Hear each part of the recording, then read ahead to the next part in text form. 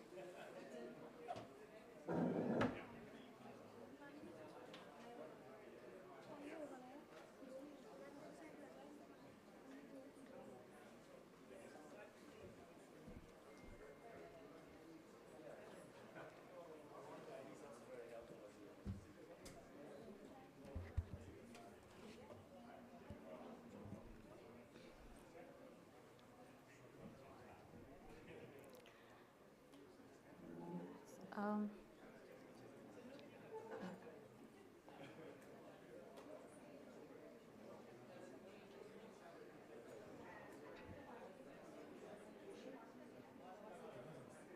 should I start?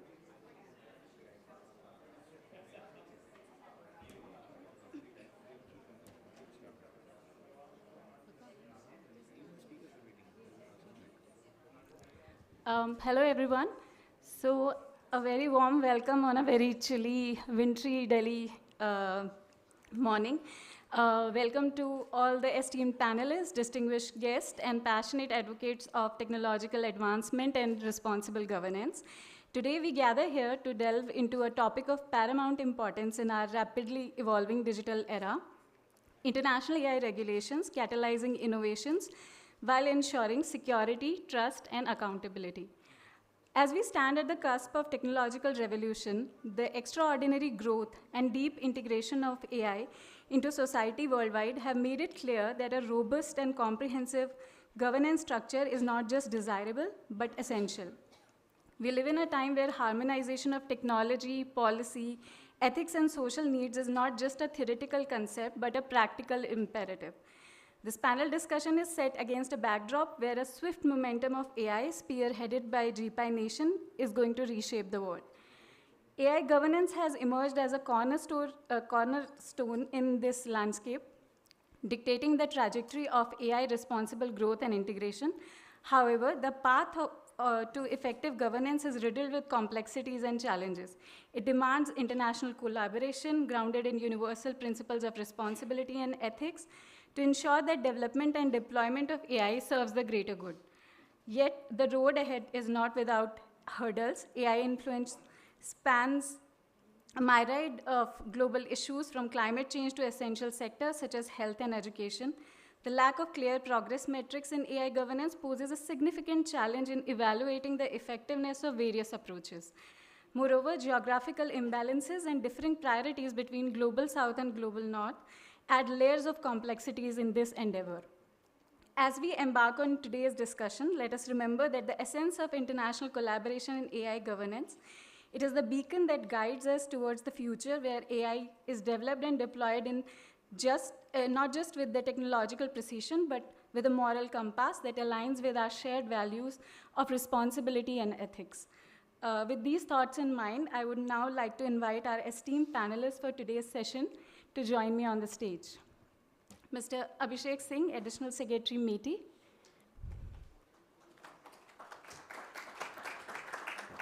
Thank you. Ms. Sue Daly, Director, Technology and Innovation, Tech UK. Ms. Bharatang Mia, Founder and CEO, Girl Hype Women Who Code.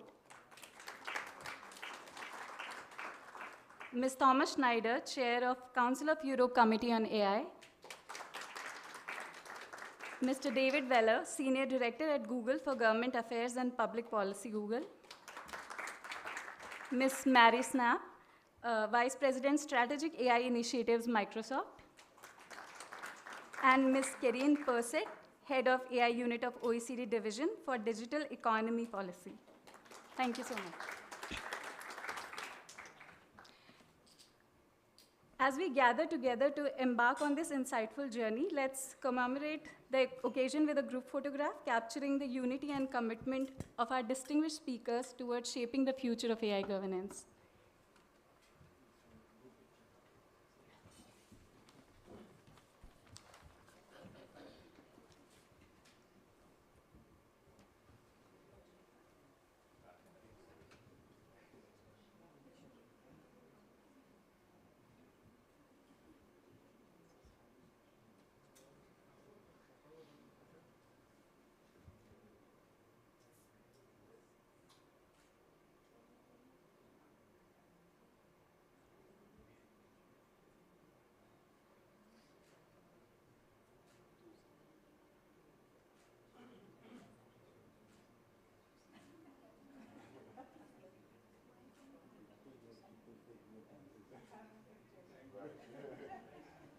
Thank you so much.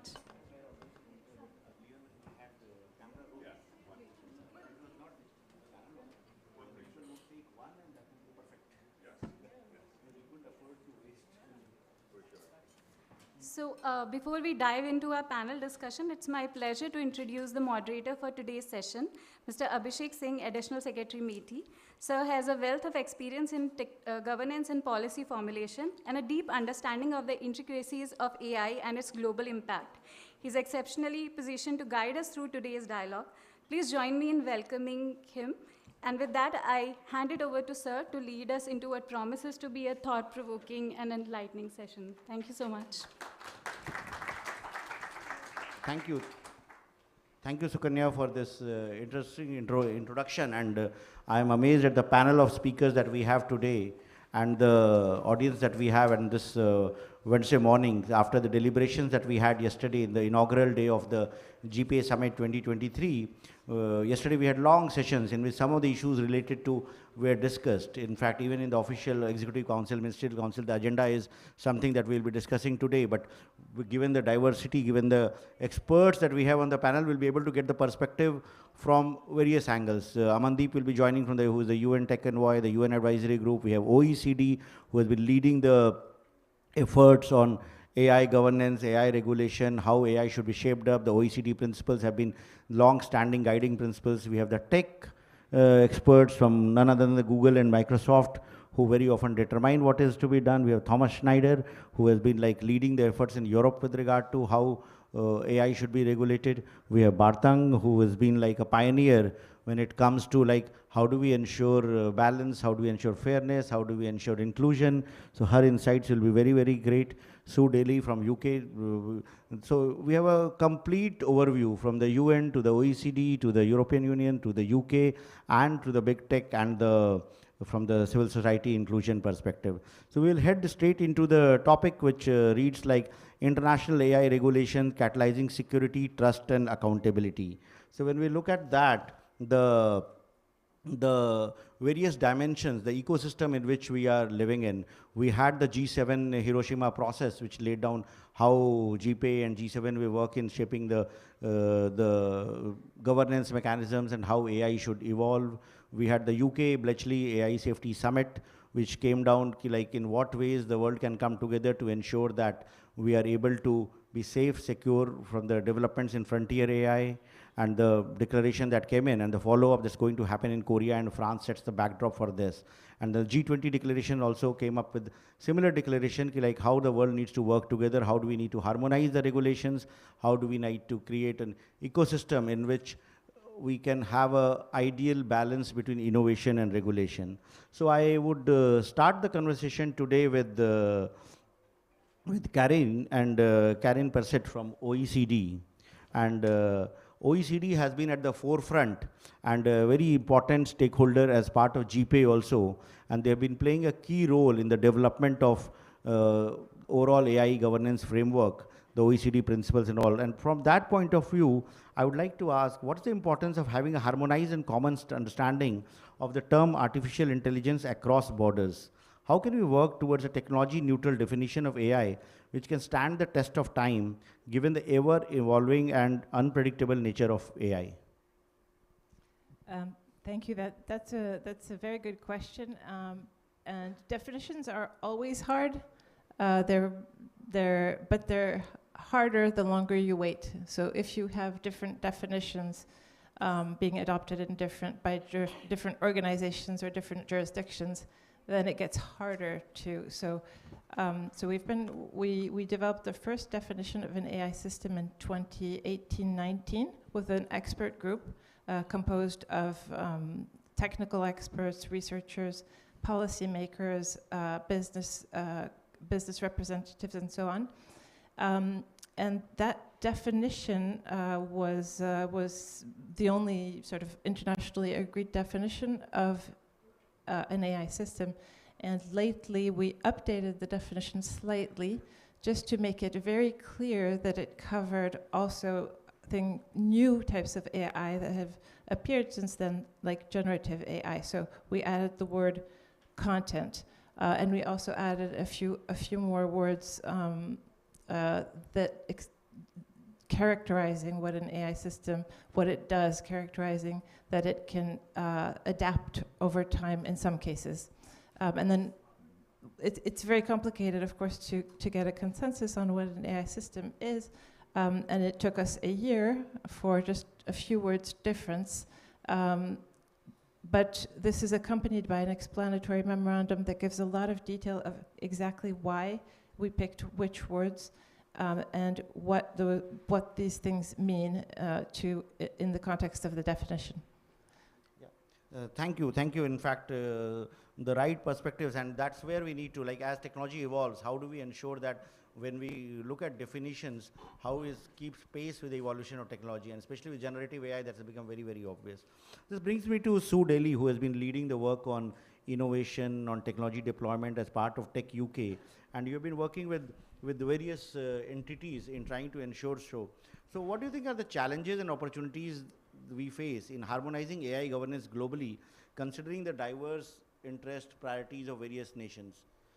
Yeah, and another a great question. It's a real pleasure to be here, and thank you for the opportunity to be part of GPAI and this wonderful panel. Got slight imposter syndrome, but here we go. Wonderful question. Opportunities and challenges in having a globalized and harmonized approach to AI regulation. I think to be clear and to start off, there's huge opportunities if we can get this right and move forward, because a clear understanding of the rules and requirements around AI governance is vital for increasing and maintaining trust and confidence in these powerful, wonderful technologies that are continually evolving. And trust and confidence, as we all know, is key to adoption, deployment, and use. So if we're going to realize the full economic and social potential of these technologies, then making sure that we recognize that there are still concerns, ethical concerns, privacy concerns, security, safety concerns that we need to address. So the opportunity really is that if we can develop a harmonized approach, if there's clarity and certainty, and that's something that I think is really, really key around the rules, it will build that trust and confidence. But equally, clarity and certainty is also important for the continued development of the AI industry and the AI sector, which is obviously fueling our AI revolution. So industry want to do the right thing. They want to follow the rules. They want to develop new innovative tools and solutions, but they want to do it in a way that then can be deployed and used. And having clarity and certainty in terms of the rules and the requirements that are being asked of them is really, really key, particularly on a global approach, because a lot of companies in the UK are operating in the UK, but are looking to operate in the EU. They are looking to operate in the global south, looking to operate internationally. So a real issue, and perhaps this comes onto the challenge, is that understanding of how the different international approaches, and I'm not just talking about multinational approaches, but on a national basis, how the rules, how the legal frameworks that are being developed in particular countries or areas, how they all work together So there's a real concern from industry, particularly SMEs, so particularly those smaller companies. And Tech UK, we have over 1,000 member companies in our membership, 2/3 of which are SMEs. They are the innovators. They are the companies that drive the digital ecosystem. How are they going to stay on top? How are they going to understand the rules and requirements as they're changing? And how do they all fit together? So it's that as we talk about moving from principles to practice and operationalizing the global approaches, which we very much support, how they all fit together and that clarity and certainty, because they want to be able to follow the rules, they want to be able to do business across the world. But I think that's a challenge that we will have to face together as we move from not just, of course, the discussions that we're having right now, but as we move into operationalizing these global approaches to governance of AI. Thank you. Very, very relevant, and that's like almost the entire industry always faces. Like if there are different laws, different regulations across, then how do we adapt and how do we ensure that we are able to comply with all of them? So that brings me to Thomas Schneider, who is the chair of the Council of Europe Committee on AI, and he has been like one of the persons who has been behind almost all the key documents we always refer to, the OECD principles or the UNESCO ethics framework. So given your expertise and with the recent EU Act being notified, how do you see this shaping up? How do you see the global AI regulatory space with the US, the memo that they issued in October, the declarations that various sovereign governments are happening, the EU Act that's coming up, and the whole talk about creating a regulatory framework of AI. How do you see this evolving with the pace at which technology is changing? Yes, thank you, and good morning to everyone.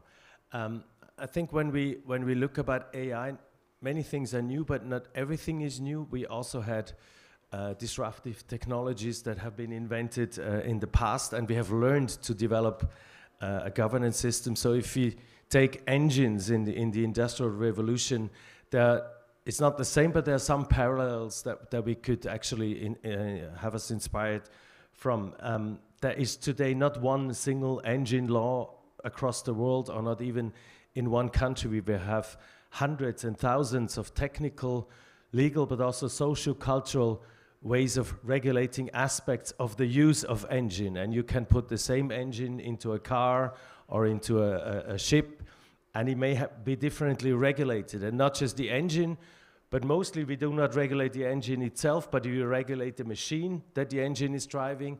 We regulate the people that are using the engines, and you have different regulations if you drive a bus, school bus, or if you drive a truck, or if you drive your own car. You have certain amount of harmonization.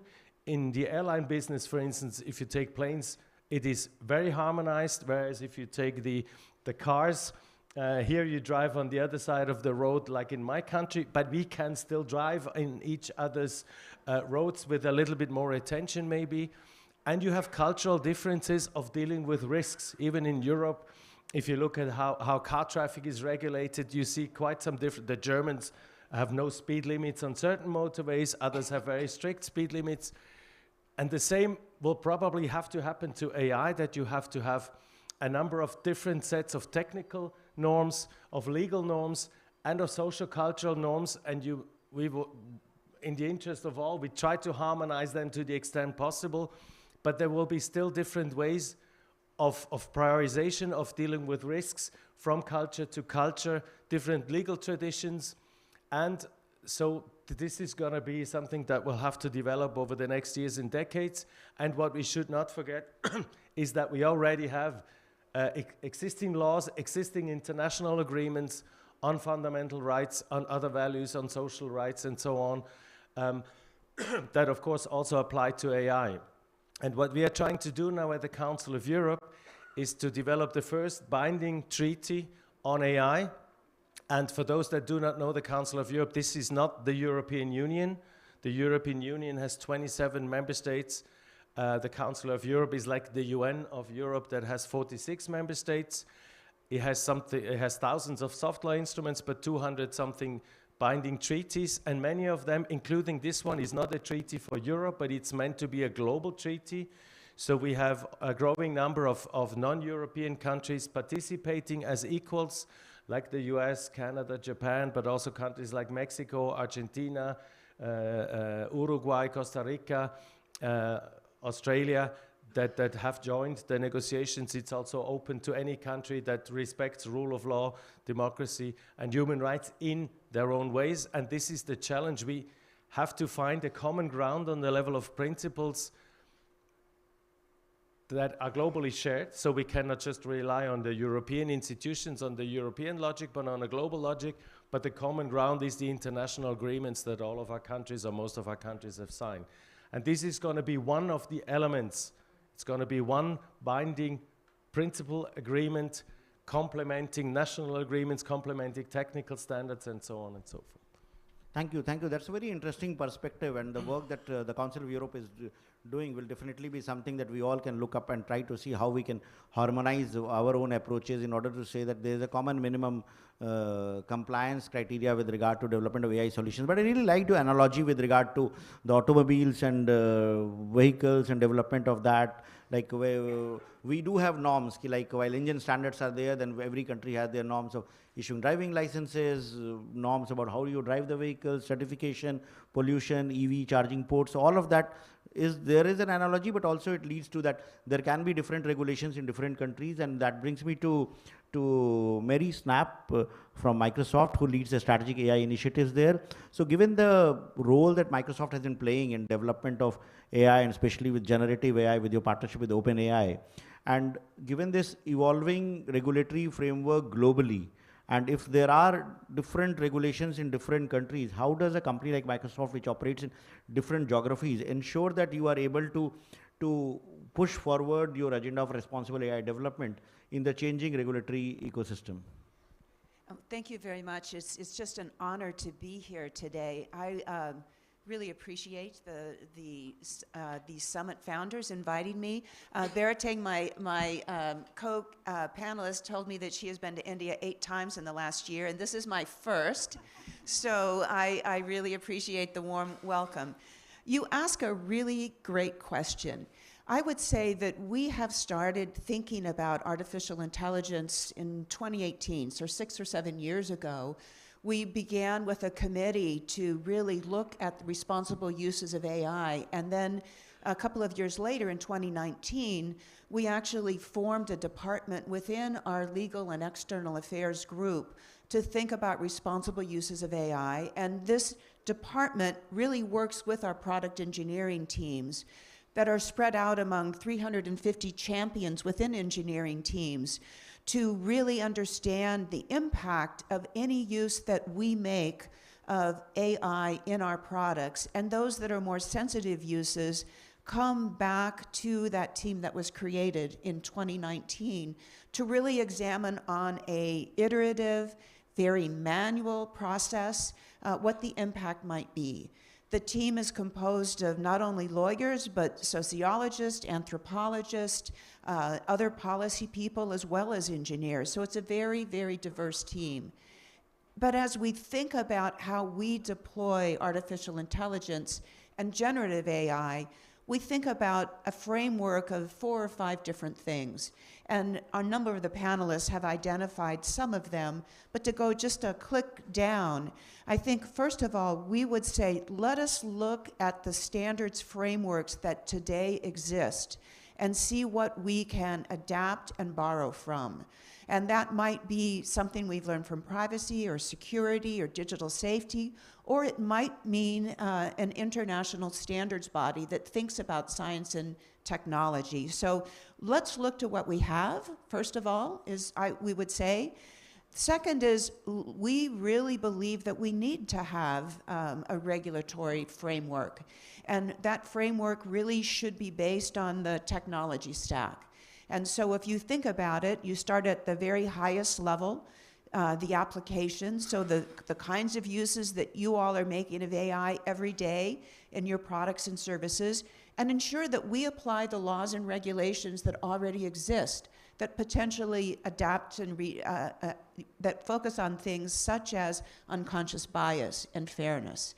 At a little bit further down, you've got the large language models, which are actually the huge body of data that enables us to really acquire answers and get them formulated in such a way that they're actually useful, there will be an important need for a trustworthy development of those large language models and ensuring that some of those are also registered and in a standardized way. There are thousands and thousands and thousands of these large language models. So, you know, again, this is this process of setting standards and goals and allowing individual innovation with the development of the technology. Further down in the stack, you actually have the data centers where the data, you know, resides.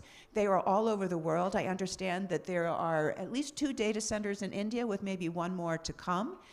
It is important that those data centers are as secure as possible. And that means secure on the exterior perimeter, but also secure in terms of cybersecurity. So as we think about those kinds of things, you've got that framework. Apply the standards that we can apply today. It's also important that we understand that humans need to be in control, that there will need to be some safety breaks. There will need to be places where we have built safety in by design, but there will need to be a failover and a sensitive use or a particular use in a critical infrastructure when the human is always in control of the ultimate decision making. So the artificial intelligence acts as a co-pilot, as a legal intern, if you will, for those of you who have that sort of a background, but that a human stays in control. The fourth thing that we would say is that it is incredibly important that we share information, best resources, particularly with academic and research institutions around the world, because it is important to ensure that the information and the technology is democratized so that it can be used by all. Which leads to the fifth thing, and I know other panelists will focus on, which really, how can we use the technology for social good? I look at the examples in India, the digital social goods and digital public infrastructure, and see things like the payment system, and see things like pensions and those sorts of things, which are really made much more efficient by artificial intelligence and enables us to really address those social good issues through public and private partnerships with the government, with companies like Microsoft and Google, with nonprofits, with government agencies. So that is sort of the broad framework that we think about that can be adopted, we hope, on a worldwide basis. The goal is really to harmonize at those high framework levels, but to allow individual innovation, not only by companies, but by countries as well. So I look forward to the rest of the discussion. No, thank you, Mary, for your very insightful insights ranging from a diverse range of subjects. And that also like kind of brings in like how even the big tech companies are actually thinking about responsible AI framework and complying to that. That brings me to you, David, because Google is again another company which is building large language models, will building AI products, which has a whole storehouse of data available to them, accessible to them. So given the way technology is evolving, how do you think companies like Google can work with international organizations and governments to strike a balance between innovation and responsible AI governance to ensure that the technology that is developed is compliant with the ethical standards that are being imposed?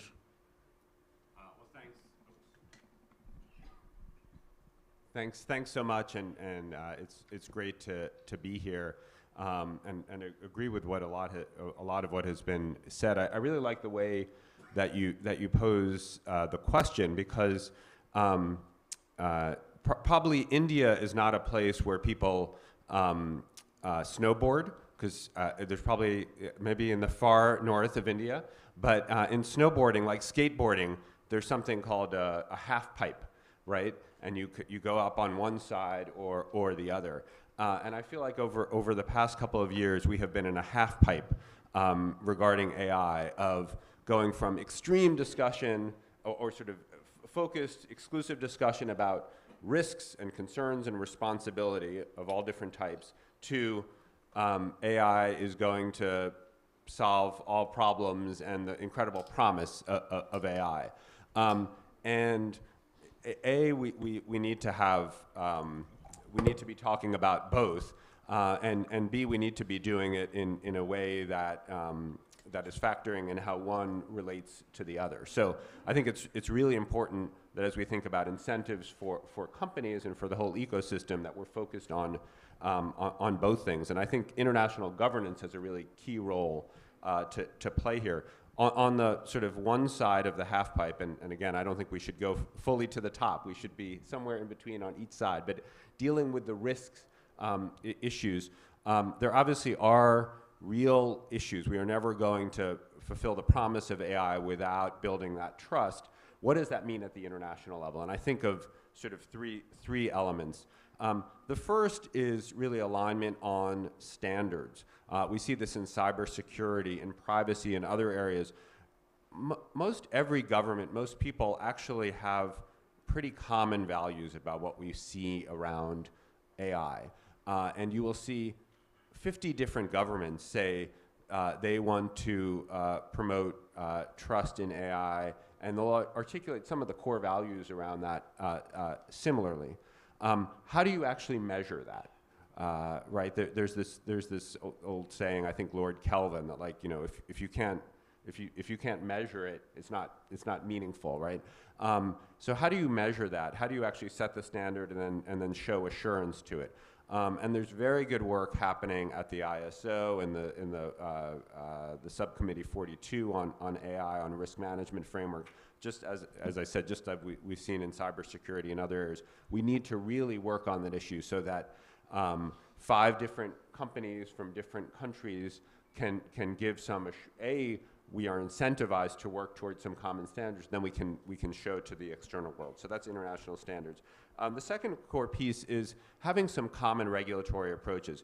Every government is going to regulate in different ways, but there should be some element of harmonization, and there are a couple of principles there. Things like taking a risk-based approach, not taking a one-size-fits-all approach for AI. And I think your engine examples, Thomas, were terrific. And then the third is really cooperation around research, right? Again, most governments in the world are thinking about some of the same issues around sort of some of the medium and longer term safety risks around AI systems, whether it be exfiltration or data poisoning or whatever it may be, which we don't have clear answers to, and let's work together on research on that. And then I just want to take 1 minute to talk about sort of the other side of the half pipe, which we tend to, in the governance space, spend less time on, right? And I think sometimes there's this assumption, governments just need to worry about the risk, the opportunity stuff will just happen. Hey, that's not the case. And I think looking at the last generation of new technology, where again, and my company was guilty of this a bit too, that we thought, you know, the internet was going to solve all of the world's problems. It doesn't. It doesn't happen automatically, right? There are other things that we need to do in terms of broader political, economic, social policy to ensure that these technologies truly benefit everyone and that the private sector is working on the right issues. And so the 3 things that I would just highlight there are, 1, innovation infrastructure, right? Our government's providing the right incentives for inclusive innovation, for using data, for instance, that is broadly representative in how they develop models. 2, AI-empowered workforce, right? Companies will work on this individually, but governments can really set the standards, set challenges for companies like Google and Microsoft and others to work together and make big commitments on education in schools and education in workers. And then finally, broad inclusive deployment, right? We can develop, you know, our brilliant AI engineers can develop the most incredible technologies. Hey, if, you know, the medical device regulator in country X or Y doesn't approve the new diagnostic tool, which is going to diagnose breast cancer, for instance, much more effectively than human systems. Hey, we've done some great research work, but it's not making a difference in people's lives. Yeah, very, very, very interesting perspective, and that's where we need to think of like which way the governments can approach this whole issue of innovation and regulation, especially. And what we have seen this is that countries like, for example, India, where DPI has been used extensively for transforming lives, we always see as technology is a big enabler and for solving societal problems, because otherwise the alternative is that people don't have access to quality healthcare. So why not, if we are not able to provide real doctors, can we replace them with the AI tool which is better than going to a quack or going to somebody who is not medically qualified. But that also brings in like this whole issue of balance between ethical considerations and the need for empowering people, need for inclusion, need for ensuring that all segments of society, all countries at a larger level are equally covered. And when we develop technology, it should not become that there are haves and there are have-nots. And it should not, the present state of technology, that there are a few corporations, a few countries who have larger access to technology and the larger world is not. And that brings me to Bartang Mia. She has been working at this inclusion issue, like how do we ensure that girls get an opportunity, women get an opportunity to play a big key role in the technology sector? How do we ensure equitable development, inclusive development of technology without any bias and fairness? And we are looking at similar issues with AI at the larger level. How do you think we can make AI more inclusive, more ethical, more responsive?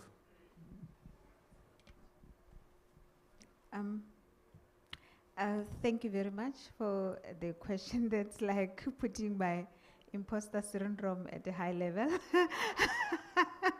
But I think I just need to say that maybe my explanation would be based on my story. So I got interested in AI in 2016 after Microsoft introduced a chatbot called Tay. Tay was introduced and lasted 1.5 days. For those who don't know, you just do a bit of research about Tay. They launched a chatbot that I was so excited to be part of. Within half a day, I was like, what garbage is this? Because what was put by the people outside of Microsoft. So Microsoft had designed this chatbot. Let's forgive them and the engineers and everybody, they weren't biased. But the people, us, the people outside Microsoft who was using Tay, we fed that chatbot with very, very dangerous content that in a split second I realized this is how the global world think. And I told myself that I think I should shift from what I was doing, because for 15 years I had been teaching girls how to code. And as a software engineer, you focus on solving problems. It doesn't matter what any software engineer, when they sit in front of a computer, they're solving problems. When do they think about ethical considerations is something that even myself, I'm still asking myself. If I'm gonna ask a software engineer to continually think about ethical consideration, it's going to stifle their innovation, because you have to work with algorithms. However, the only way for me, I think we could be able to limit that is by involving stakeholders right from the beginning. Research, education, invest in infrastructure. Basics, invest in internet and computers in Africa. I'm a black woman sitting in front of a crowd that, when I say I'm a black woman, might not understand that I've been in rooms where I had to fight for my voice to be heard. The people invite me, they included me, they asked me to be there. But when I raise my challenges and my issues, they are so minute. So the issues that are facing women has nothing to do with technology. It has everything to do with health and mental wellness of men who think women don't deserve to be on the table, who don't promote women, who build apps and content that is really discriminatory towards women. Now, if you're a black woman, it's double the dose, because they were educated by the culture and the system that really moved black women to the bottom of the chain. So when I walk into any meeting, I immediately have to put on my double dose of, they're gonna have to hear me. And if they don't hear me, it's okay. You know, I was sitting on a G20 working group and I had to fight for the word fairness to be included on GPAIs. And the whole committee, I had one person who was like, as a South African, she has to have fairness there. Because you have to understand, fairness means different things to other people. If stakeholder engagement, when you say fairness, the business world is saying, yeah, it has to be fair to us. The stakeholder, civil society will say, hey, it has to be fair on us. The government say, I don't give a damn, because they're gonna do whatever they want anyhow. all I care about, we have to educate men, especially white men who are designing tech, to understand that there's human dignity, humanity is important, and as a black woman, I'm a human that's going to survive the impact of AI that they're building. And in closing, I think there are three things that always stand up for me is, I got this from ChatGPT, by the way. It's fairness and non-discrimination. So now I'm going to read my notes, but they literally came from ChatGPT. So I know that white men know this. All I'm saying is we need to focus on teaching, on working on their mental wellness and educate them differently on how to treat people. Because nobody wakes up in the morning saying, I'm going to be horrible to anyone. And I know, I work with software engineers, trust me. None of them wakes up in the morning and say, I'm going to bake horrible principles into data that's going with AI. It happens because the data sets of the people sitting in the community that are using internet are the ones who have it. Unless we address the issue of internet and access to internet to the people who can change that data set and participate on it. And if we educate women so that they can all have access to internet, because at the moment, I think 60% of African women don't have access to internet. So that means 60% of African voices are not in the internet. So we just need to change that. Secondly is the data quality and bias mitigation has to be in the legal framework, because if we leave it to the people that are designing AI, it's never gonna happen. And the human right and ethical guys, this is very serious matter for me. When you look at me, see a human, forget about my skin color. And when you build any technology, build it for humanness with the principle of, in Africa we have a principle of Ubuntu. I am because you are. I'm because of who, you can't exist without me. I think in Japan they have Ikigai. There's principles around the world that teach us as human beings that we should treat each other as human before we execute anything. Because I'm a firm believer of technology, so the other side of me feels like, yay, we should have AI. But then I see the reality of it and I'm like, no, it's just that they're thinking I'm black. If they were thinking of humanity, this thing will be yay. Or if they were thinking of the planet, this thing would be yay. So I think we should just change our mindset. Thank you, Bartang, and for very eloquently highlighting the key concerns that we look at, like how do we make the discussions more equitable, how do we make it more balanced, how do we make it human-centric, more importantly, like how do we bring focus back to the humans in this all debate about machines, algorithms, data sets, and software that we are talking of. So that's very, very pertinent, and that brings me to like a very pertinent question, and I'll come to Karen once again to you. And OECD, like when we are working with the international community for developing international standards around AI and how AI should be developed and how we should have standards for AI regulation, standards for AI development, deployment, testing of softwares, metrics about measuring what the AI models are doing. And very often we are doing that, we are in a way thinking of measuring the unknowns. So when we do such development of AI standards, how do we balance what the voices that Bartang mentioned? How do we ensure that the voices of the low and medium income countries, how do we ensure the voices of global south are also represented when we are developing the standards which will ultimately apply to the whole world? So this is a really important question, and I think the reply is really dialogue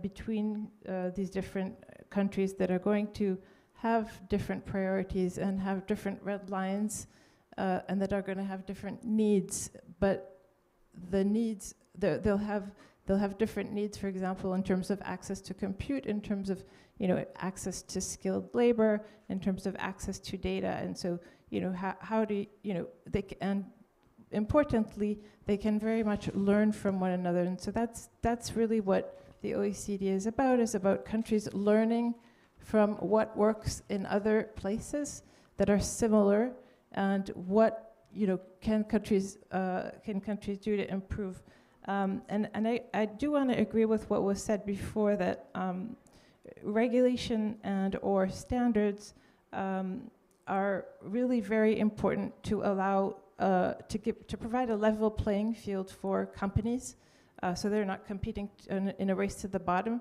and for countries as well. And it's incredibly important because the impacts on economies and societies really require some guardrails, so that we make sure that AI is human-centric. So we want to, at the same time, strike that balance in regulating AI to some extent, and also promoting its use for its incredible beneficial uses. And that's doable, but it's hard. So I think the thing that what we do at the OECD, which is we agree on some red lines. We have to agree on some red lines. Where do we not want to go with some of this technology? And then another thing that's very important is it's very important to regulate at the right time and not too early, because we're not sure where this is going exactly, but not too late, because then we've already got systems that are out in the wild and they're impossible to govern. And also we don't. Yeah, at the beginning, we really don't want to stifle innovation. And so what I agree again with what's been said before, that in the case of AI, because it's a general purpose technology that can be used for so many good and bad applications, but particularly good, it's very important to adapt any kind of intervention, a policy intervention, to the context and be proportionate to the level of risk.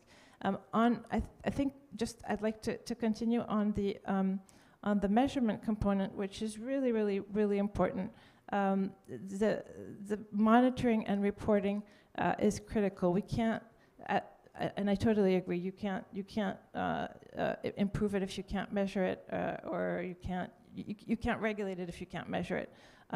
But we do have measurements. We do have some evidence, and that's what we focus on a lot, is really on monitoring and reporting. For example, using live data on OECD.ai, where we're tracking things like trends and data at national level on venture capital investment in AI, on types of research conducted, on skills and jobs, on patents, on compute capacity per country, so that and cataloging national and sectoral policies on AI governance. And this is all to enable policymakers to look to research and analyze approaches.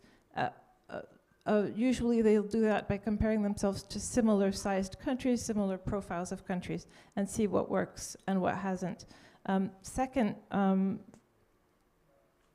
we also develop foundational sort of frameworks, such as the classification framework for AI systems, which really pinpoint, well, okay, in an AI system lifecycle, what are the risks associated with data specifically, and what are the benefits associated with data specifically? Why do they matter?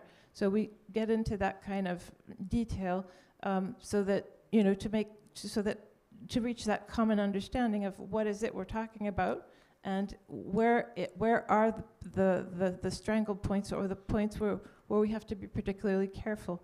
And then third, I think working on international interoperability, as, for example, in the definition of AI, the work on responsible business conduct, which we think is very important, and for example, incident reporting. So we think things are going to go wrong in specific sectors, and there's an annex in the EU AI Act which lists high-risk AI systems, but do we really know that those systems are going to be the ones that are going to be problematic?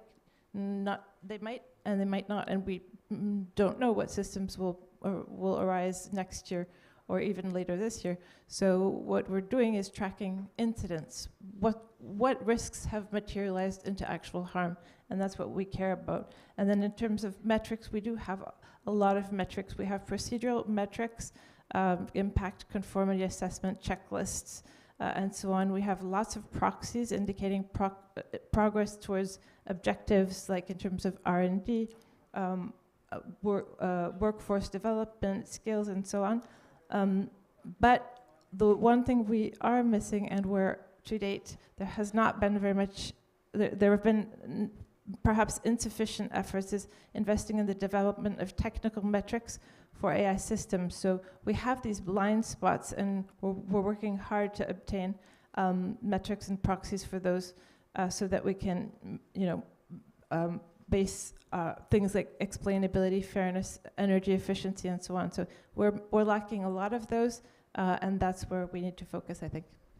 Thank you for highlighting all the ways. So Mary, you want to add something there? If I could just really quickly, I do remember that chatbot back in the day. I would say, I just have to say, we've learned a lot since then. Janine talked about dialogue. I would say diversity. So the teams are much more diverse back then.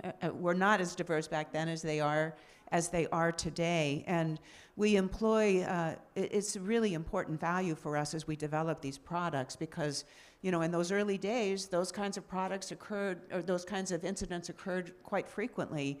We now employ something called red teaming, which I'm sure Google is very, very engaged with too, where we bring people from very diverse backgrounds and very diverse skill sets to really try to break the system, to really try to find gaps and mitigate those gaps. And that's a very important part of the development that exists today, which didn't back then. And I would have to say, Bharat, if we're not working already with you, we should be. And you can come work for us anytime. But if you won't, then I'd love to take your card afterwards. Thank you, Mary, for adding that perspective of diversity. David, would you like to add something to that? Yeah, I was just going to say, all the points are terrific. When I think about sort of data and product design, I think there are a couple of issues that you and others talked about, right, which is what's available on the crawlable web, right? And this is a big problem, and we see it with an issue, for instance, around like image generation. And our early image generation tools, first of all, language inclusivity is not there, right? So, and this issue is very familiar in India, low resource languages. So what again, this goes back to government policy as well, but actions by multi-stakeholder groups to make sure how are we, of course, you ultimately address that issue by more people online, more inclusive internet, but even before that, there are steps that you can take to bring more languages in, more diverse image databases in. But what happened in earlier versions of these systems is, right, search for a doctor. Let's generate an image of a doctor, a professor, and it is white men or men in suits or whatever it may be, right, or business meeting, right? So a lot of these things which, both looking at early internet as well as like Hollywood movies from 20 or 30 years ago, it's very cringy, right? So I think it's both building diverse teams, but then being very intentional on how we build products, both on the data input side, but then on the output side as well, that we have filters. So there are sort of, I think, social and team solutions to this. There are also technical solutions to this, and we need to build in those checks and balances across kind of the technology value chain. So that's the way, very often what we hear is that when the governments and the regulatory authorities and those bodies developing standards, they say that these have to be done, then mostly the companies who are doing it, they respond by saying that, yes, we have diverse teams and we have tried to keep in these filters in order to ensure that if the data input, the input data that is there has got biases, we still try to filter those things out and try to make things more balanced and more equitable and more fair. But I come to Sue Delhi here.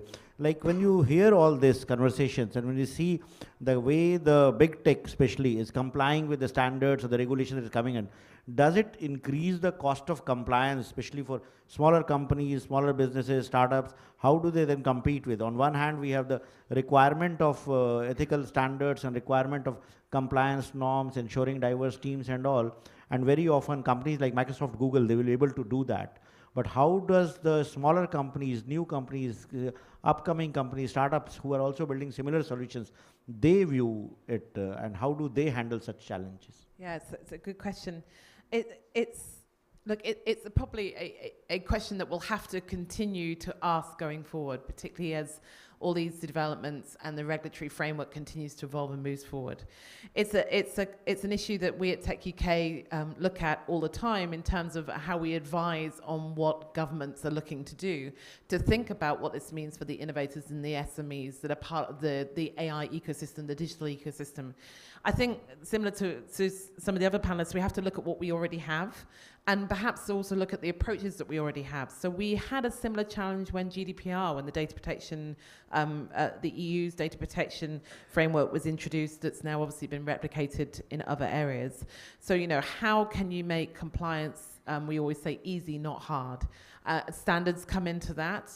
There are other regulatory approaches, codes of conduct, certifications that can help people and organizations to comply with what they need to do.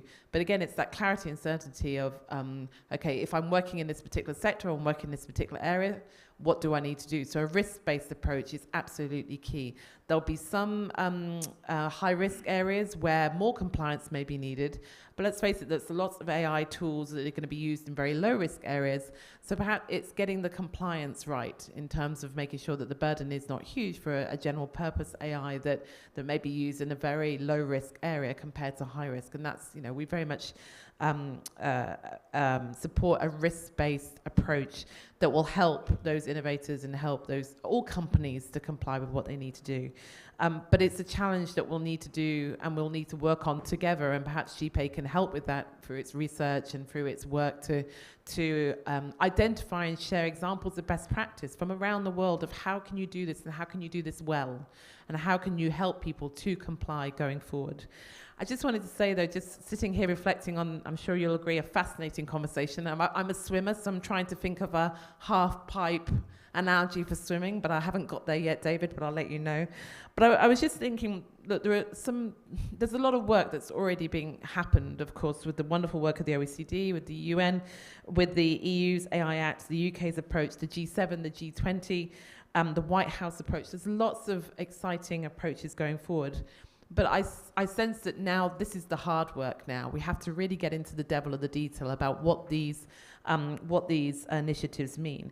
But what I'm holding on to, to your point about how do we keep humans and human values at the core here, is that all the different approaches that we're seeing and have seen develop are really embedded in those ethical principles that we've been talking about since at Tech UK since 2017. We held a digital ethics summit since 2017. We had our 7th one last week.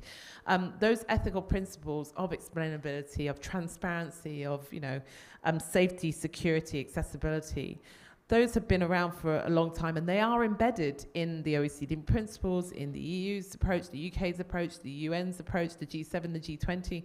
That's the good thing, right? So it's not the answer, it's not a silver bullet, but we're embedding those principles in from the start. Now the hard work is how do you operationalize them? How do you put them into practice? And obviously that's part of GPAI's, at the heart of it, how do we turn theory into practice? So I think there's a real opportunity here for us to learn and share.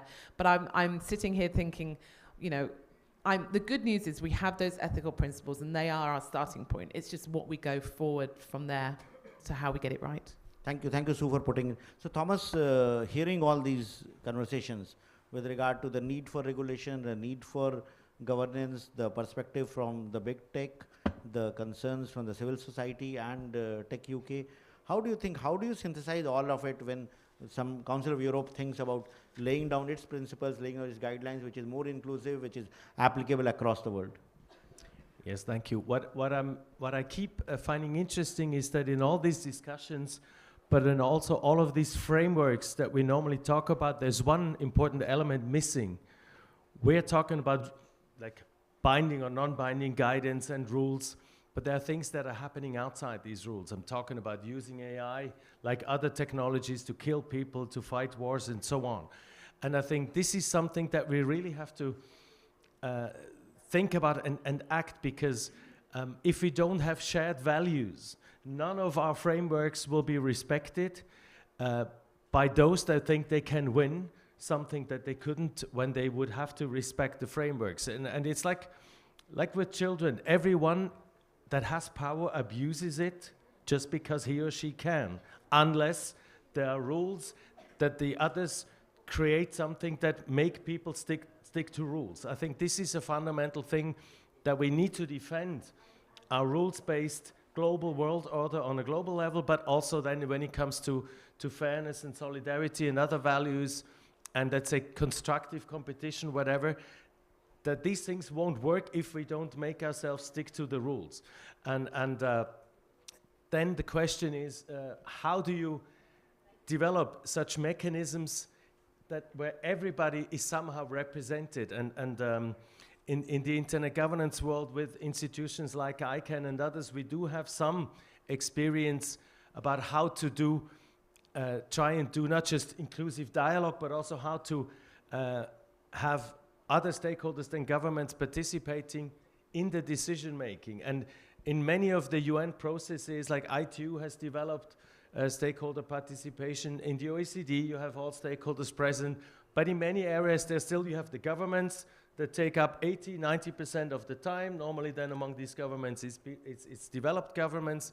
And then you have some time, we need to listen to non-governmental stakeholders, to business. Let's listen to what they say. But then the processes are not really made in a way that their voices, even if they can express their voices, that they make it into the decision-making. Also in the UN, there are some consultations. We have spoken to all stakeholders. But then in the end, governments tend to look at other governments' positions, and in the nice compilations of civil society and businesses that are somewhere on a website, you forget to actually go and have a look there. And this is something that we need to improve if we want to avoid that some people are the data, whatever is relevant, does not only reflect the minority of the people and their lives, but also the others. We really need to work on our governance mechanisms to create incentives that businesses and governments are forced to take into account those that have not been heard so far. And I think this will be one of the key challenges, in addition to strengthen a rules-based governance models, also to strengthen really inclusive governance models where all stakeholders are forced to listen to each other, knowing that the roles are different. For instance, at the negotiations at the Council of Europe, any civil society, any business, any academic institution can become an observer and sit in the room and make text proposals and criticize the proposals that come from government. Of course, and this is painful because it doubles the time that you need to discuss something, and sometimes they have illusionary proposals that they insist on, but in the end it raises the accountability of governments. Of course, governments are in the end the ones that will sign this treaty. And as if you work for a government, you know it's actually your parliament that will have to ratify it. So you can't just go for anything. You have to measure it down to something reasonable. But just the fact that they are sitting in the room and negotiating with you to some extent forces you to not ignore certain issues or get a certain balance right. So inclusivity, meaningful inclusivity is one thing, and defending a fair and rules-based order where you have principles that everybody can agree, but then leave it up to the culture to define the how to implement the principles is something that we are also trying to contribute to with this convention. Again, that is not a convention for Europe. It should be a global convention open to all countries and all cultures that respect human rights, democracy, and rule of law. Thank you. Thank you. In fact, that brings me to a very important aspect. Like, if it has to be a global convention, where do we house it? If it has to apply to all countries, where should it ideally be placed? And that brings me to Amandeep Garg, the tech envoy to the UN Secretary General, who has been the part of the UN. He's been a diplomat with more than 30 years. He was heading IDEAR, which is the health AI now. the CEO of that, and he has been at the cutting edge of this discussions, and very often has felt that what is the role that UN could play in that. So I would ask Amandeep to share his insights in what ways UN can help shape the discourse around universal AI regulation governance framework. Thank you, Abhishek. It's a pleasure to be here at GPAI, and congratulations to India for hosting this summit. There are a couple of special things about GPAI. One is the multi-stakeholder model, which previous speakers have referred to. The other is the attempt at inclusion. So you have countries not only from the global north, but some important players from the global south, and that's to be appreciated. And I think going to your question, the ideal place where we can bring everyone together is, of course, the United Nations. We can have G1s, G7s, G20s, G29s, eventually G193 matters. And there are a few strengths that we can leverage when it comes to AI. First is we don't have to reinvent principles. The principles are there. There is, as Thomas mentioned, there is rule of law, there's the Charter with its principles. There are the human rights conventions, which give you a pathway to accountability. There is the Sustainable Development Goals framework, which provides you with purpose for AI. So why are you doing AI? To develop cool products and services, make a lot of money, but also to solve societal problems. And Anandan is here, thinks that Vadhvani AI is doing in agriculture, in health, and in other areas. So that's an example. So the SDGs framework gives you the purpose also. So you have the principles, you have the purpose, the why of what we are doing. And then going back to this discussion on standards, on regulation, we need to bring things together. Standards is not only about, let's talk to each other so that our standards are understood better. It's also about developing standards together. And we can leverage the work that's been done for decades in the ITU, in the ISO, in other standards developments organizations, including multi-stakeholder ones, IEEE, and so on. So there is a set of practices out there that can be used to develop and harmonize standards. And then some of the standards being talked about today are, frankly, that's good engineering. When you build a bridge, when you design a building, there are certain standards and principles you follow. So you're not doing anyone a favor there. They have to be done. When you're developing powerful technologies, some engineering design standards, safety, testing, red teaming, all those, for me, that's a given. It's not a favor to anyone. I think what we are looking for is what lies beyond that. And that requires a conversation, an inclusive conversation on risks and challenges, not only the immediate risks or the far into the future risks, but all kinds of risks, a full spectrum of risks. Who defines those risks? Because behind the risk conversation are interests. So I think the UN is the place where you need to have these conversations. And we've started that off with the Secretary General's high-level advisory body on AI, whose interim report is due in just a couple of weeks. And working with the OECD, the Council of Europe, the European Union, significant jurisdictions, US, China, India, Brazil, who are working, ASEAN, who are working on these technologies, the private sector and others. So it's time to bring it together so that there are no regulatory gaps. There is no regulatory arbitrage, which creates accountability gaps, which creates the potential for misuse. And most importantly, we can allow everyone to take advantage from this opportunity. Thank you. Thank you, thank you. And we have a break before we... Okay, no. So before we do anything else, I would like to have Bartang to respond to. You said something very strong and very important, and we have heard from everyone. What do you think? What do you think? Is there a hope that this technology will be more inclusive and more fair than what earlier technologies have been? when I'm listening to them, I think there's hope. I believe that tech on its own, let's forget about human beings because we just screwed up. But tech on its own, if we go around building it the way we are, Mary said it, so like with stakeholder engagement and getting everybody to build it and make sure that we mitigate that bias is not included. Tech will be able to survive and change the world because it's meant to solve problems. However, the people that implement it, I'm gonna go back to my original saying that we need to educate people that are implementing the tech itself, because the implementers, it doesn't matter, you can build the algorithm, it's still gonna be stable, you can change it, you can tweak it, you can do whatever. It doesn't change how I'm treated by tech at the moment as a black woman. It doesn't change whether I'm going to be employed over a young white man sitting in the room, because the data in itself has such a lot of bias baked into it. So we change that, and then we have a better future. Tech will change, and it will make, it's like an equalizer that will be able to help us achieve what we want to achieve as human beings. And then we have to have mental health, wellness training for human beings to change their biases and implement tech properly.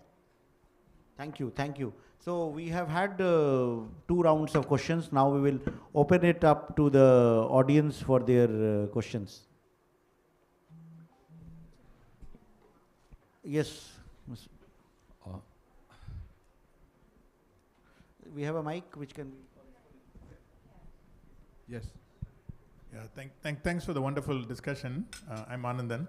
The question I have is a little bit of a dilemma. See, in order for us to leverage the power of this technology, in particular LLMs and the generative AI, but all of it really, the more everybody can use it and build solutions to their problems, the better it is, which means some kind of an open sourced approach, however managed it is. But then the dilemma is, potential weaponization, potential misuse of exactly the same thing. And we have this in front of us, a very, very powerful technology. And to go back to what Bartong said, to some extent, it's not Tay itself, but it's the way in which it was used and attacked by the people that used it. How do we balance between the need to provide the opportunity to build great solutions with the risk inherent that anybody can use it with any kind of biased data that they have to weaponize it? How do we control that? David, you'd like to take it? Who?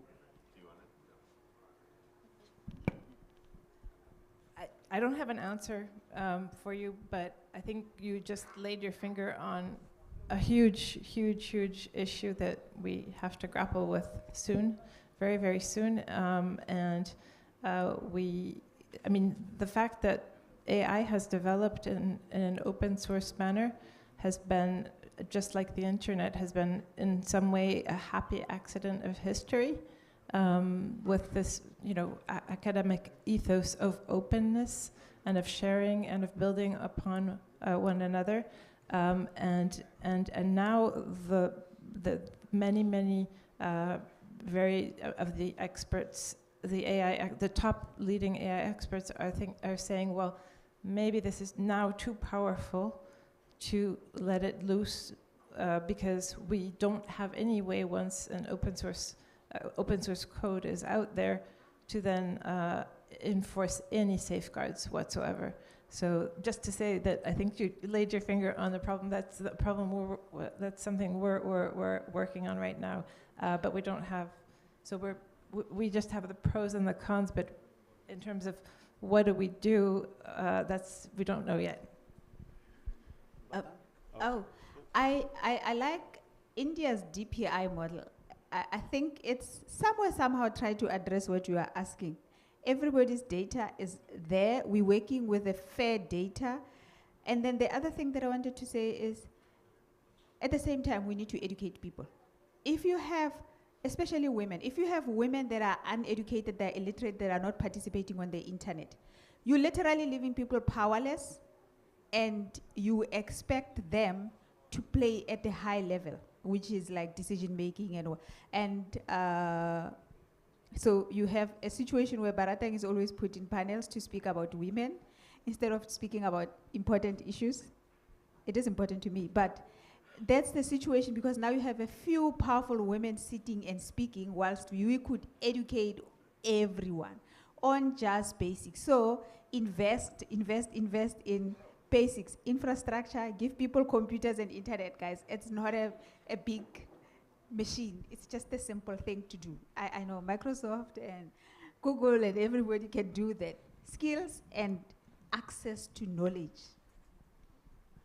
And I would agree with you. I would say very quickly, open source is a positive thing, but it doesn't mean if you're open sourcing something, you're totally immune from laws and regulations. So, we still have a framework to apply. So, for example, Microsoft GitHub is the largest repository of open source code in the world, but there are still some regulations. So let's celebrate the innovation that open source brings and the ability of developers to work together, but understand that there still are regulations and enforcement that should apply to maintain basic human rights, basic legal rights of people, and to guard against physical and psychological harm. I would quickly like to add give you the example of the knife for this question. Knives are great tools, and they're getting better. There's very sharp ones. There's all kinds of knives, and it's the use. And you need to teach your kids for what a knife should be used, how to hold it, how to keep your fingers back. If you hurt yourself with a knife, then you go to the doctor, but you don't go to jail. But if you hurt somebody else with a knife, you need to make sure that then something happens, that the other people around step in, that that you go to jail. Some uses of knives are considered criminal. But for instance, in my country, we have a growing number of teenagers, in particular male teenagers, that wear knives because they think that they are somehow stronger in certain situations. And then there are some accidents that happen in group fights. And you can't have police everywhere all over, or it may be difficult also to forbid teenagers to have knives, but they need to learn how to deal with it. You need to create incentives that the group pressure goes against the fact that they think that that makes me more male if I have a knife, but maybe that this is rather a sign of weakness. And so there's a mix of measures that you need to work on, technical, legal, and cultural measures to prevent people from doing bad things with any kind of technology. And I think AI is not, and the concept level is not different. Thank you. I would just say very quickly, specifically on the question of open sourcing of the most advanced models, like most dilemmas, there's not one answer, right?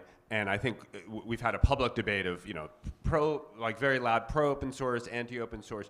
There are real considerations that need to be weighed, and this sounds like a punt, but we actually need like a multi-stakeholder discussion because you talk to the national security people in one corner, the development people in another corner, sort of the technology developers in another, and we all think we're doing the right thing, but you stand where you sit. So I think you actually need a full multi-stakeholder conversation on that, but it's going to be a nuanced answer and approach.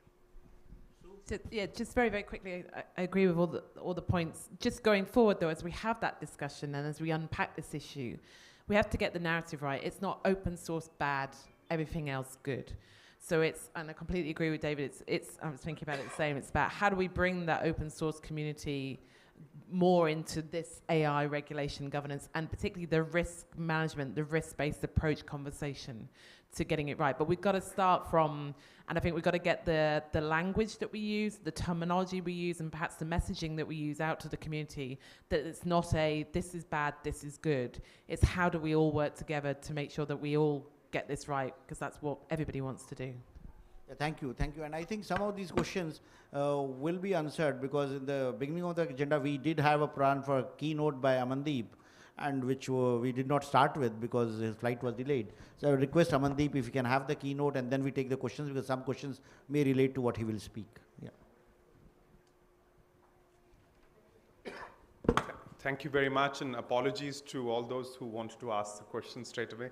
Hold on to them. Congratulations once again to India, and Abhishek, to you for getting this together. GPAI has many strengths, and one which I neglected to mention while sitting down with the panel is this focus on multi-stakeholder analysis, research, and making knowledge available on what's the direction of technology, what are its applications, what could be problems, etc. So this is very, very valuable, almost like a global public good that GPAI is helping produce. At the United Nations, there is a very important process underway that's related to the Summit of the Future next year, to put together what's called a Global Digital Compact. It will be a leaders level document that talks about all the digital challenges and opportunities we have, including AI.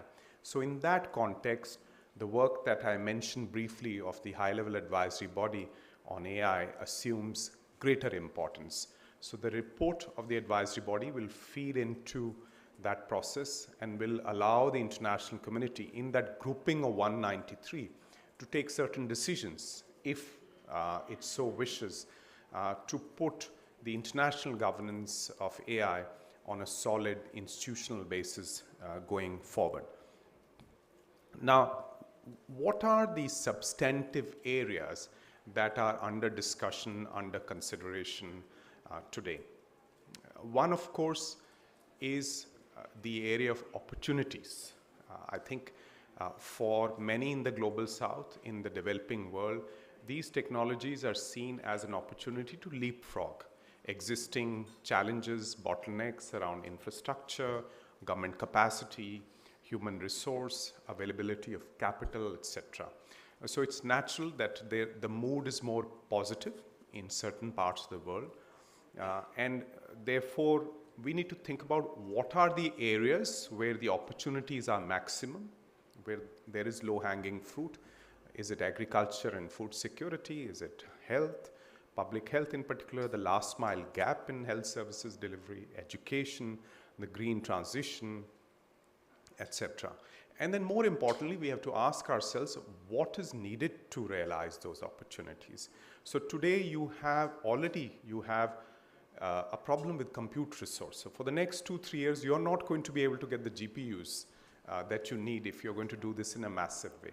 So there is compute resource, there is data. There are only a few places where you have that scale of data sets. The possibility of using almost internet scale data sets. Most other places you struggle, including in Europe, in India.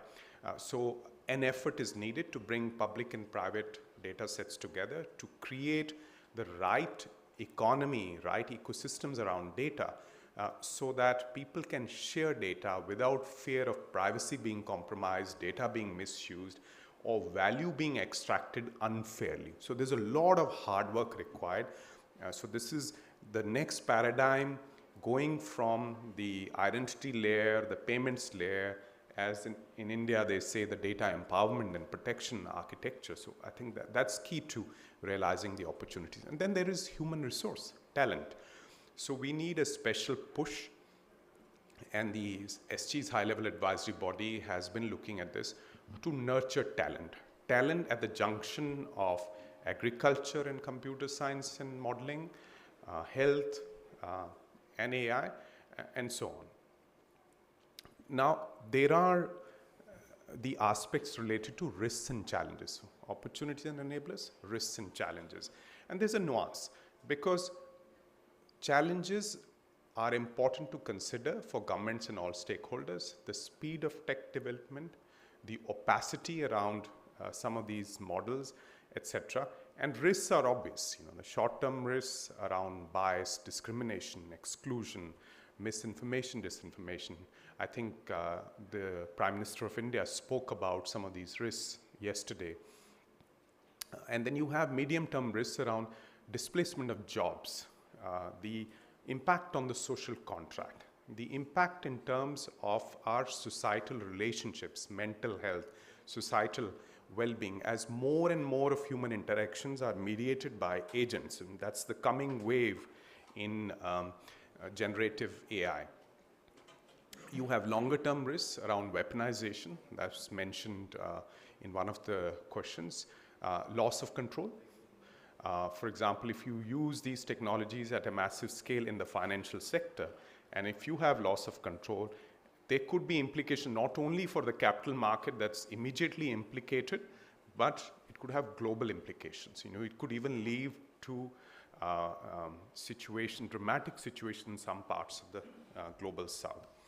And we need to kind of have a common framework for assessing these risks and land them in the right context in different regions. Because if you are more of an open source champion, you are likely to handle short-term risks better.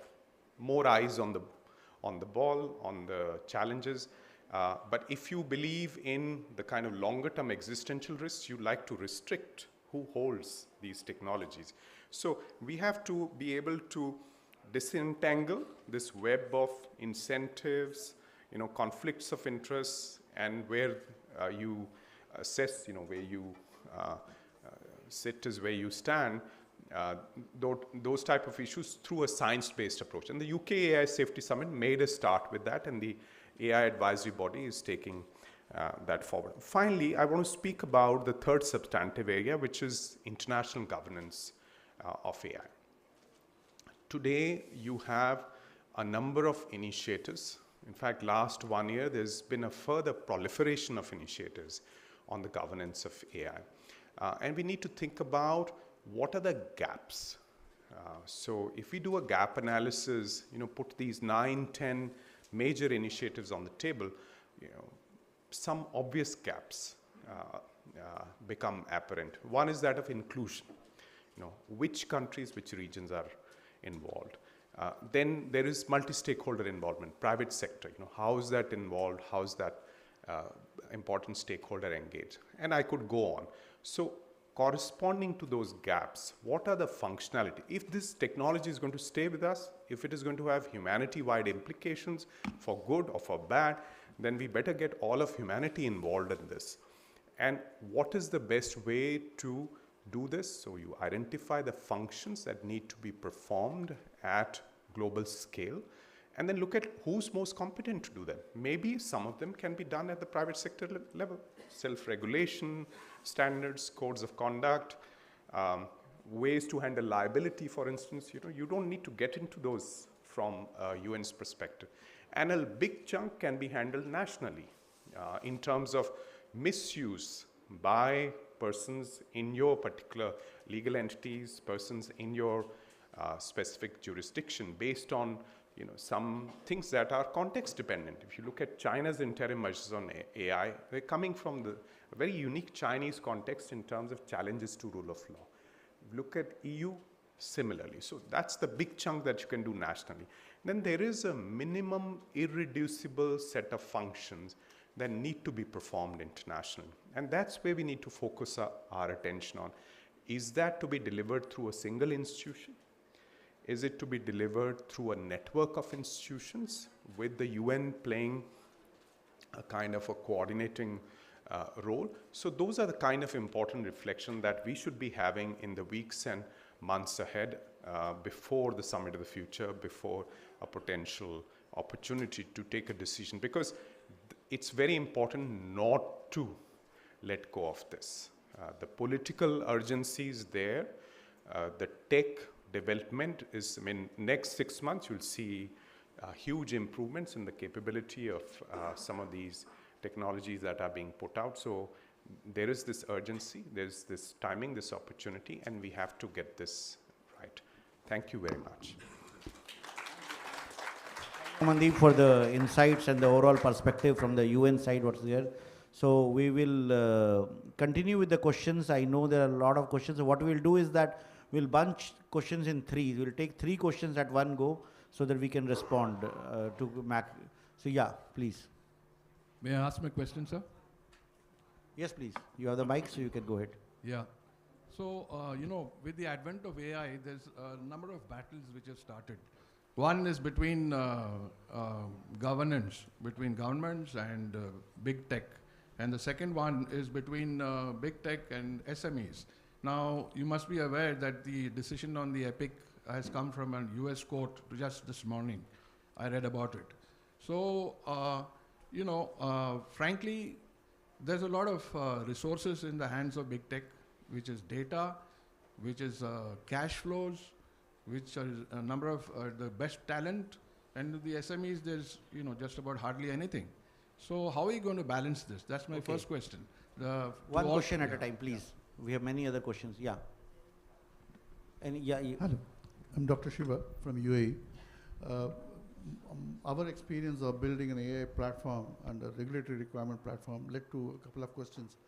One, I don't think, in my opinion, I think we are trying to regulate a use case around AI rather than regulating the entire technology, because in our experience, when we try to build a regulatory requirement platform, we realize that what is legal, ethical, and responsible in one domain is completely different from other domain or in the region. So I think it's a more it's a use case approach, but involving SMEs in regular interaction. So what's your take? Okay, one more. Yeah, the lady at the back. Yeah, please. She raised the hand first.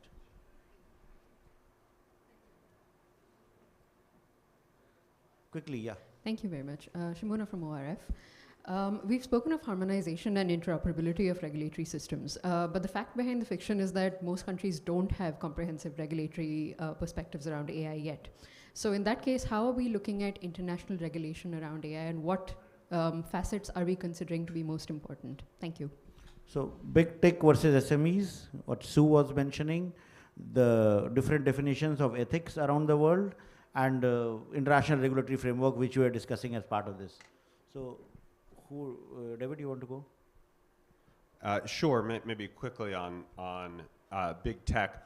All I will say is technology markets actually are quite dynamic, right? No one heard of OpenAI 5 years ago. 7 years ago, no one heard TikTok. That's where the majority of Americans under 25 are spending their time, most visited URL, et cetera, et cetera. And ultimately, like these sort of ecosystems, unless they're built in a way that everyone can prosper and there's, small businesses can build on broader platforms, those platforms are going to run into trouble. Regulatory scrutiny is an important part of that. We will be sued sometimes. If we've misstepped, we'll lose. That, I think you mentioned a particular case. We'll see. That's still in the courts. And there are ways that government policy can promote interoperability, right? Individual consumers should be able to move from one service to another and take their data. We should be promoting open systems. So, I know we will be held to account. We should be held to account. There are fair rules around that. We'll probably disagree about some of the details, but I think ultimately we need policy and rules that promote that kind of openness and interoperability, and that will help small businesses. Anyone else want to take that? I guess I'd comment as well as being the other big tech participant on the panel. And I like what David said about this notion of the technology is a platform. So it is a platform where SMEs and others can come to bring their own technology. Now, it is true, just to really state the obvious, that it is quite expensive to build and put a data center in place, and regulatory rules are very, very precise about that. But there are many, many more layers to the stack of the technology. And I think it's really incumbent, but it's also good business for big tech to work with small and medium enterprises and enable openness in that platform stack so that they can build their own applications, their custom LLMs, and look to a Microsoft and a Google as sort of a cloud provider to help to support other layers of that stack, which small and medium businesses will play just a tremendously vital and important role in. Yeah, great. Yes, please. this is a very important question, this concentration of not just tech power, but also power writ large. I think governments are waking up to this in every part of the world. And I think tech and the tech sector and the government have to work together. And part of the answer is democratization of the opportunity. You know, whether you believe in open source, open model approaches or not, I think it's important to nurture a broader ecosystem, because there are concerns that even the scope and extent of innovation could be throttled if, you know, the tech development is in a few hands. So this is one of the most critical questions that's facing the international community today. Yes, please. Yeah. My name is Rohit Israni. I'm the chair of AI standards for the US, participating in ISO IC standards in SC 42. My question is related to the definition of AI and, you know, some of the concerns that come out of it. And I know OECD revised a definition some time back. In an ISO, you know, we have 50 countries participating. We also had a definition of AI that was fairly broad. Now my question is, we have these broad definitions of AI, and there are concerns around specific parts of the AI stack. You know, at one level it's deep learning, and at the second level, more recently, it's generative AI. The challenge being, very often local regulators in various countries, they tend to use the large bucket definition, which is being debated on quite a bit, versus the focus being on specific areas like generative AI, which perhaps need targeted definitions that regulators could use. Because that's where the risk lies, more recent risk. And I think the focus goes into these broad definitions. That's an observation. Definition of AI to OECD? Yes, yes, please. Barbados. Thank you. Good morning. My name is Andrea Jacobs from Antigua, Barbuda.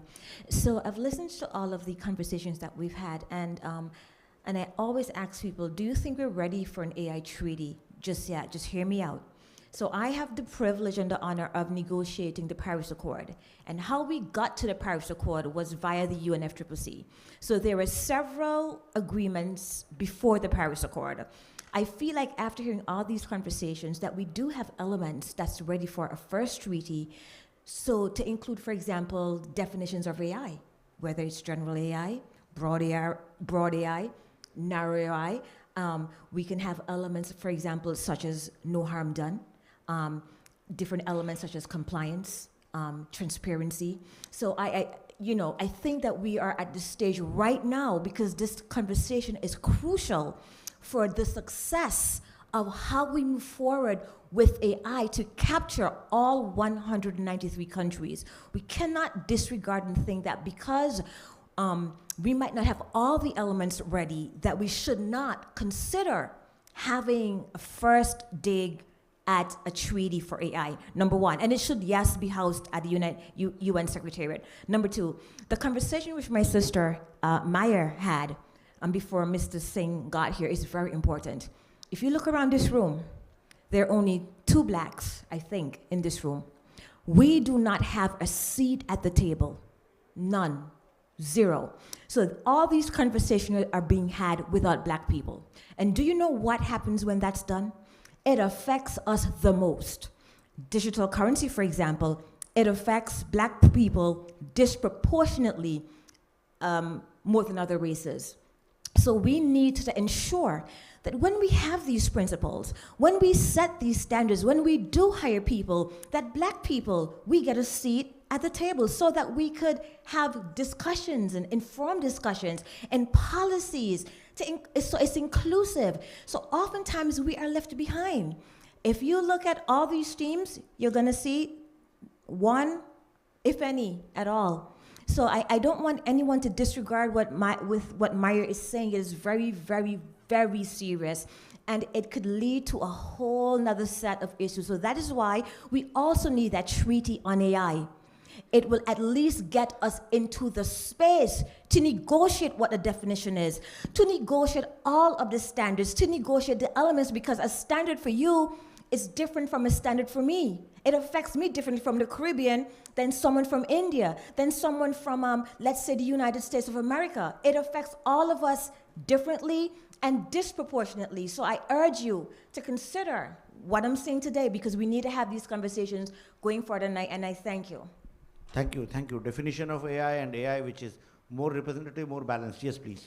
Thank you very much for a fascinating discussion. Thomas, I was really interested when you drew on this analogy of previous tech and how we thought about regulating it, because we are 20 years now, more than 20 years, coming up for 25 years, to the World Summit on Information Society, which tried to get us a principles-based approach and a development-focused approach for the internet, and to think about that going forward.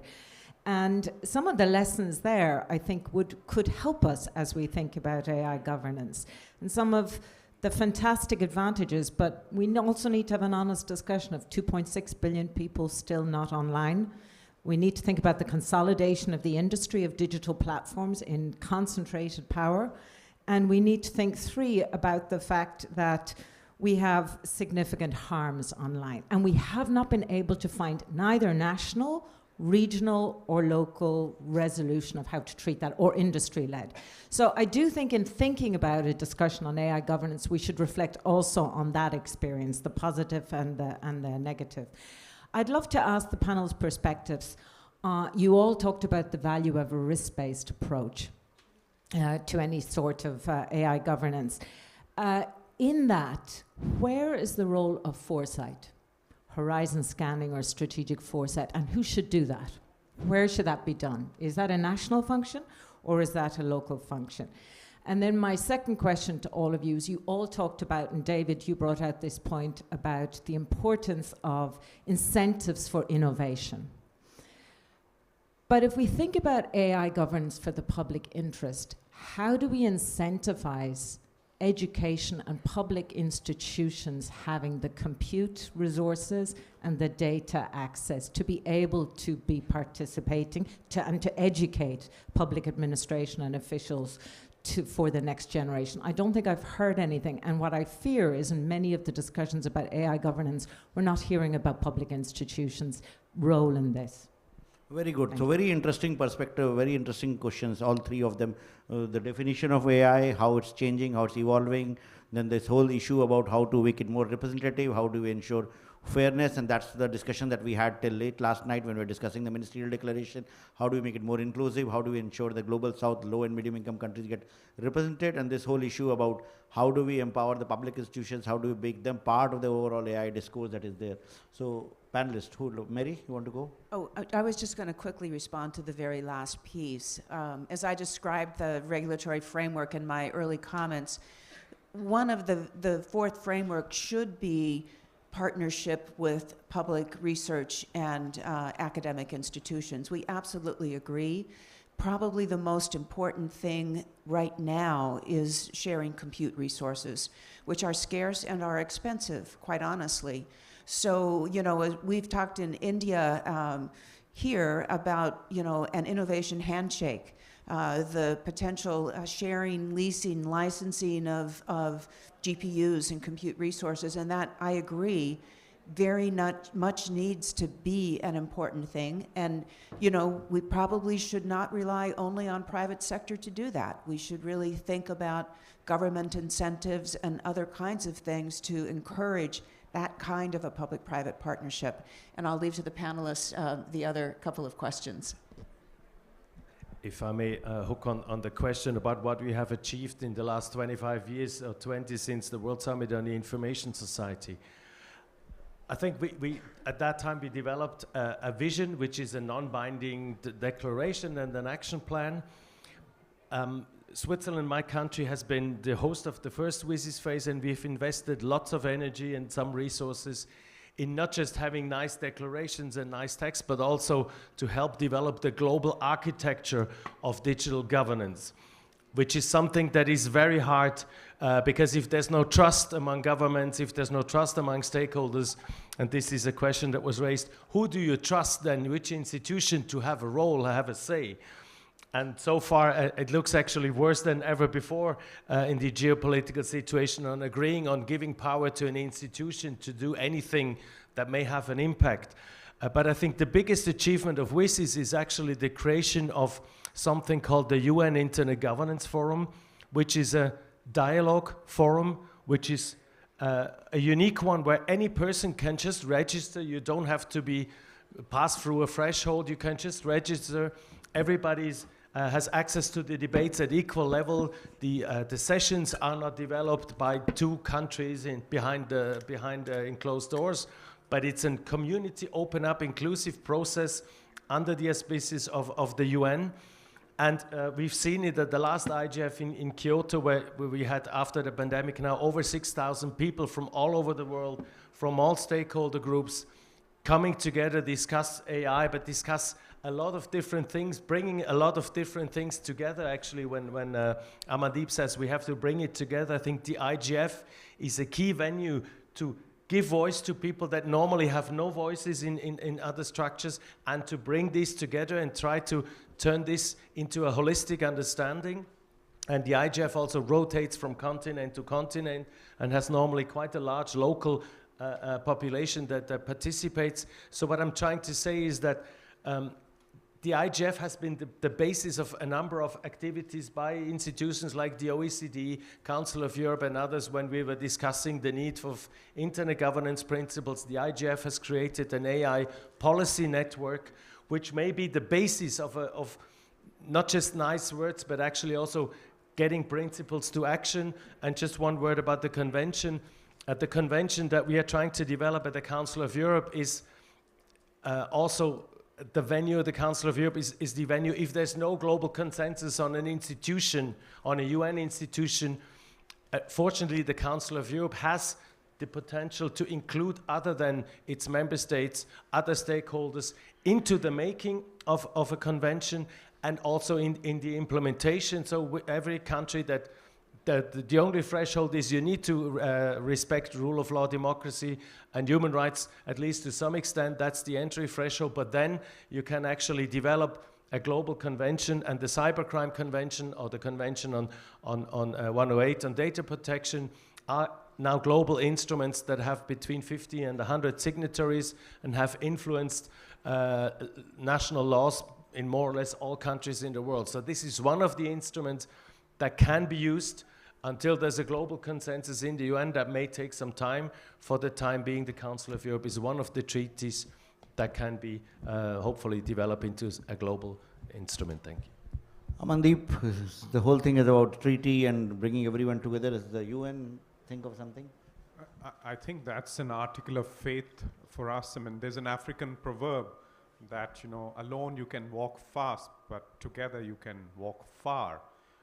And in the AI domain, there is already, in the context of the use of AI in military systems, weapon systems, there's a discussion underway. It's in a treaty framework, and it could end in a legally binding instrument. And I think the important issue between the UN context and other areas is that from the word get-go, you have everyone there. So everyone has a chance to participate in shaping governance. It's not that something is created and it's given to you or it's made open to you. So I think that's very, very important, to respect agency, respect diversity, respect different experiences with technology, and shape that into norms that are for everyone. So who knows, where we might end up with, but I think at least we need to start with some soft laws and find the right combination of soft laws and hard laws in the longer run. Agility is an issue. I mean, in the context of international governance, you hear examples like, IEA-like, IPCC-like, ICAO or IMO-like, but we have to rethink these models, or CERN-like, rethink these models in the current context.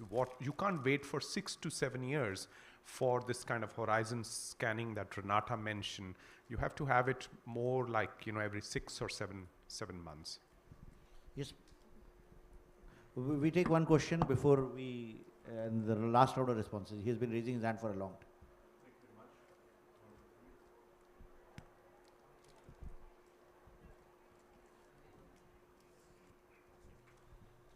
Thank you very much, Abhishek.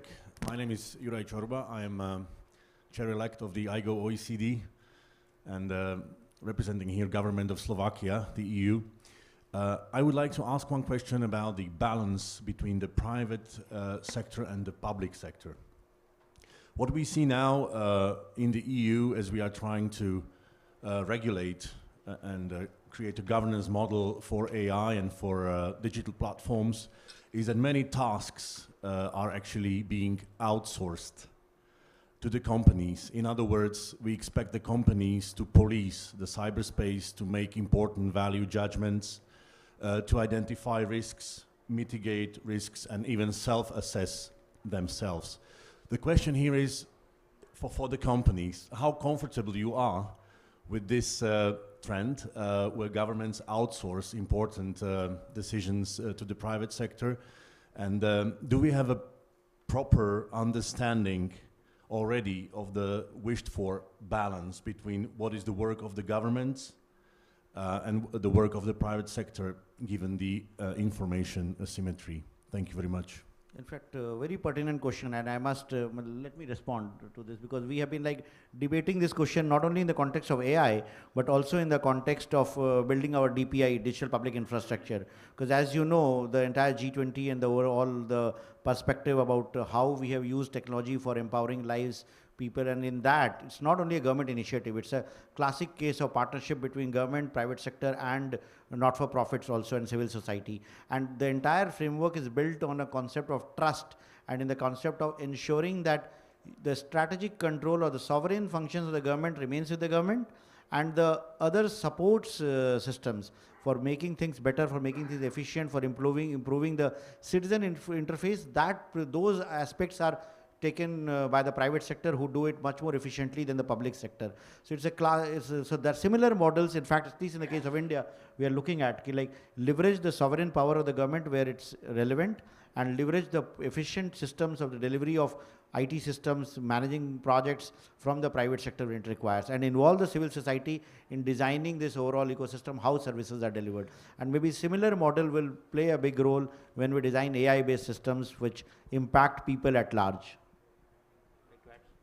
Yeah, I was just going to say, I actually, I guess, disagree with the premise of the question a little bit, because I feel like that was the situation a few years ago. I would say the conversation over the past year has been very much these conversations that my colleague from Microsoft was talking about. It's true, right? We both have had internal AI responsibility governance mechanisms and charters internally for actually many years, and we've worked with outside experts, but really governments have not been so involved in that conversation. That has changed over the past year, and so I think we are seeing. The answer to your question is I am not comfortable with the just outsourcing of that. For instance, the national security issues. Governments are very concerned about the most advanced models and what are potential national security concerns.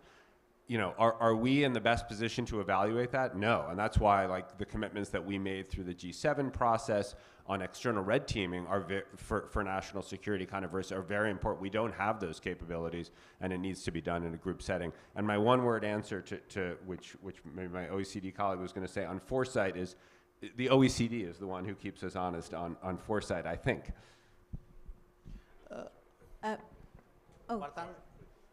Yeah, I'm not sure if I'm answering his question, but I was answering a question prior to say, one thing I do know is that we're not going to stop Google, nor Microsoft, nor any big tech companies to be innovative and to move AI speed at the speed that it's going on now. We know that Elon Musk company is going to start implanting some chips on people's brains, and they're giving the permission to do that. So that is not going to stop. It's going to continue whether we sit here and discuss regulation or what. However, at the same time, the UN has, I think that's where big corporates should think about this. We've got the global compact that says do your innovation as long as you follow these principles, which are SDG, Global Compact. Invest in making sure that the people who won't have access are not going to be left behind. So if we all respect each other, I think AI won't be as harmful, and we won't have to risk as much. Then I'm gonna support my sister there. Even though we think we don't need it, we need some treaty. That's the only time I feel safe and protected. Any other platform doesn't give a damn shit about a black woman. Thank you. Want to add something on the foresight thing? Sure. Thanks. So just wanted to mention that we've been moving from sort of this reactive approach to technological developments to trying to be more proactive and anticipate what's coming, because in many cases actually the research labs do know what's coming, or have a strong, and the researchers do know what is in the pipelines. And so we've created a group that's focusing on the we have a very large network of experts, of over 400 experts from all stakeholder groups, that supports actually the work of the governments, because the governments, as I think Thomas was saying, talking to governments is good, but it's not going to, you really need a much broader discussion. And so all of this work is supported by experts, including technical experts. And this group is focusing on medium to long-term risks of AI, and has, a majority of membership of academic and industry researchers. And many of those concerns concerning the medium and long-term developments of AI were actually raised at the Safety Summit in the UK.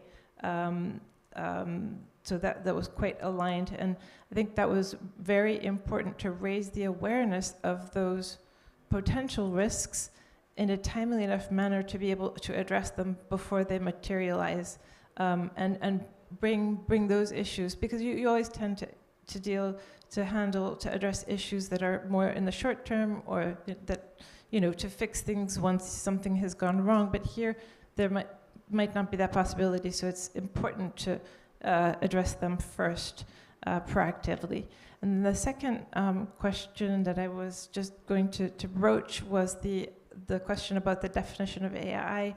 And I think you're right that the definition of AI was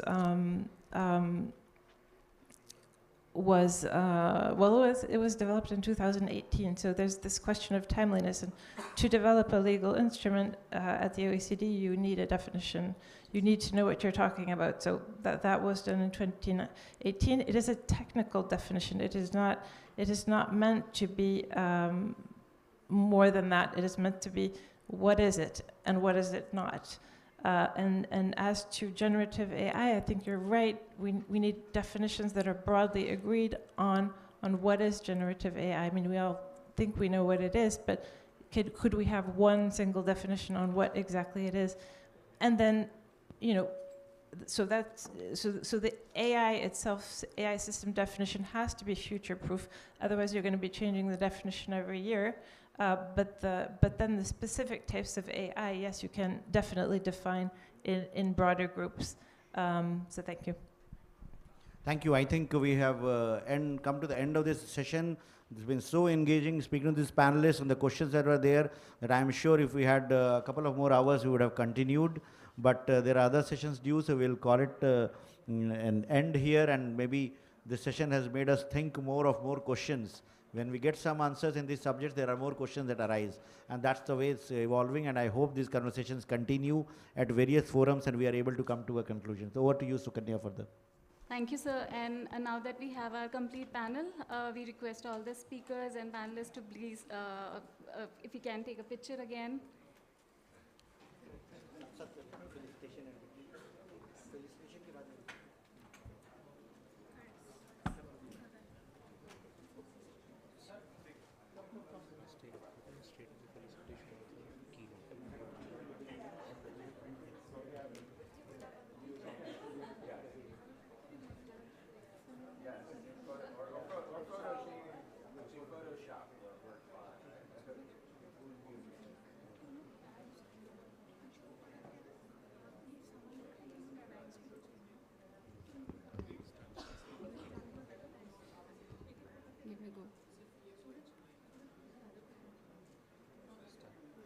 And we'll also request Sir to kindly facilitate our keynote speaker and our panelists.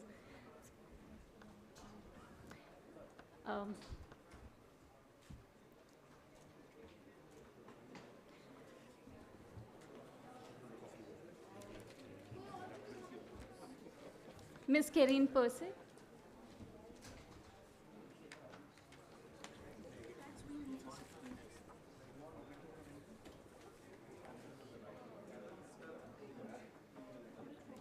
Mr. David Weller.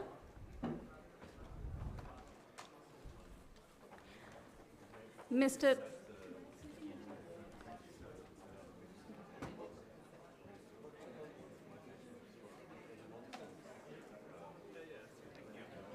Mr. Thomas Schneider.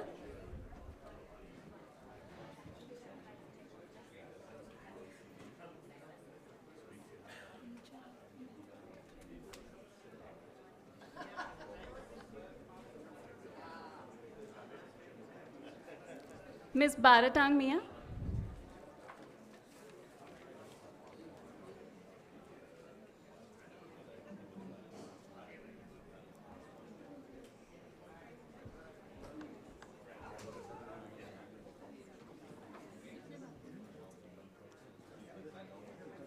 Ms. Mary Snap.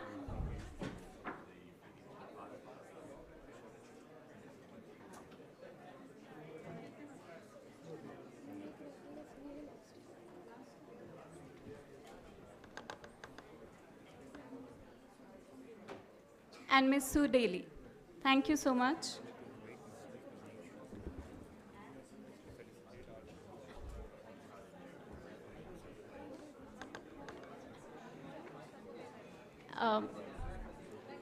I would also like to invite Mr.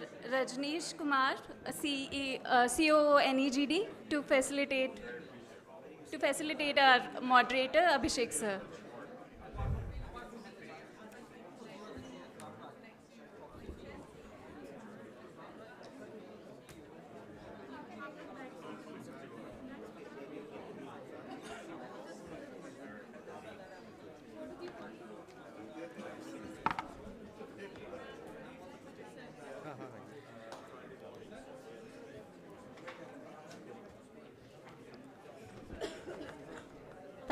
Thank you everyone for your valuable contribution and for making today's session memorable. So hello everyone. The next session will start in another 5 minutes. Kindly be seated.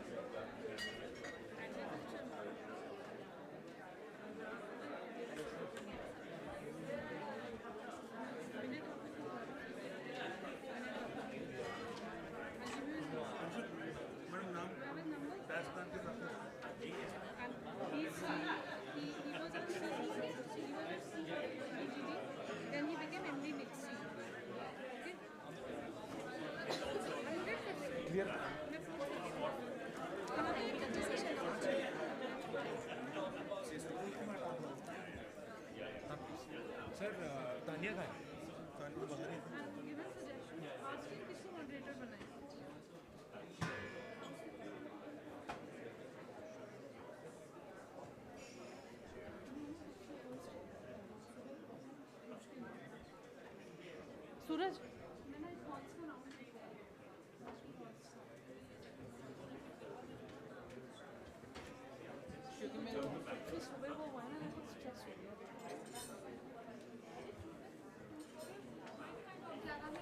Notepad रखा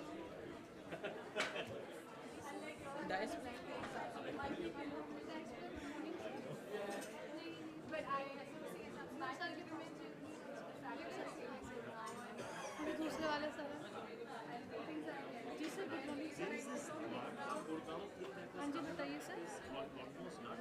साफ आप साफ आप हाँ वो पता नहीं या तो सुमित के पास होगी या शुभदीप के आर्यन के पास होगी, मैं चेक करती हूँ सर, मैं बताती हूँ। ठीक है ठीक है ठीक है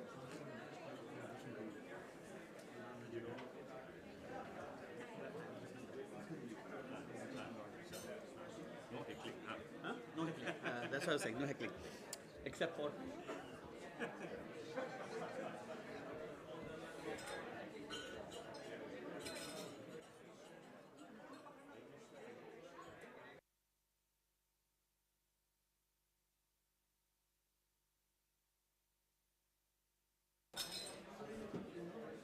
ऑफिस में पढ़ा है किसके पास है? अच्छा जितेंद्र लाल गुप्ता से अभी बात कर लें, उनको क्रेडिट कार्ड चाहिए अर्जेंटली, तो हम बुक कर रहे हैं यहाँ पे, तो किसी को ऑफिस भेज के लाना पड़ेगा, बात कर लें इमीडिएटली टॉक टू जेल गुप्ता, हाँ जेल गुप्ता, ठीक है ये गिरने वाला है ये इसके ऊपर रखना।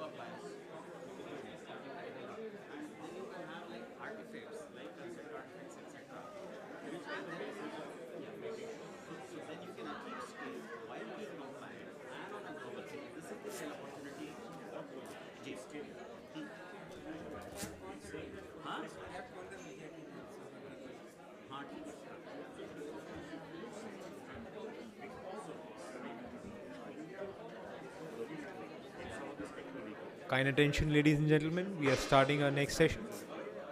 Please settle down.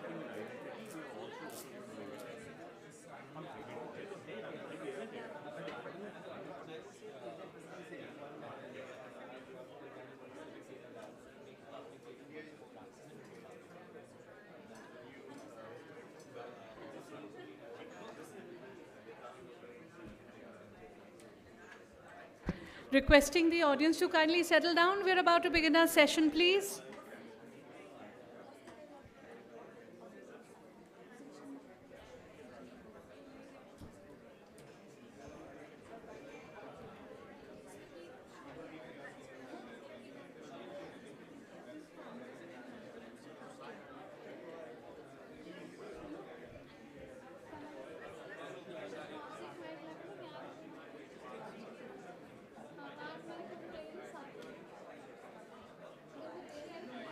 I'll request the audience to kindly settle down. Please, we are about to begin this session.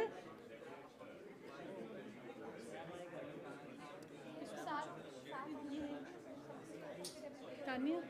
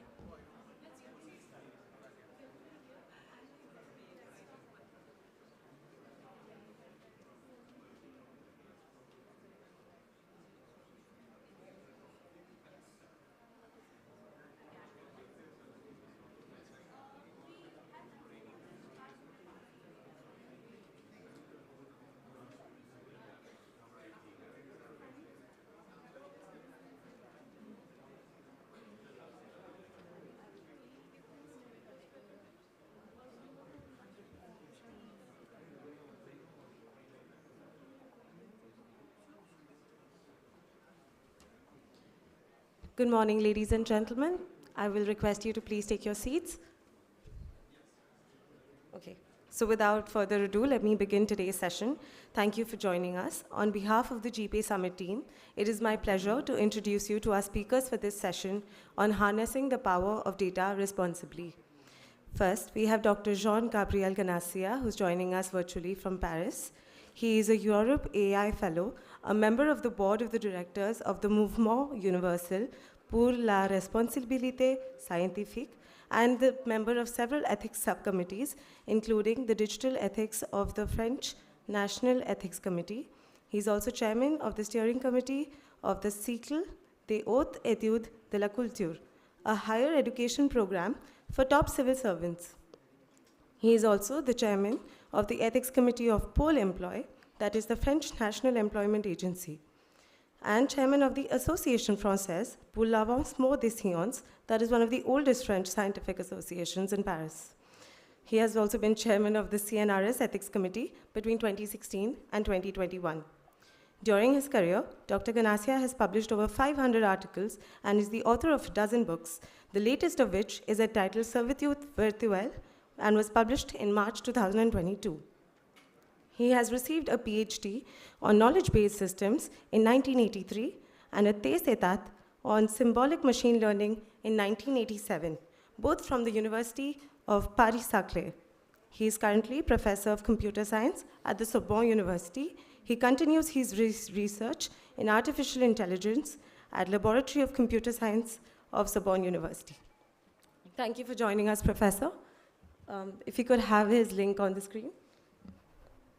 Yes, thank you for your invitation to talk a brief introduction to the session on harnessing the power of data responsibly. Do you need my slide or do you want me to send the slide? So I think I'll go around introducing all our speakers for today, and then we'll come back to you for your presentation after Sharad's welcome note.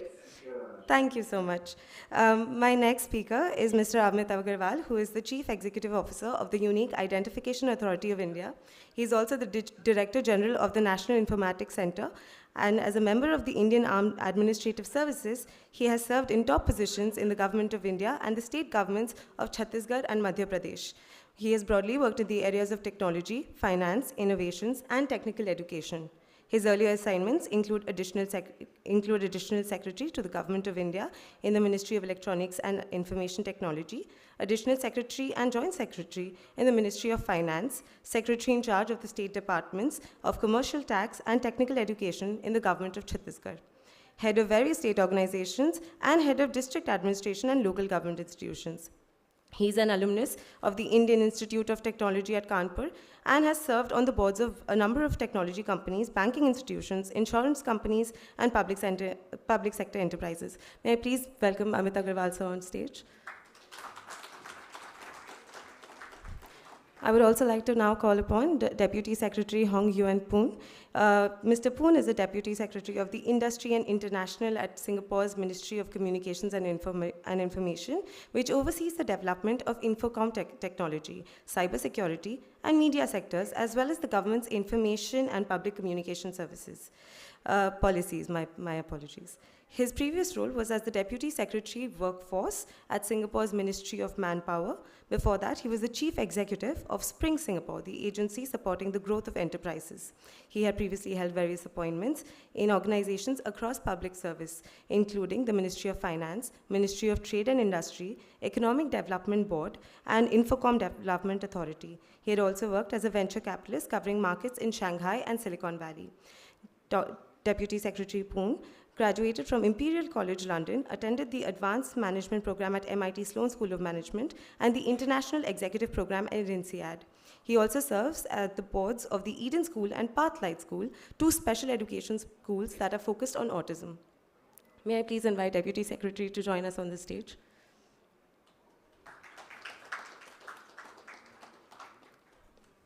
I would also now like to call upon Dr. John Ashley, who leads the solution architecture function for NVIDIA's global mission focused on public sector organization. He is part of the leadership team for the worldwide NVIDIA technology centers. He is specially focused on helping governments improve the security, safety, health, and climate resilience and economic well-being of the people they serve. Previously, Dr. Ashley was the general manager of the global financial services and technology team at NVIDIA. Focused on global trends and directions in accelerated compute and AI for the entire sector, he worked at hedge funds, fintech, and banking to insurance. He has started and led several practice areas at NVIDIA. Prior to joining NVIDIA, his experience can be best described as varied. He has been a data scientist, a project manager, systems architect, a DBA and developer, and worked in vendor consulting and end-user firms in utilities, governments, and finance. He holds a US patent in predictive analytics. He also holds a doctorate in computational sciences and informatics, and both a BS and MS in degrees in electrical engineering. May I please request Dr. Ashley to come here?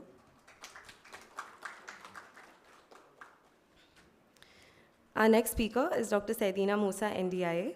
Dr. NDIA is a senior lecturer at the Sheikh Hamidou Kane Digital University of Senegal. He also supports the Ministry of Higher Education, Research and Innovation, steering the digital transformation of Senegal's higher education system.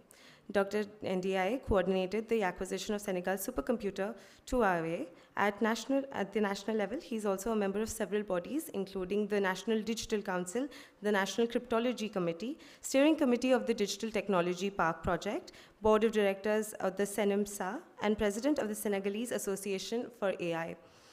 Dr. NDIA is an expert to the African Union for the drafting of the Pan-African Strategy on AI and to the Global Partnership on Artificial Intelligence. He's also a member of the High-Level AI Advisory Board of UN. Dr. Saidina holds a PhD in computer science, specializing in artificial intelligence from the Paul Sabatier University and an MBA from the IAE Paris-Sorbonne. Dr. NDIA, could you please join us on stage?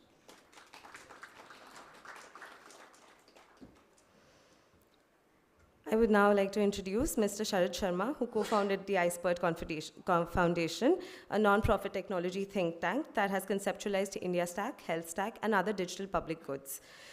Sharad co-founded Tetlier Technologies, a wireless infrastructure startup, which is also now part of Cisco. As an active angel investor with over 24 investments, he has also been instrumental in the success of India's first IP-focused fund, the India Innovation Fund. Mr. Sharma is a National Startup Advisory Council member and SEBI's Financial and Regulatory Technology Committee member. Mr. Sharma is a member of the National Startup Advisory Council, as well as, he also chairs the IFSCA's Expert Committee on Asset Tokenization and is a part of UN's AI advisory body. He chaired the task force on GPAI in Think Tank 20 during the G20 of India's presidency. Mr. Sharma's interest in kernel software development while doing his electrical engineering at the Delhi College of Engineering has what led him to his now path on AI thinking in India. He also started India's first student mini-computer group in 1984 and served as the chairperson of the IEEE student chapter. Mr. Sharma, if you could join us on stage.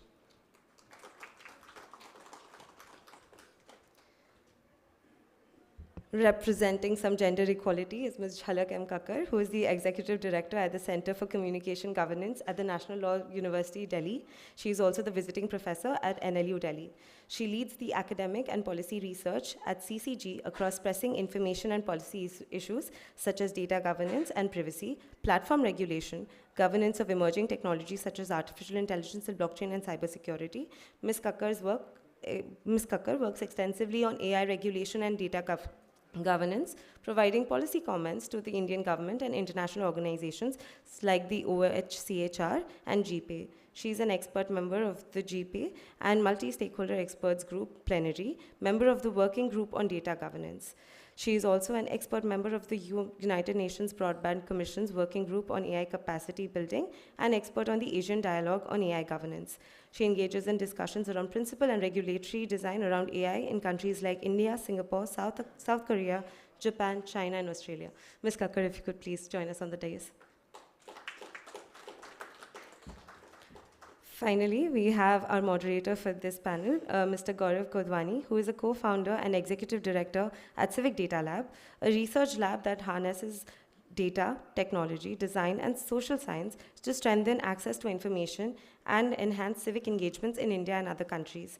He works to leverage the open source movement to enable citizens in engaging better in public reforms. He has been instrumental in sharing data for public good initiatives in India like DataKind Bangalore, Open Budgets India, Justice Hub, and Open Contracting India. Currently, he's focused to growing open data-led innovations in sectors like climate resilience, public finance, public procurement, law and justice, and urban planning, among others.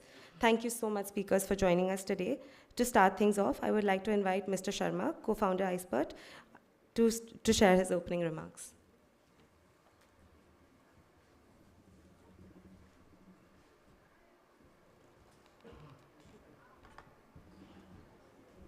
Thank you so much.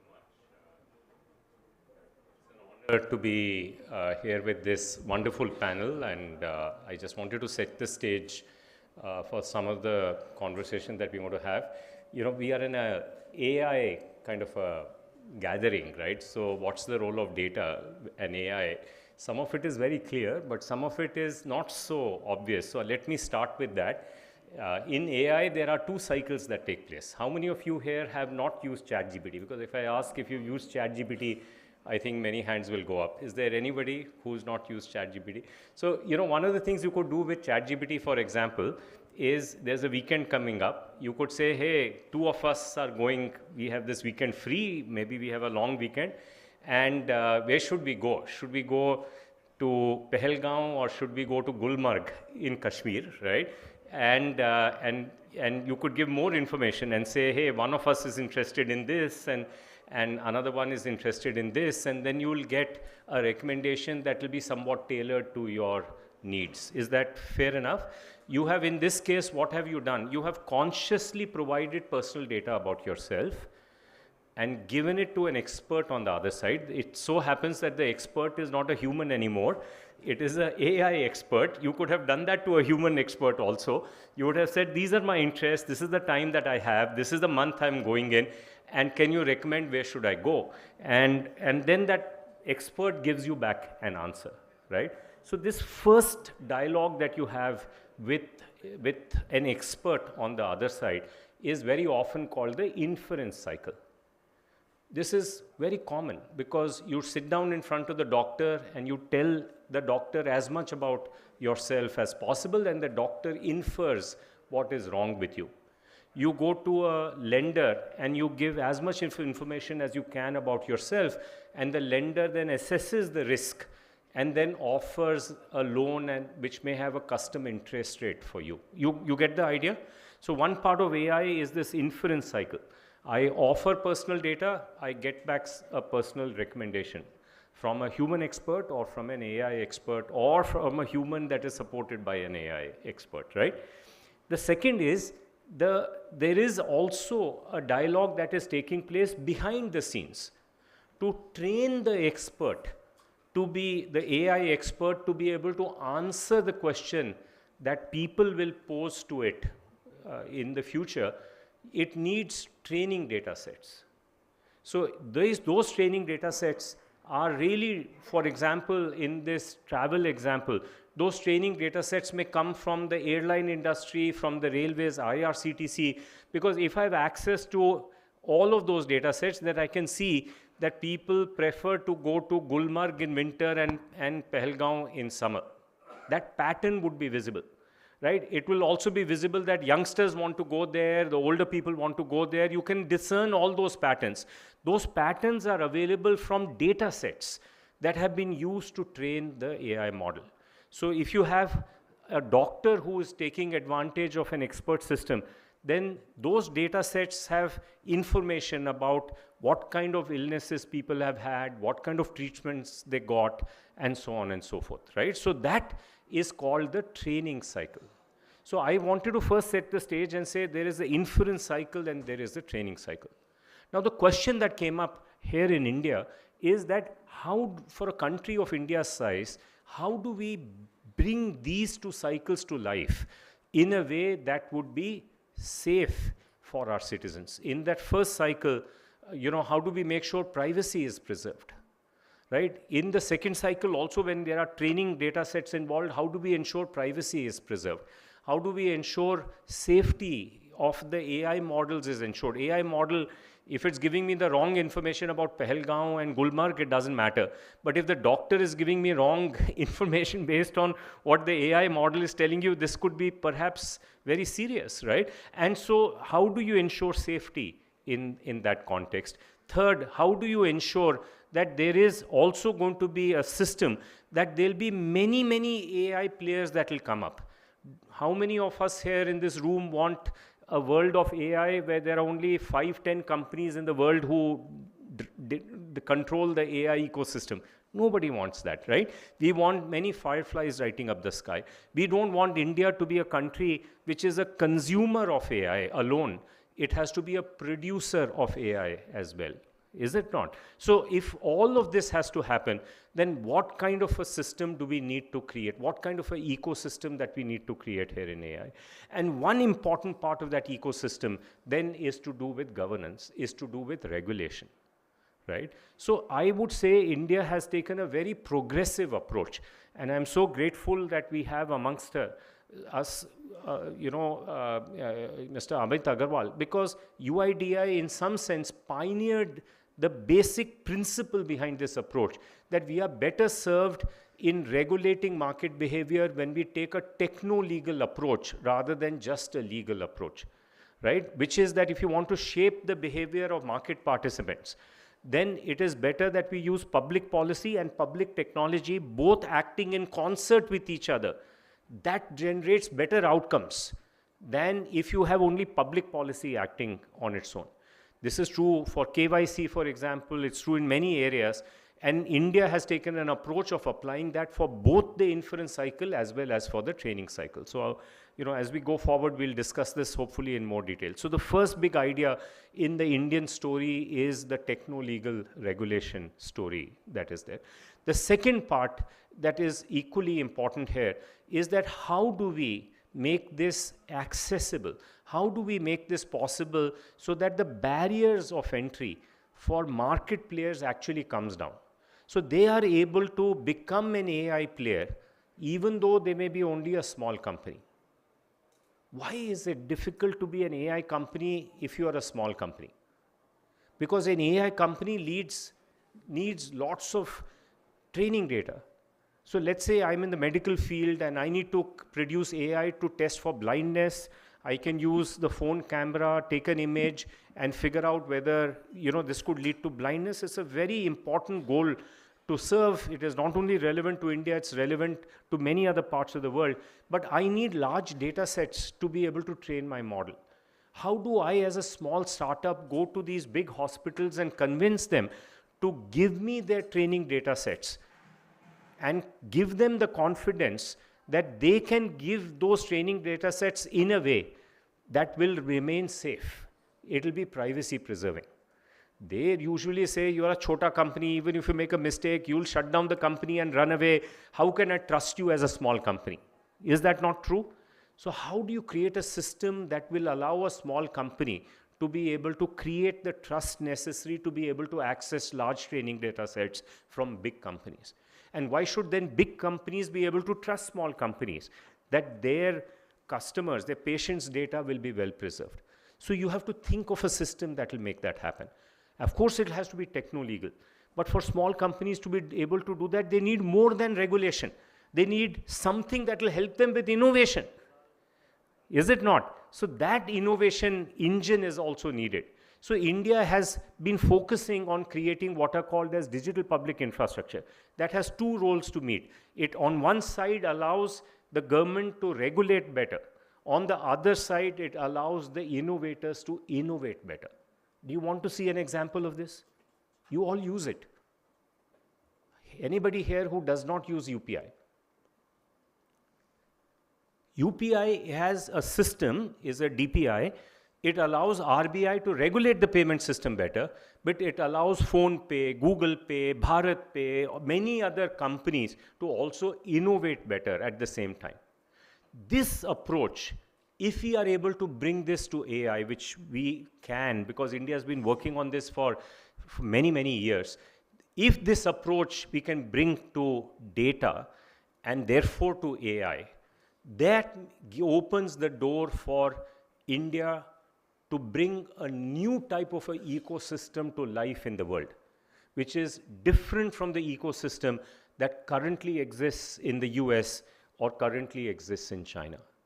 And by having the ability and the gumption to take this different approach, that is our pathway to becoming an AI nation in the future.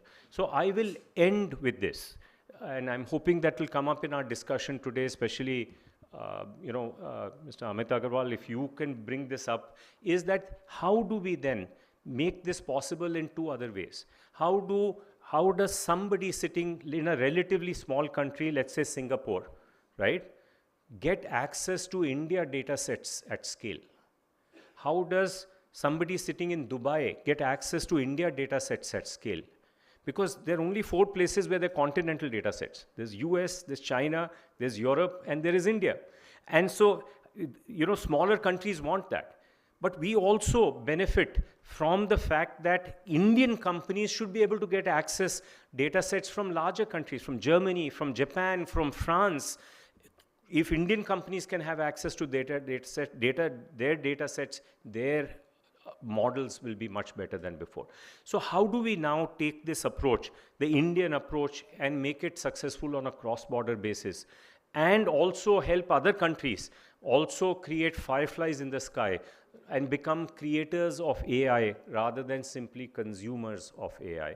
So with that, let me stop here and hand it over to our wonderful moderator. Over to you, Gaurav. Thank you so much. Thank you so much, sir. Before I let Gaurav take over the moderation, could I please ask all panelists, as well as if we could have Professor Ganassia on the screen, to step forward for a group picture.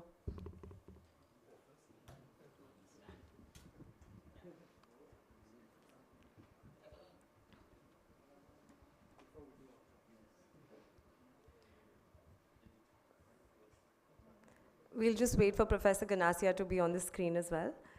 Yes, perfect.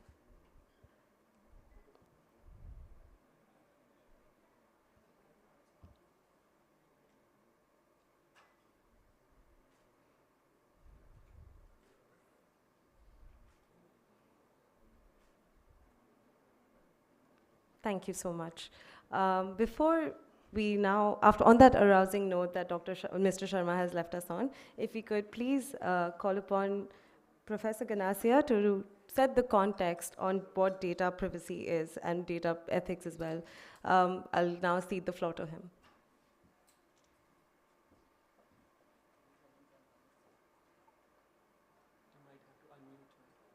Do you hear me? Yeah.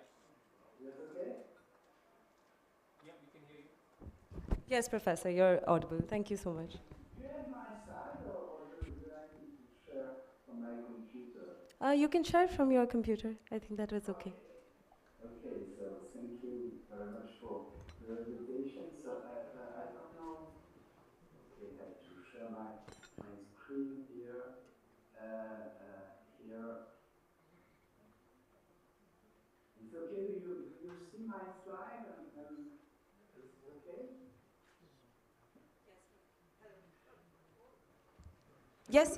Yes, you're audible, and we can see the slides well. You can proceed, sir. Thank you very much for your invitation to give a talk in this panel about harnessing the power of data responsibly. And I would like to introduce this talk in a very brief presentation.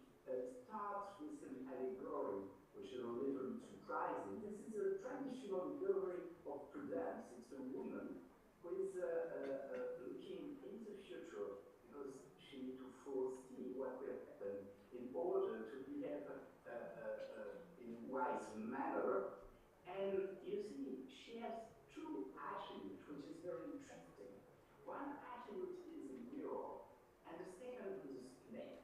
And what is the snake? The snake is a symbol of knowledge. And the mirror is to look at the past. The past experience is very useful if you want to behave correctly, if you want to regulate your conduct. And I think this allegory is very important because you see that these attributes are related to data.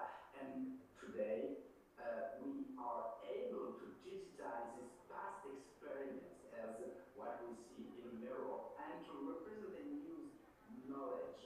And this is very, very nice thing. We have to keep this in mind because I think this allegory is pretty cool. If we want to behave wisely, we need to get to take advantage of all our experience and all our knowledge. And today, because we are able to use computer, we may digitize the fact and we may take great advantage of all those facts. This is very new. And we know that data is the fuel of modern AI techniques which are based on machine learning.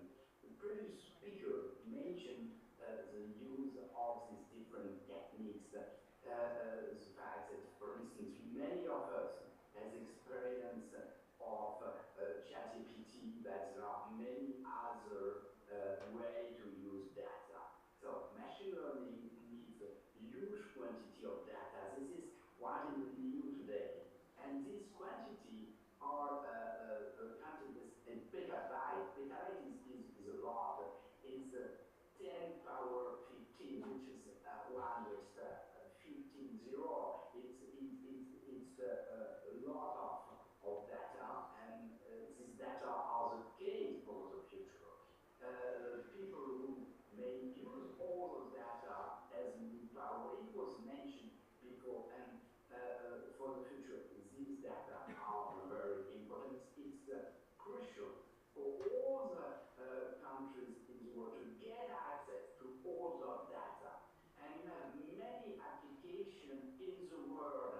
For instance, the economy of the web is based on targeted marketing, which is which need data to be able to profile people, to give them information. But the web economy, the new science is based on test on data, which are called in silico data experiments. Autonomous cars are based on data. All the new industry are based on data. And as was said before, large language model and generative adversarial network and generate picture are based on data. So this is the first point. The raw data is the fuel for application.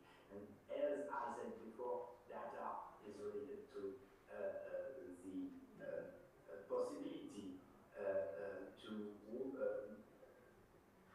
act correctly, to conduct correctly our behavior. So data are beneficial. This is the first point.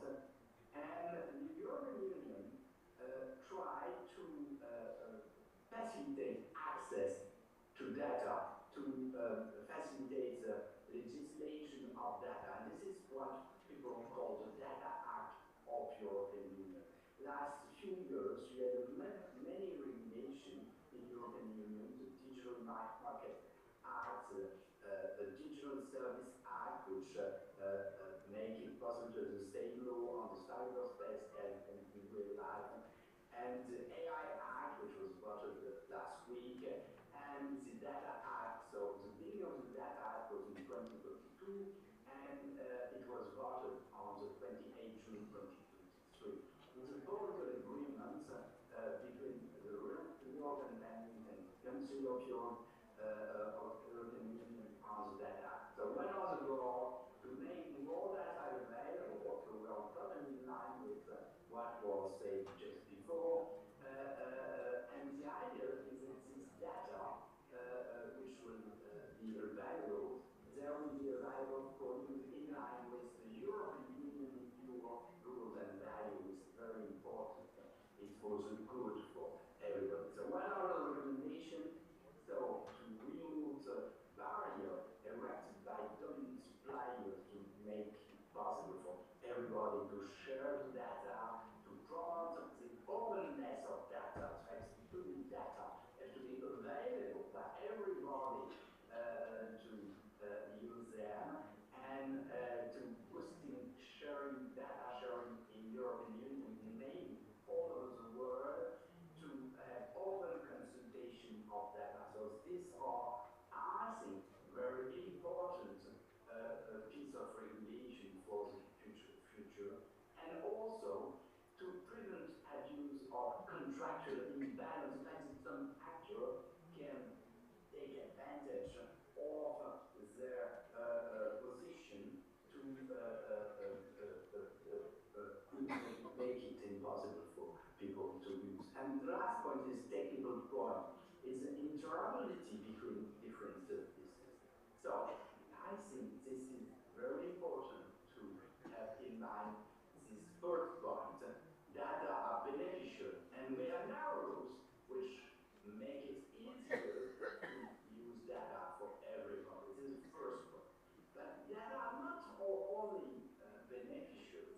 There are many possible misuses of data. And here, this is another painting of this allegory of prudence, which I presented before. You see always these two adjectives, which are the mirror and the snake. So we know that you have many possibilities of data misuses. And I said before, data are beneficial in the first point, but also you may have wrong data. So let's suppose that some people want to blur the possibility to add they are generating using AI many fake data, and this is a real problem. So you may have fake news, wrongness, which is a real problem for the future. You may have bias. So this bias is are due to the fact that some data may be wrong, but also the data repetition may be confusing, and you may have some discrimination which are induced by this bias, unfairness, and also wrongness of the conclusion of the AI system, which are extracting knowledge from these data. And you may have also intrusion in our private space, indiscretion, and this could be used against our human rights. The fact that some people can use personal data to constrain people, and this is really problematic. And also, as I said before, data are the fuel of the future, which is very important. This was the previous slides that are very positive, but the problem is that maybe there are some people who will take advantage of the data, and it's not sure that all the data that are generated by people contribute to just retribution. So maybe some actor, if all the data are open, can take all the data and take advantage of the data, while people who are generating the data will not get retribution from this data. This is a question of the sovereignty of the data.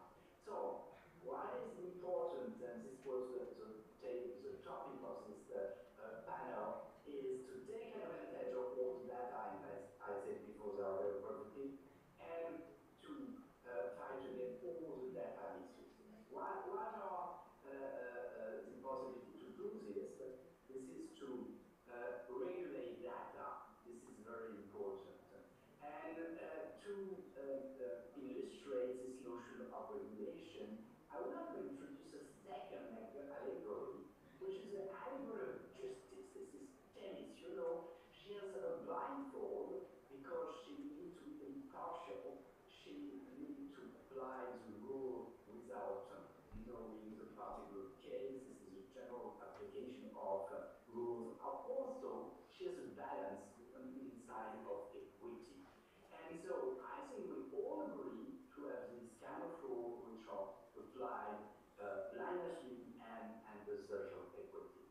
But we have a tension, and this is, I think, what we have to discuss now, on the goals of preserve openness of data, promote data sharing. This is, as I said before, the positive aspect, and this is the goal of European regulation, but also to preclude bad uses of data, to remove fake news, to erase bias, to protect privacy. And the problem, and this is a problem of ethics, this is the fact that when you want to remove fake news, how are you sure that the things that you are removing are not are false? And how can you define closeness, which is very difficult? And the problem, if you remove fake news, the risk is to make it very difficult to free expression, to free speech. This is a real problem. And if you want to erase bias, it's very difficult because you cannot know in advance what is bias because you are using data to generate knowledge and you don't know exactly what is bias in advance. It's very difficult to show what is bias. Bias is the idea of bias is not known in advance. And also, if you want to protect privacy, sometimes, for instance, if you have personal data, which is health data, there are real personal data, and they are very useful for medicine. And if you want to protect privacy, it's very difficult to protect privacy and to take advantage of all the personal data for all over the world, and also the question of, as I say, different data properties, data assets preservation, and the notion of equity and of openness. So this will be the conclusion of my talk. I think it's very important to have regulation and to have law, but that ethics cannot be reduced to regulation, because you have to take into account the fact that you have tension between the law and all the possible applications. Thank you very much for your attention.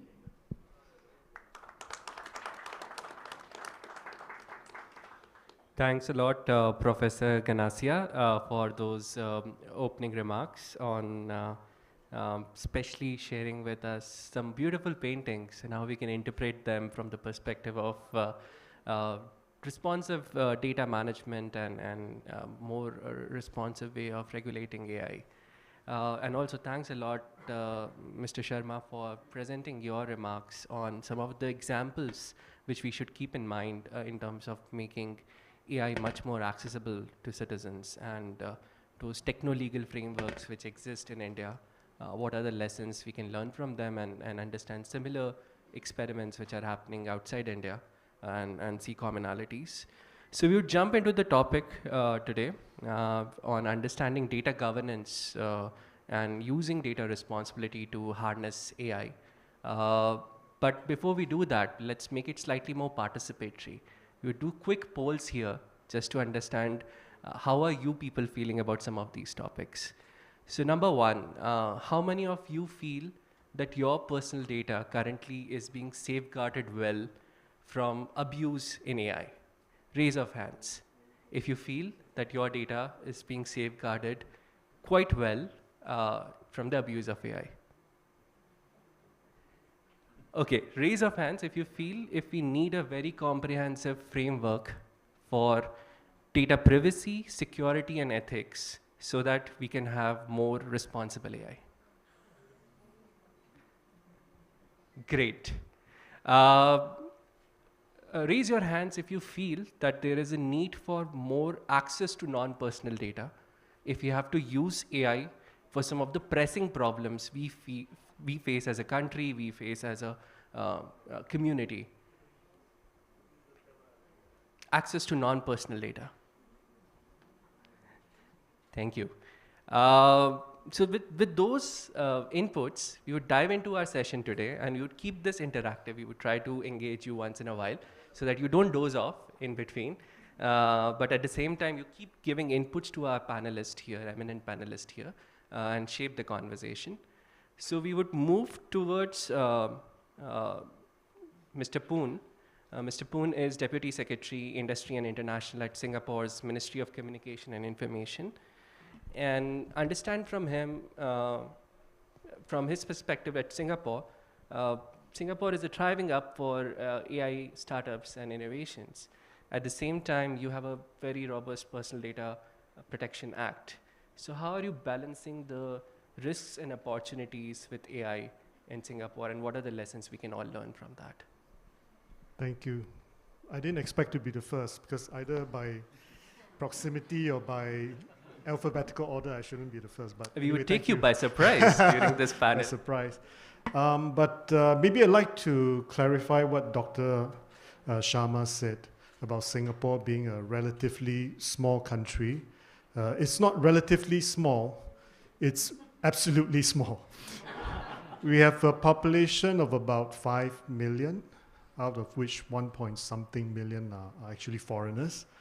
And the land area is 700 square kilometers, not 700,000, 700 square kilometers. And I'm not sure whether it's measured during high tide or low tide, because there's a difference, probably. So it's a very small country, but we have done, fair to say, we've done relatively well in our short history.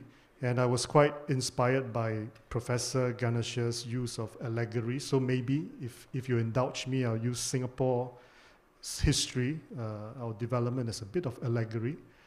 Like I say, we're very small, but we've always survived based on doing stuff, being pragmatic, and just trying stuff.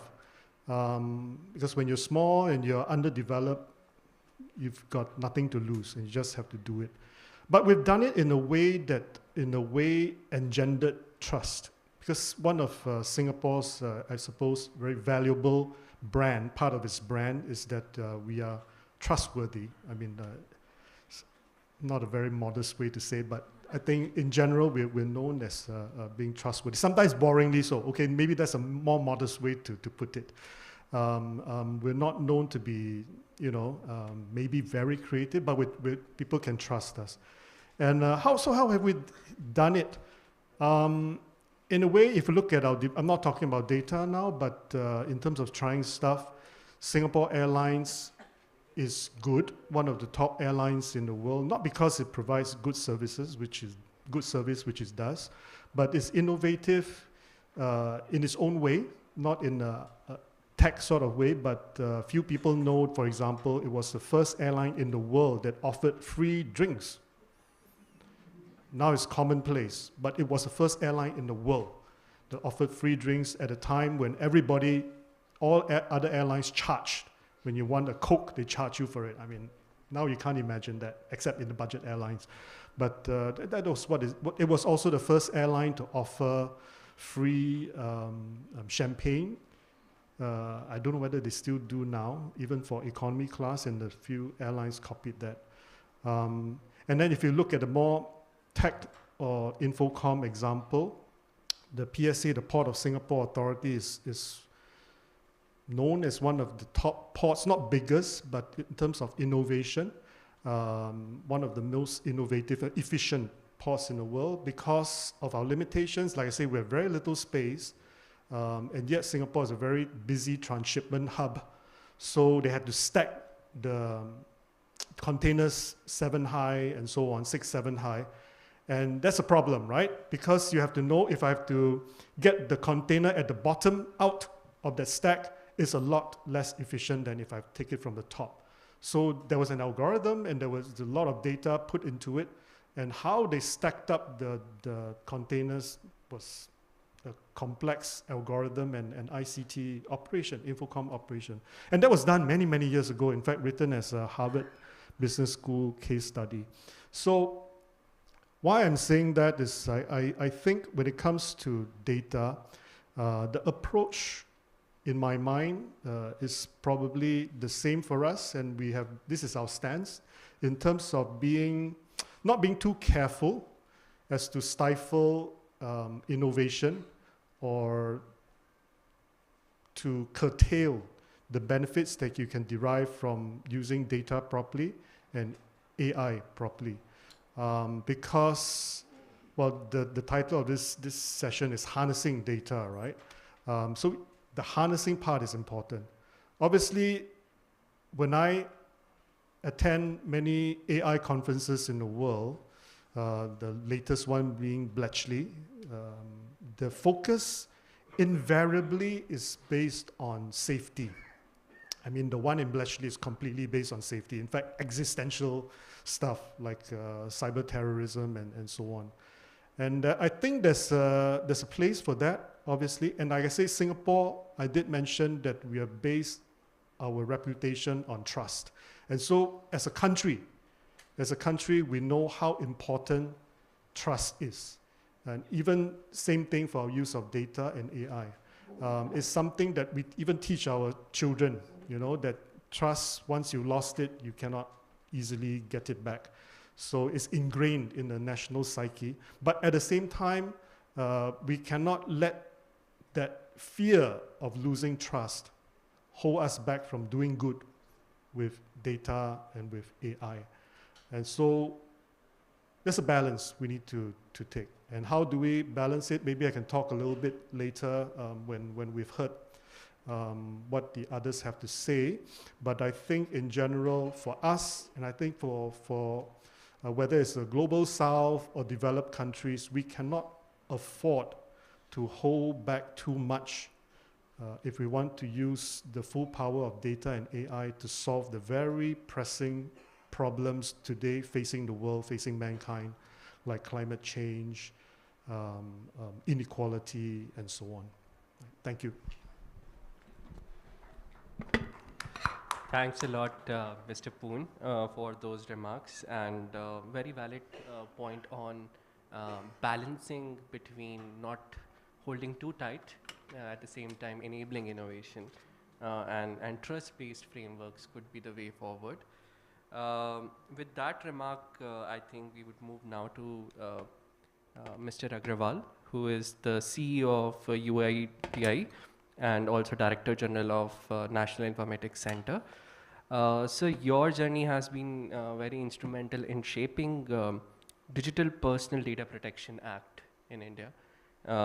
So if you can walk us through some of the key takeaways from that journey, what are the challenges you faced while thinking about protection of data in terms of AI and the more challenges? Every day we are seeing new developments with AI. So how this act came into place and what are the opportunities with this act? Audible? Yeah. So thank you, Gaurav. And my association with the data protection law of India started with when I was additional secretary in the Ministry of Electronics and IT, not in my present role, but has somehow continued. And it's been a long journey for India. It started in the year, not many people in the audience may even remember, it started in the year 2011, 12 years ago. We had the first data privacy bill, which never saw the light of the day. We had a protracted litigation regarding Aadhaar as the digital identity of India for residents, started in the year 2013. And the entire premise of the Aadhaar exercise, the journey started in 2009, was challenged in 2013. In 2013, an act came into being, the Aadhaar Act, whose sole purpose was to essentially regulate the authority in Aadhaar. It was not to regulate usage as much as to regulate the authority itself, because there were big brother concerns around Aadhaar as an enterprise, which I understand have largely vanished from India. And those concerns are valid because we took them on board and we built them into design and into law and in every which way. And that in that same decision and judgment, there was groundbreaking law established in 2017, reversing an apex court, Supreme Court judgment of several decades ago, which held that right to privacy was not a fundamental right in India guaranteed by the Constitution. And it was said, no, it has to be read as part and parcel of the right to life, and it is a fundamental right.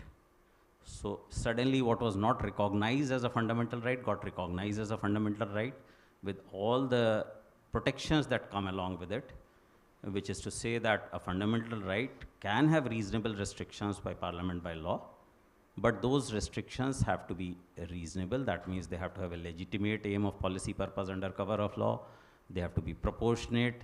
They need to have a rational nexus with that legitimate policy purpose, and so on and so forth. And in light of that, several things which were there in the Aadhaar Act were read down In line with the Act and the final judgment in 2019, a fresh set of amendments were made to the Aadhaar Act in 2019 to bring it into alignment with this fundamental rights and the Supreme Court's reading of the law. And that became the first fully fledged personal data protection law in India, but on a particular use case, digital identity for residents. It was not comprehensive law, but it was certainly fully fledged for that particular use case, and it laid down in the process both parliamentary law and the constitutional law got clarified on the subject. At the same time, the 2017 Shri Krishna Committee report, its model draft bill were further worked upon, and in 2019, government introduced a data protection bill in the parliament. It was referred to the parliamentary committee. It had a long journey. Finally, a year back, it was withdrawn. And we drew substantially on other laws and legislations, and we acknowledged that. It was in this particular case, it largely relied on the GDPR. We then studied other laws like Singapore, Australia, and others. That is all duly publicly acknowledged. And we decided we simply need to redraw and go back to the drawing board and come out with a next version of the bill, and which we introduced this year, and it was enacted this year, and now we are in the process of settling the rules for public consultation. And sometime with adequate lead time, that law shall come into force. Now this whole journey was, brings me back to the image which Professor Ganassia displayed of Themis, the scales of justice and how justice is blind to it. And you always say, where does the balance of justice lie? And here we are weighing two things in balance: the potential benefit from data, as well as the potential harm from data. Where do the scales of justice balance? Well, the principles of what all data protection laws, as we discovered across the country, are same, essentially, and that too is in our law. Our law differed in some significant ways. The most significant of which is that there is no regulator under the Indian law. There is no data protection regulator. We dispensed with that, and that has an intrinsic nexus with what we are discussing today in the context of AIC. The scales of justice being blind is precisely what it's, that image brought to my mind, that justice shall apply by mere fact, not by somebody peeping into the details of a particular instance and applying their mind to it separately. And we said, no, we will have no intervener. The affected person shall directly have a very efficacious remedy at a click in an asynchronous hearing process to claim remedy, and we shall not have any other intervener. Now let me amplify on this particular theme, because I think that's at the heart of how we feel the two things in the scales of justice may balance, and we can create a world which harnesses the benefits while protecting against the harm. Let's go back to first principles. First principles, AI trains on data. The larger the pool of data you train it on, the better the AI would be in purely functional terms. So a larger data pool is better than a smaller data pool. 2, data which is more diverse is better equipped to be harnessed to avoid bias than data which is limited to a small pool. Now these two therefore say that, notwithstanding what Sharad rightly said, that there are only 4 economies in the world which are continent scale, namely the US, Europe, India, and China. None of them alone can also harness their fullest potential unless they create a nucleus which is larger than themselves to achieve maximal benefit. So there is, even for India, there is every reason for us to try to look beyond our borders and look at data sets beyond our borders and build partnerships. And forums like this, like the GPAI, are an opportunity for India as well, notwithstanding its size. Which brings me to the next point, that usability of data and shareability of data. It is something which is, enabled by a non-subjective law. Because once it is non-subjective, then it is amenable to techno-legal implementation. If we step back for a moment, what is all law about? All law is about rights, duties, liabilities, privileges, punishments, and so on and so forth. And it always presupposes, all law historically has been written assuming human agency. That if you say that a human being may or may not behave in a certain manner, they shall do so and they can be held to account for that. But as technology has come into being, decisions are getting automated. You may hold a human being accountable, but unless technology supports that accountability, this law remains a piece of paper. So the laws have now therefore to be for compliance and for actually safeguarding. Law divorced of technology is of little practical use. You may punish a person, but that will not ensure compliance. That's not the objective. The compliance with the law has to be embedded in technology, and that is techno-legal measures. That is techno-regulation, techno-compliance. You can call it what you will, but law has to be embedded in technology. And if law is written and for enforced in a manner which will require individual subjective human judgment on a case-to-case basis, then that is not amenable to techno-legal implementation. So we have to eschew the temptation and the way we have written law in the past, and to be very clear and simple in the laws that we write, and that is what we were attempted to do with the Digital Personal Data Protection Act, and in the rules that we are attempting to write. Keep it very simple, keep it without a regulator, and make the rules of the game very simple and amenable to techno-legal implementation. What then next happens is, once you've got this kind of a law in place, is that if we have standards and if we have artifacts, then they shall enable techno-legal protection and protection compliant data use. So back in 2016, the Ministry of Electronics and IT in India came out with a consent artifact. And that consent artifact was bigger than Aadhaar. It was amenable to any identifier you may use. And that is how it's been used. Creating an artifact made sure that you had the necessary minimal information needed to be commonly used across the digital ecosystem, digital space, to make identity easily establishable. Similar things happened in the economic space. And now we have, the RBI has come out with a consent management framework called the account aggregator framework, where again things are very well defined and it's very easy for people to exchange data, and that is rapidly growing in usage and it will become a standard. The National Health Authority of India is setting up a similar consent management. They have set up 2 frameworks, the third one, which is the ultimate one. They are in the process of setting up similarly for the health space. So creating such artifacts, creating such standards, and creating such consent management frameworks enables and offers the advantages that Sharad spoke eloquently about, which is that once you create a platform, and that is an open platform, you simultaneously achieve many things. You eliminate entry barriers, you ensure compliance built into the platform, and you harness the advantages of scale and ease. And we do so not through law, but by law permitting it to be done. Because once something becomes a standard, if UPI becomes a standard, I don't need to say you need to some other form of payment or not. It is the default win-win for everybody, whether it is the person paying or the person receiving the payment. And therefore, everybody wants to bid on it and in the process become compliant. So I don't have to do it by legislative fiat. I do it by enablement and creating a new win-win. So this population scale DPI approach of India is something which is fundamental to everything we've tried to do in the digital space. And I think this is also holds the answer for what we need to do to unlock the power of data for AI, which is, do that simultaneously. And given this, if we create the right standards for this, the right artifacts for this, and create a DPI platforms for sharing, and this thought has already been articulated by our ministry. The ministry has already done a public consultation on a data governance policy, a national data governance policy. That document is in the public domain. We have talked about publicly about the India Datasets platform, which will enable government as well as willing private parties to exchange AI-ready data sets. Now that kind of a data exchange platform coupled with standards, coupled with legal compliance will pave the way for scaling, which will be compliant and which will simultaneously balance the scales of justice in the data space. So, and there are other useful ideas beyond artifacts to things like the DAPA, the data empowerment and protection architecture that's been talked about. Sharad can speak more about it perhaps, and I'm sure people in this audience are aware.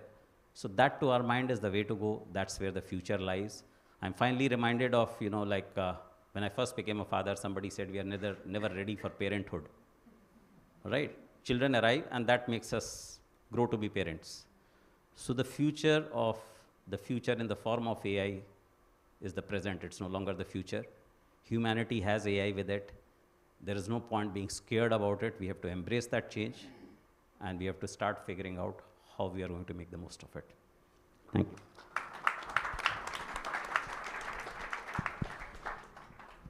Thanks a lot, Mr. Agrawal, for sharing those wonderful remarks and helping us understand the journey of the Digital Personal Data Protection Act and the need for more standards and artifacts, and also hinting about India Datasets platform, which can enable this kind of data sharing. We would now go to Dr. NDI. So he has been lecturer at Sheikh Hamdouk in Digital University at Senegal, and he has been guiding the AI policy for the African Union.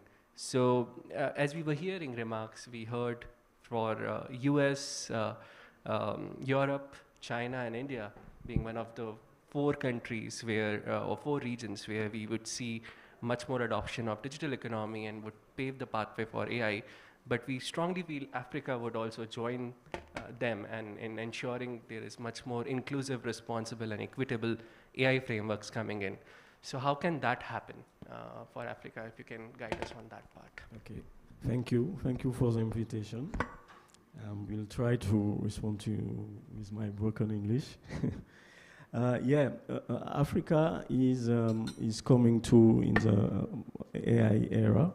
So there is a lot of prerequisites. So we know that in Africa there is a lack of data, a huge lack of data, a huge lack of talent in AI, and a huge lack of digitization. So in African Union, there is a lot of policies and frameworks and instruments they put, like the African strategy, the African digitalization strategy, to fulfill the objective to have more digitalization in Africa. There is a data policy framework to help countries to have strategies on data. And there is the Malabo Convention for data protection and cybersecurity. So now we are working on a Pan-African AI strategy, and they will launch it on January perhaps next year. And the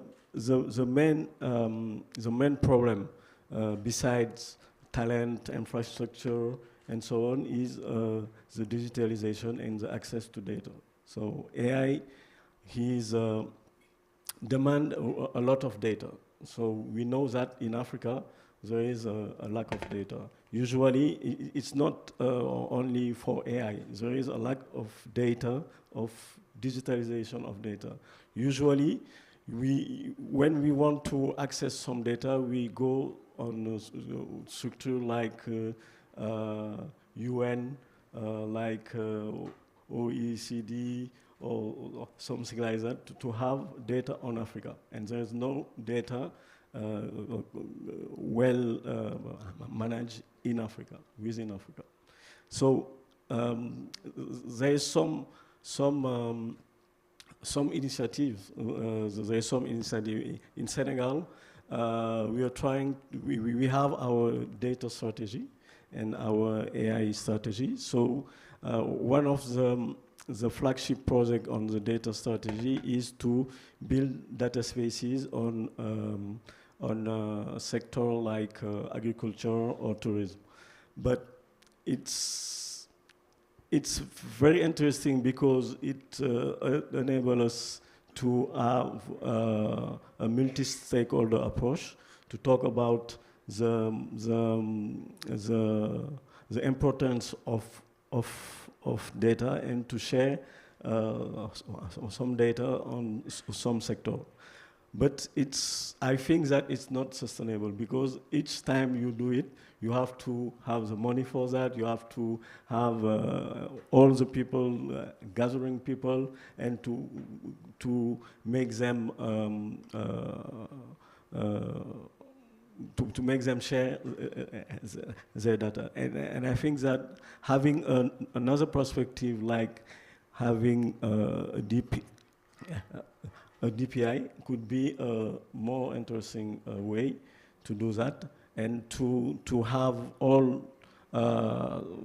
sector more digitalized, so we can have the data produced and stored automatically and share within a good framework, and now to do some project time to time to try to have this kind of data. There is also some initiative from private sector, but it's mostly global private sector. I can give an example of Lacuna Fund. Is doing a great job to finance data collection and data sharing. But this kind of initiative bring African to not have the propriety of their data. They can give, it's between $100,000 to $2,500, $200,500 to build data on NLP, agriculture, or health. And the data are collected by Lacuna Fund and shared by Lacuna Fund. So the producer will not have the proprietary of the data. So it could be a real problem, I think. And but in the other hand, it's a way to provide Africa the opportunity to share data and to produce some data that can be used to build a model. So to have unbiased models. So it's good, but it's bad too. So we have to have the right trade-off to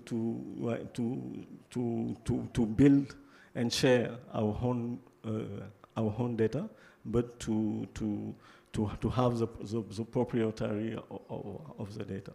So I think that it's a landscape of what's going on in Africa, and I think I can go more ahead.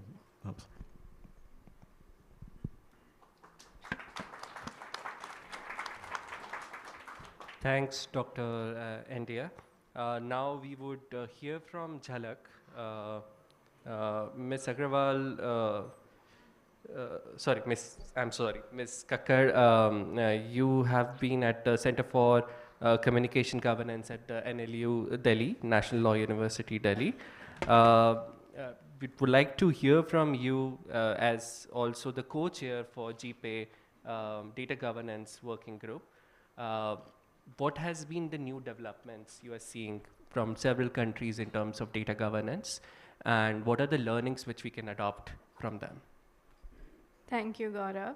I think the panel so far has beautifully laid out what the benefits of AI are, why data is needed, the broader regulatory framework for data that we see evolving. One of the specific sort of use cases that is getting discussed a lot these days is how do we unlock the potential of data, huge troves of data that the government is collecting, whether it is in the health sector, or it is in the education sector, or for delivery of benefits. I'm the co-lead for the government as a provider of data project that is currently ongoing at GPAI, along with Chingy, who's sitting in the audience. And one of the things we really wanted to explore and try to understand is how is government currently sharing data? and what is the value of government sharing data. And try to provide some guidance for governments on how they can share this data in a safe, privacy-respecting, effective manner. Because increasing the availability of publicly held data through safe ways can create immense benefits for our society, while ensuring that it continues to be grounded in principles of human rights, privacy, non-discrimination, many of the ideas that have already been discussed on this panel today. And what we started off doing was trying to map out how are governments around the world currently sharing data. And it was actually quite difficult to do that, because a lot of the governments who are sharing data seem to be doing it currently behind closed doors.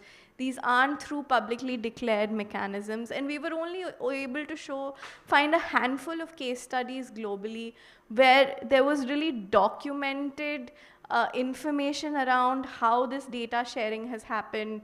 For example, in the UK, the National Health Services has shared, has a contractual partnership which they established with Google's AI firm DeepMind to share data for digital solution development.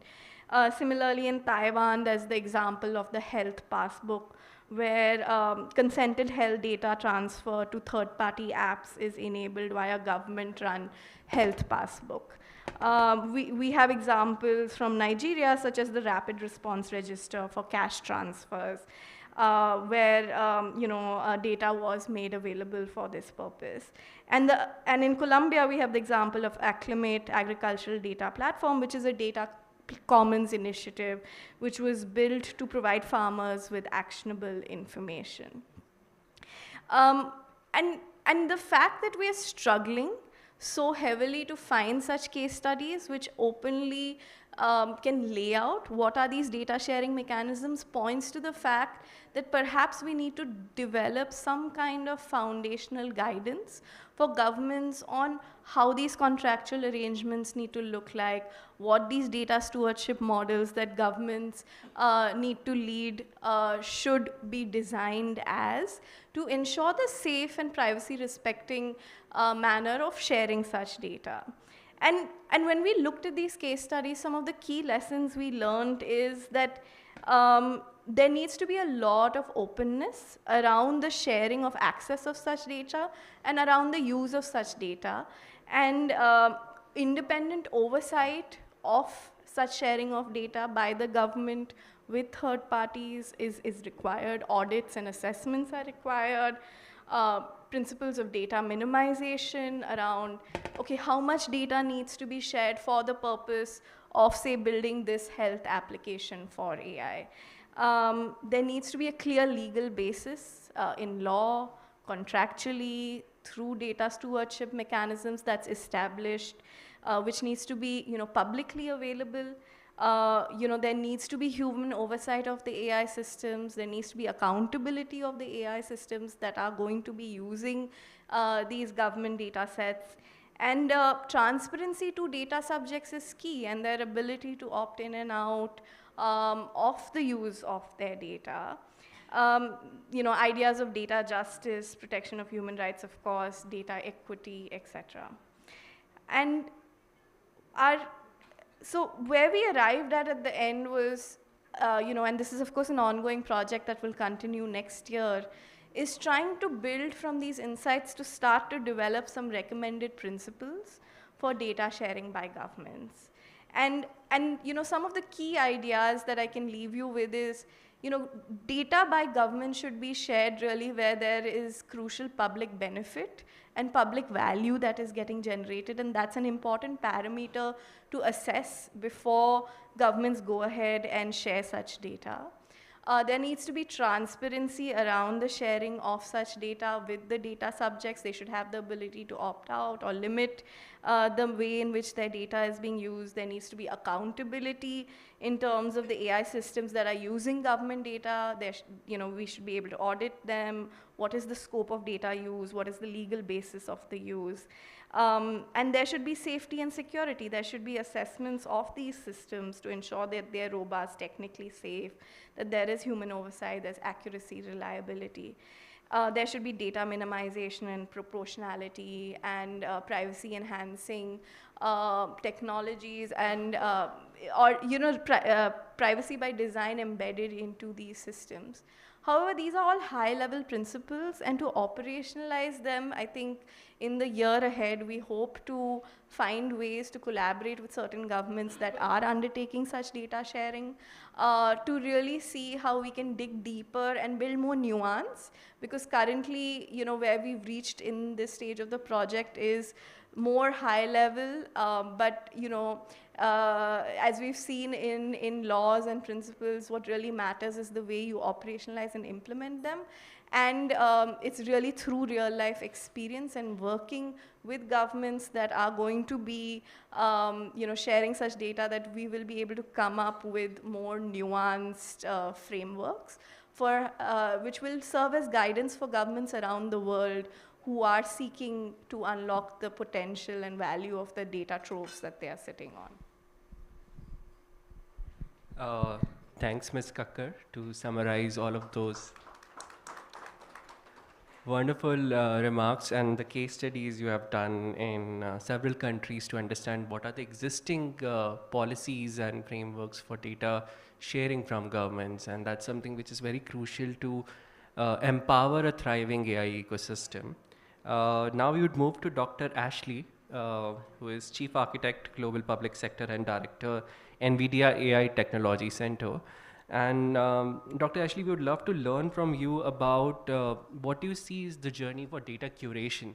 As Ms. Kakkar also mentioned, that there is a need for more proactive data sharing. But how do we go about curating data for building responsible AI solutions? Thank you, everyone. So I guess, data curation is a subset of data science, and I'm going to maybe talk at a less regulatory level here and at a much more practical level, just because that's where my expertise sits. If we go back to the opening comments by Sharad, we discover through training time, we have an interaction with the data and another one at inference time. When we go build the system, and then when we go use the system. And data curation, starts at when we build the system, but it ideally takes feedback from when we use the system to help us make changes to our data that we use to build the next version of the system. And so, as I think Professor Ganasha said, we discover bias in that inference stage. That's where we learn about the actual bias in our outcomes. But that bias came from the data that we had at training time. And so if we think about what you just mentioned, proactive activity, as we find bias, we now need to think, what can we do to improve our models so that we improve the outcomes, in a statistical sense, we're always going to have bias, and not all bias is bad statistically. But when we talk about bias in the sort of public discourse, the way we use the word there, we want to eliminate those biases. We can look at techniques, When we discover a bias, we have to ask ourselves, is this biased because we selected the wrong data, Is this a selection bias? We have lots of data on cropland in one state, and when we move this over to another state because we selected data that was all on one soil type, it doesn't work, Selection bias, great. We know how to fix that. A good data curation program will then start searching for that new data. We'll work with people to collect that new data, et cetera. One of the other things we can look at, and one of the techniques that's used in financial services for fraud detection, for instance, is to say, hey, we have a very imbalanced data set here, right? Fraud is a very small percentage of the activity that happens. And so it's not very rich in the data set. But we can use these new generative AI tools to generate synthetic data, synthetic fraud. That helps us make the model more robust. Similar things can be done if we discover we have a gender bias in our model. We can synthetically either alter the existing data, we can apply differential privacy techniques, we can do other things to it. We can apply generative AI to create synthetic data, text or tabular data or what have you, to help balance out those data sets and to help eliminate that bias. But obviously, if we're doing that, we need to know what data is real, what data is synthetic. And as we monitor the outcome of those models, as our models grow, as our real data grows, we're going to have to adjust the data we just added to our blend synthetically to maintain, we don't want to overcorrect. As we collect new data, as things improve, hopefully, as we apply non-biased decision-making to processes and we build this virtuous data cycle, now we may not need to balance things out the same way we did. And so data curation is not a one and done. It's a proactive piece. It needs to be very sympathetic to privacy. It needs to be very sympathetic to economic agency, right? People that provide the data should get value for it. And it also needs to be deeply engaged, I think, with the regulatory environment.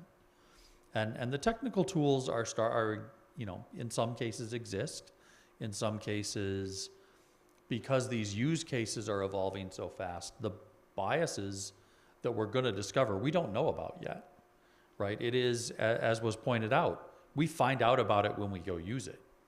And so we need to be vigilant. We need to have those data curators involved in the loop, right? The people that manage that data, that subset of your data science team that is your data curation expert, they need to be involved at both ends. They need to be monitoring that. And I love that word, proactive. They need to be very proactive in that process. So I think I'll turn it back to my esteemed colleagues here. Thank you, Dr. Ashley, for explaining what's the role of data biases and how those could be mitigated with several techniques in data curation. We would open up for questions in a bit. So start curating all your questions, start thinking about those questions while we get some closing remarks from our panelists. So I would request each panelist to take 1.5 minutes to summarize how do we create this data culture, because that was the underlying current which I saw in all your remarks, that there is a need to create this data culture which talks about proactively addressing data ethics, privacy, security for AI. It also spoke about data governance in terms of sharing more data, at the same time having right frameworks, right consent mechanisms, artifacts in place. It also spoke about prioritizing people who need the attention the most, ensuring their rights are preserved. So it all highlights the need for creating a data culture among all the stakeholders. So we would move back to Mr. Sharma to start with his remarks around how we can create this data culture, and then we would hear from other panelists. So as you said, AI, the supply chain of AI is really data. Of course, it's also compute, which NVIDIA is famous for. But yeah, and but it's also it's compute and data, right? And data is therefore very important. Both, we have to treat it differently in the building phase, in the training phase, building and use, as you said it. I like that framing, or you can call it training and inference. And we got to treat it differently. And I would say the whole world is trying to figure this out at the same time. And therefore, we have to learn from each other. We have to be humble and pick the good ideas that are coming from everywhere. I think the Indian journey, of course, has been that we will use digital public infrastructure, techno-legal regulation to create a safe environment for both the building and the training phase and the use and the inference phase. And I think that is something that we have done. Some of it is in deployment and some is still in pilots, but this is something that, the Indian spirit has been that whatever India does, much like yoga, our public goods are also public goods for the world. And so we have been very open in our thinking. And I think what is unique in India is this collaboration that has happened across three types of players. There are public technologists, there is government, and then there is the market. And you see some of us represented here itself, and that itself, if I'd gone back 10 years ago, Amitji, probably you'll agree with me that we may not have been sitting here saying India would represent this collective approach that has somehow come about in the last 10 years, which is bringing the market, the public technologists and the policymakers together. So we would love to learn from everybody in the world, but we have also something useful to offer. So let's collaborate on that basis as we go forward. Thanks, Mr. Sharma. Dr. Ganassia, you have been hearing very patiently all these conversations.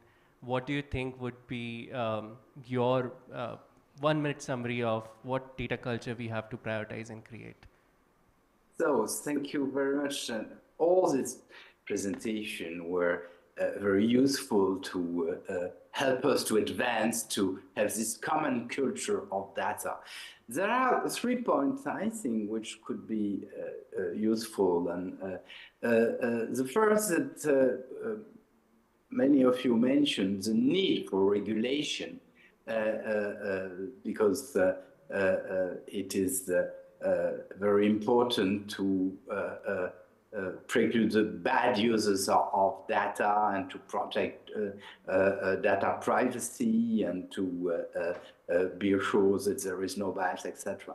And I think what is one important point, and I'm originally a specialist of artificial intelligence, and we're working on systems that are able to automatically to test the compliance of data to rules. I think this is a very important point for the future, to embed in AI system, in computer system, the possibility to automatically to validate the compliance of the way data are used, path of data. This is the first point. The second point, I was thinking of what said our friend from Africa, and I mentioned it before.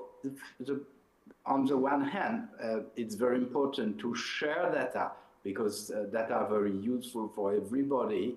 And on the other hand, it is very important to be sure that the people who generate the data take advantage of this data and to make it possible to be owner of this data and to take the benefits of the use of this data. It's very important for the future because the risk is to have some type of colonization by big tech company. I think it's very important.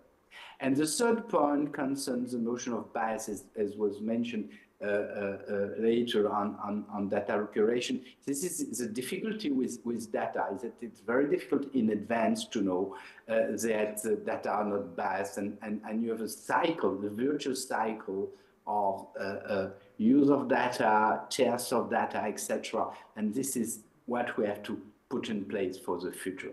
Thank you very much. Thank you, Dr. Ganassia.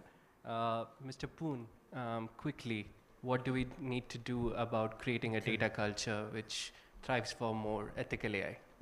Well, probably many answers. We'll point to some examples that we learned from. During COVID, there was the government in Singapore used a device, a little token to sort of track visits to malls and so everybody carried a token. And if you happen to catch COVID, so instead of sort of doing the very laborious tracking of where you've been to, who you contacted with, you basically download the information from a token and so on and so forth. So people accepted it because I think in general in Singapore, people do trust the government, I think. But there was a bit of a hoo-ha in Parliament because the minister in charge of sort of technology came out to say that this token, the information, the data in this token would only be used for COVID tracing and nothing else. And he said it quite categorically. But actually, he didn't know. I mean, it was a mistake because the police did say that if there's a crime committed, they do want to use the data. And quite quickly, as soon as possible, the same minister came out to Parliament and said and clarified actually it would be used for criminal investigation. And people were very angry. Well, I don't know whether they were very angry. There was a backlash. But the backlash was because of the communication or the miscommunication. People say that you cannot say one thing and do another, right? They were not actually angry with the invasion of privacy because when we did a survey and we changed the question, I mean, the question was asked in a way to say that, look, if there's a crime, do you think that it's all right for the police to use that data to investigate the crime? And you got a different answer. Actually, most people said it's okay. It's okay. So that taught us, I mean, of course, we know that you need to communicate very honestly. And in this case, I must say, even though it was a misstep, but actually, I would say the government and this particular minister did things in the right way. Because once you have something to clarify, you have something to communicate, you do it honestly, right? Even though you sort of made a mistake. And that's very important. And that's almost by instinct how the Singapore government would do it. Because that's very important in earning that trust, as I mentioned earlier. And you can use that trust to build on it. It's not a given that people, in our view, that people would distrust the use of data. So you got to build up the trust, and you got to create an environment where, I suppose, even in the private sector, I'm talking about government, even in the private sector, maybe that's my second point, that you need to create incentives for people to do things honestly. Because like I said, Singapore built our business model, if you put it that way, Singapore's business model is based on trust. So we would think very, very hard. No, in fact, we probably don't have to think very hard. We will not misplace that trust because it is how we make our living.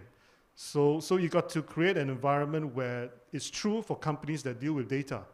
You know, if company can profit from misinformation, then you have a problem, right? So our laws, we are figuring things out. We're trying to do things in a way that if you trade in misinformation or disinformation, you are placed at the commercial disadvantage compared to your competitors.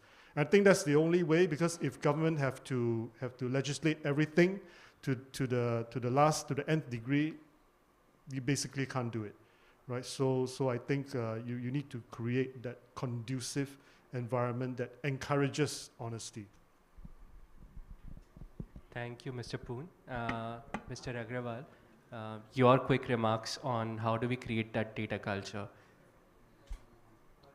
2 points. One is I believe law has a central role to play here, because ultimately trust and everything has to be underpinned by accountability, and that comes through the law and through an independent adjudicatory mechanism. If you are supposed to do something and you have not done it, there have to be consequences, and they have to apply equally to the state and to the private sector. And that's the only way to build trust, really speaking. And as you start doing it, you also start building a reputation of whether you are actually living by your word and obligations or not.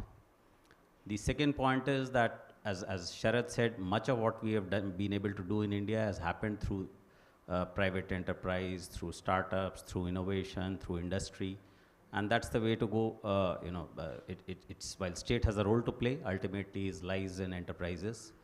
And enterprises need to recognize, and as we all do, that going forward, much of the economy of the world is nothing but an IT-enabled enterprise with different deliverables.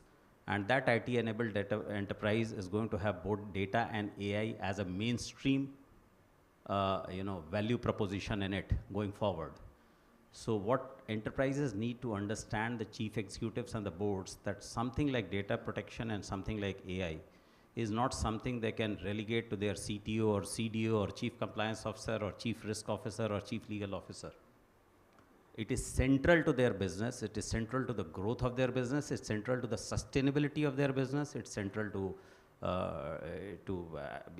they can completely suffer competitive advantage, so on and so forth. So whether it is public institutions or it is private enterprises, boards, leaderships have to really recognize that this is the new world. They have to take the time out to understand it fully and to be on top of it. Thank you, Mr. Agrawal. Dr. Saidina, your remarks? Okay, thank you. I think that, as they say, I think about 2 points. The first is incentive from the government to their own ministry direction, so they can share their data.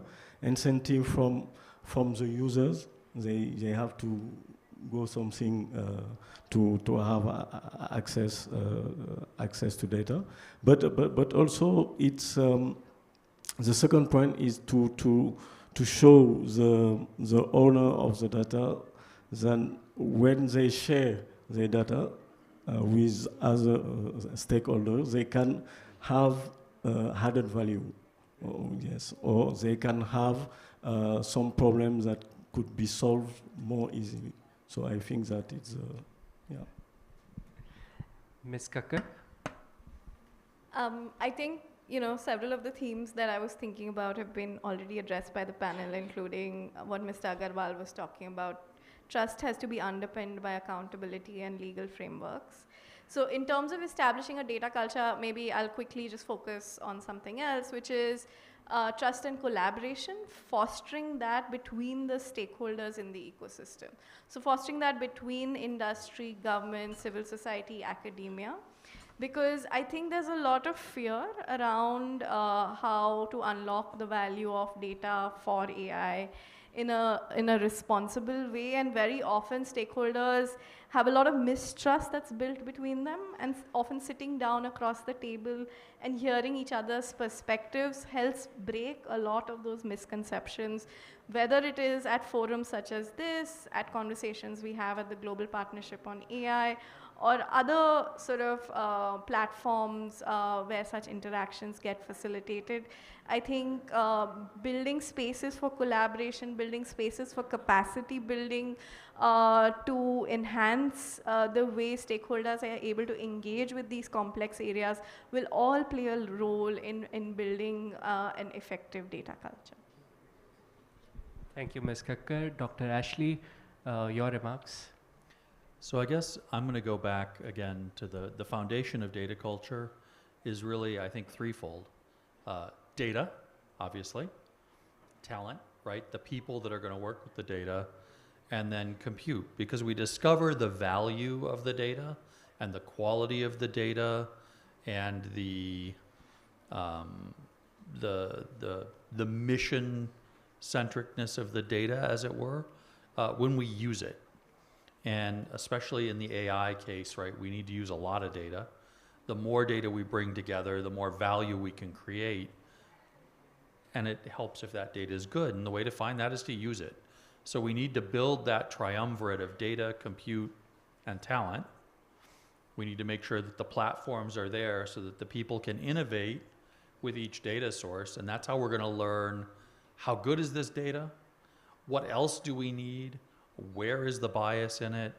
And I think that culture of improving that, again, always with an eye to, are we, as our standards of privacy evolve, not just what's legal, but also what is the social norm, right? Because there is a difference between what's legal and what's good sometimes. And I think we all want to aspire to be more than just barely legal. So I think building that culture, getting out there, using the data, building systems, taking that feedback back to the data, sharing that feedback. What did we learn? It's not just enough to have an open source data set. That's good. It's even better if everyone that uses it provides feedback. This is how good it was for my use. This is the areas we found it weak. This is what we can do to improve this or augment it or combine it with other things in the future. Like that's, when we start doing that, we're going to start building a data culture that can feed a responsible AI-powered culture. Thank you, Dr. Ashley. We would now open up to you folks in audience to ask us question. Yes, ma'am.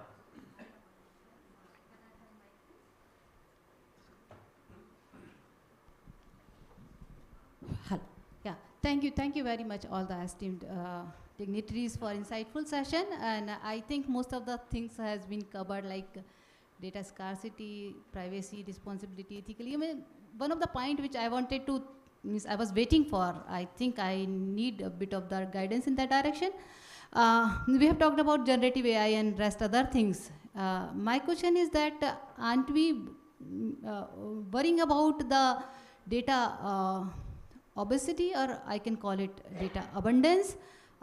We are, with the scarcity of data, we are planning, we are managing, we are organizing, we are doing a lot many stuff, right from data to infra and everything there.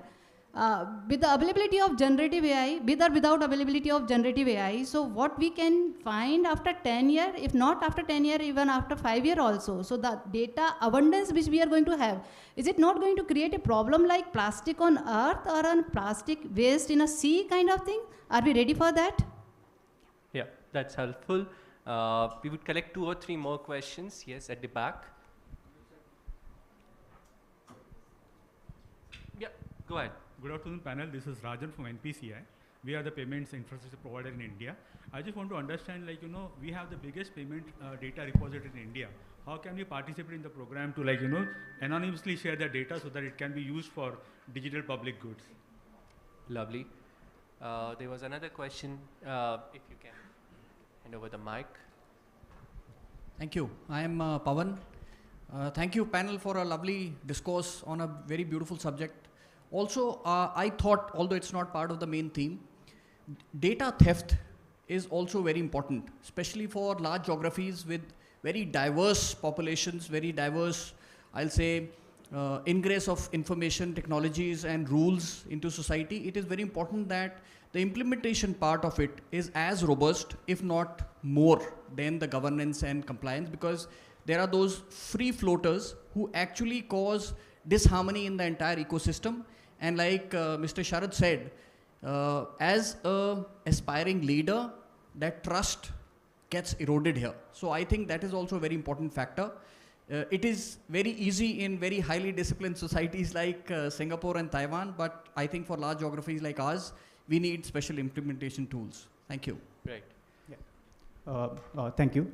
My question is on the role of software patents as a market entry barrier for AI developers and companies in India, because there is an increasing trend of software patents being given in India, and previously I think less software was more under copyright legislations, but patents, I believe, would hinder market entry for a lot of developers who would start out in developing new AI products.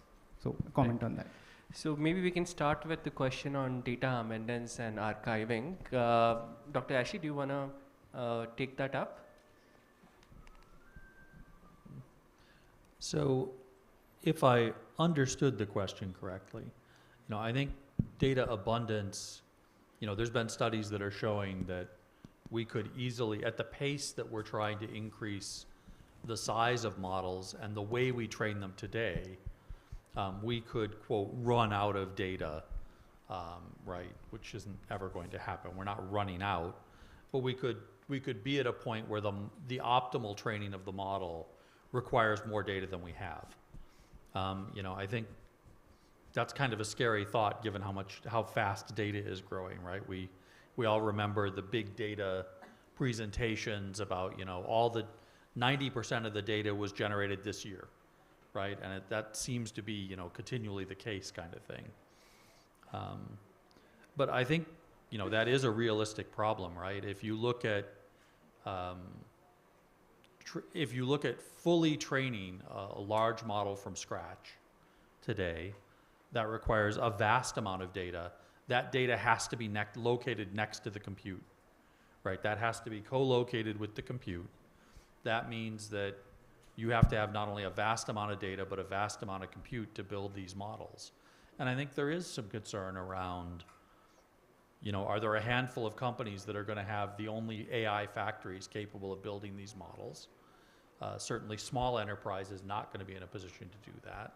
I think there's a role for government in understanding, hey, these are the models that we think are important to us to govern, that are important to protect our laws and culture, that are important to empower our ecosystem of small and medium businesses to curate data, to create these data sets, to have the platform and the compute big enough to actually use them. You know, I think there's an imperative there, and I think it is tied to this data size. The value of data over time is an important part of the curation process. That goes into this whole archiving and curation. I hope I understood the question right. Yeah, that's super helpful, Dr. Ashley. Mr. Sharma, do you want to take up the payments one? Yeah, I'll take the payments and the patents. The payments one is a very good idea. I think many of us believe that the payment anomaly models will also come from India, because there are only 5 big payment systems in the world. One is, of course, UPI that NPCI runs, which is a remarkable system. And in addition, there's Visa, MasterCard, Alipay, WeChat Pay. And so if any, and I would finally say SWIFT. And so out of the 6, if any 2 get together, you know, as he said, if those data sets can be there, then you can create a wonderful payment anomaly system. And I know there is a discussion taking place. Can the SWIFT data set and the Indian data set be combined so that we can create a payment anomaly model? We should talk offline about this, and that can happen. I think another area where India will produce a wonderful AI model is related to health. Ayurveda. Ayurveda is a way of thinking about health. India has a lot of tacit knowledge about that. That is very relevant in today's world, and you will see Indian models come to bring that to life in a way that we don't appreciate. Now, when they're doing that, they end up wrestling with copyright and patents. The gentleman who brought that up, and copyright is it's an open issue. India hasn't taken a position on it. You know, we can be either like Japan, which has taken a position on copyright to say, you know, that you could use for AI purposes, you could use copyrighted material in a way that is still not allowed in many other countries, or India could go with a very traditional approach. I don't think there's consensus there. But on patents, India was one of the first countries to not allow software patents. And I don't know how many of you know that. India was the first country in the world that actually legally passed a law in the parliament to not allow software patents. And the reason for this is very clear. Just the way you don't patent music. Music is a collection of notes. Software is a collection of tokens. And the thinking was that it doesn't make sense. Also, the patent system, particularly in the US, no longer works for the challenger. It works for the incumbents. It is a broken system. It's not me saying it. It is the US government says it. President Obama has tried very hard to fix it, couldn't get congressional support, did that with executive orders. So it's a broken system. And there was no need for bringing the broken system here. Unfortunately, I say this just to, you know, build your appetite before lunch. We have some interested parties in India who want to bring that broken patent system for software into India for their personal and nefarious goals. and therefore there is always an attack on the Indian policy of having no software patents. That attack is taking place today, and some of us, we have to band together to work with the government to make sure we are able to fend this off and prevent software patents coming in through the back door. And I'm glad you brought this issue up. It's a very important issue that we have to wrestle with as we go forward. I'd like to just quickly flip back to the discussion on payments as well. One of the things we haven't talked about here, but is an active area of research and development, is federated learning, where you share data sets with and effectively share the value of your data set without sharing your data set. Bank of New York Mellon has actually done a lot of work around payments analytics in a federated way with some of their counterparties. They chose a particularly conservative approach, very mathematically expensive, but there are ways to do these things. There's a lot of research evolving. You know, we didn't talk about it, but that's also an area that I think in data governance and in data culture, you know, we need to think about how do we encourage, how do we enable federated learning where maybe we can't share the data, but we can at least share the value of the data. Right. In fact, if I may, I know we are running out of time, but John brings out a very, very important point about federated learning. And the DPI for AI or DPI for training cycle of India is actually related to that. It says that in the spirit of federated learning, because ultimately, as you said, compute and the data have to meet somewhere, right? Many of you people from India will resonate with this Indian term, samyog. You know, there has to be a samyog. There has to be a meeting point for compute and for the model and for the training data.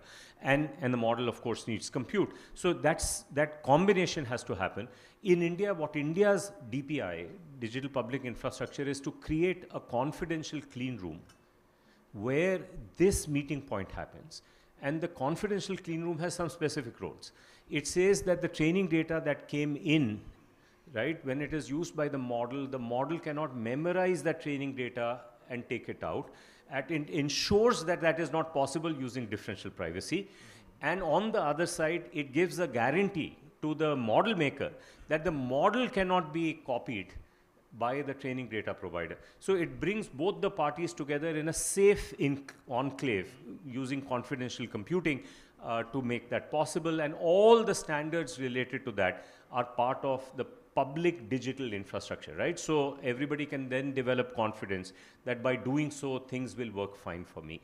So, so the largest scale use of that is actually happening in India. We don't have time to get into those details, but I'm glad you brought up this issue, and we should explore that some more in a subsequent session. Right. We would just summarize the last question, which was on data theft. So, if Mr. Poon, you have any remarks, or Mr. Agrawal? Yeah, data theft is not restricted to boundaries. So Singapore, in fact, we do lose quite a lot of. Well, I mean, we are a target for data theft and scams, in fact, the vast majority of the perpetrators in our case are outside Singapore. So it's not about, you know, just securing within boundaries. So what do you have to do? Well, we do have to take cybersecurity very seriously, and we have to keep educating the public. And it does seem to work. So in terms of phishing, for example, it seems to have worked somewhat. But you know, we were talking to Google because they own Android, and they were telling us that some of the stuff that the crooks do to us is not seen elsewhere in the world. So the crooks do move forward, and we do need to take cybersecurity very seriously and move forward as well.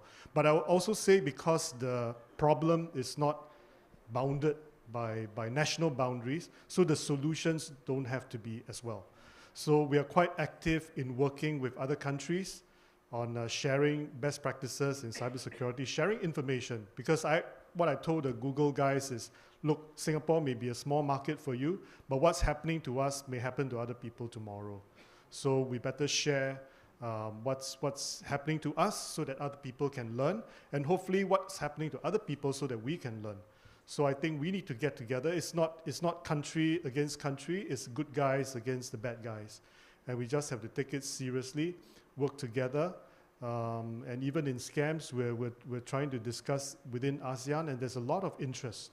You know, whether and ASEAN, as you know, has got many different countries in different stages of development, but it doesn't matter because scams are a common problem, and we should work together to try to tackle it.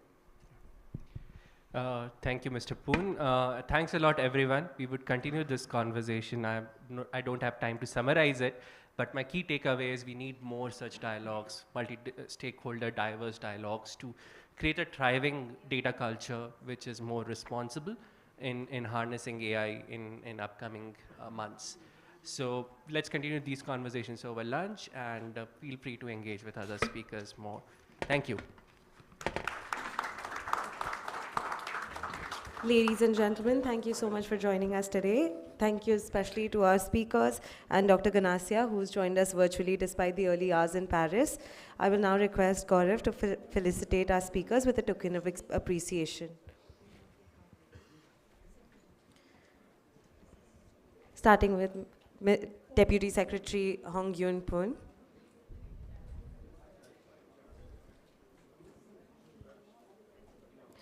Mr. Amit Agrawal, CEO, UIITI.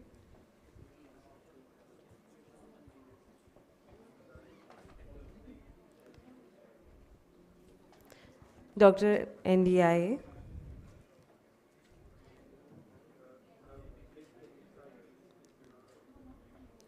Ms. Jhalak Kakkar.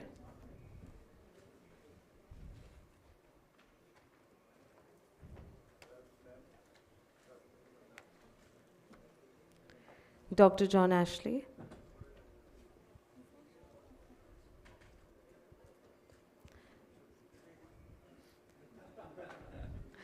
Mr. Sharad Sharma.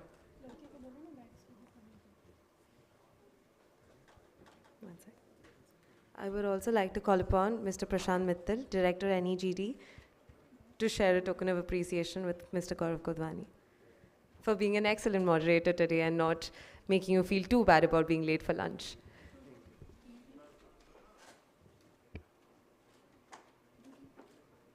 Thank you so much, everyone. Please, you can now proceed to lunch. Thank you so much. Ladies and gentlemen, the lunch for the audience has been arranged in Exhibition Hall, Level 2. And the lunch for the speakers is in this very hall, Level 2, in the Leaders' Lounge. Kindly proceed.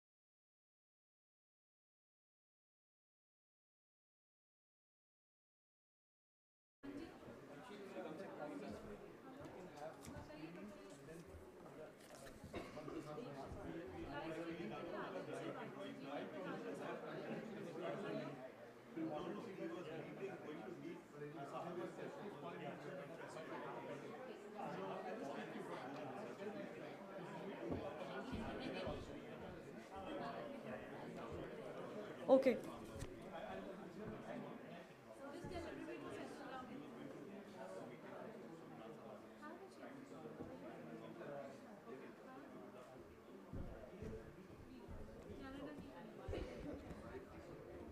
Ladies and gentlemen, I request everybody to be kindly seated.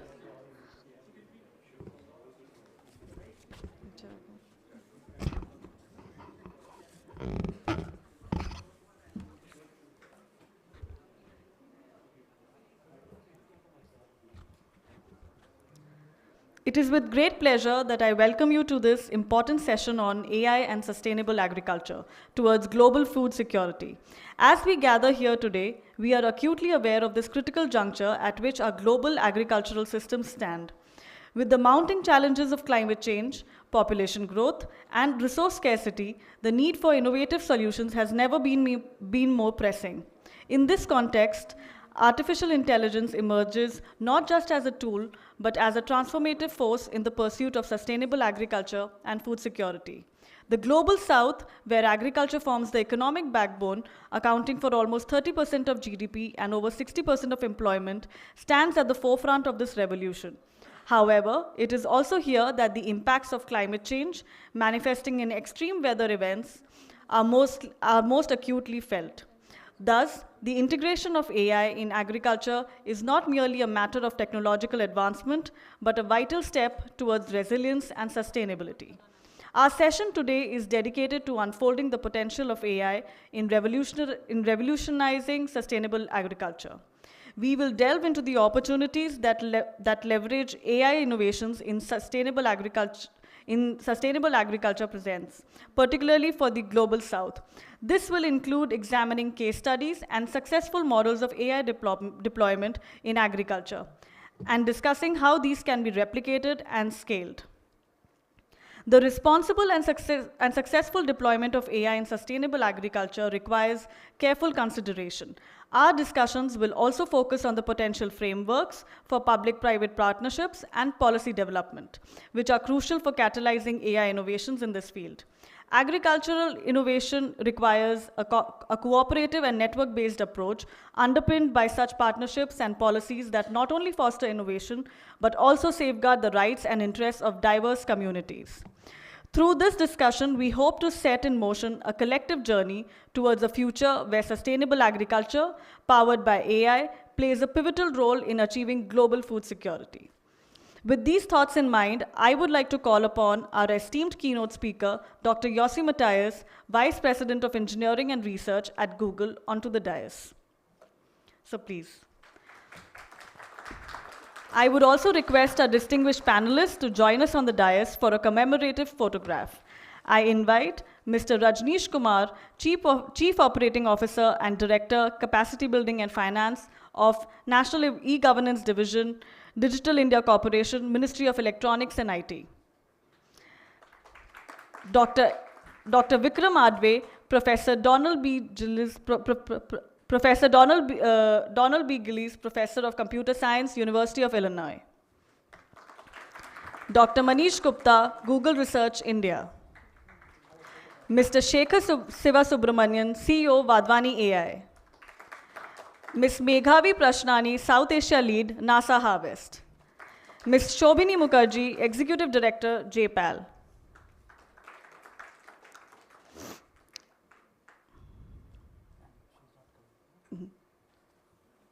No, she's not. So please come for the photograph. So if you can, so we can also go in the front, right? Yes.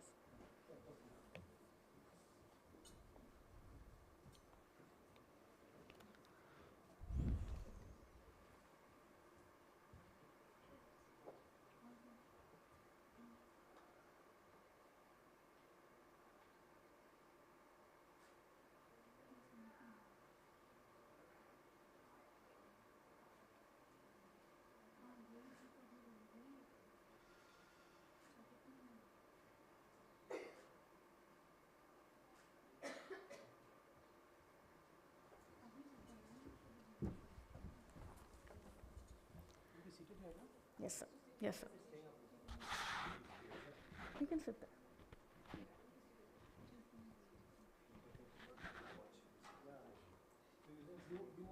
So you.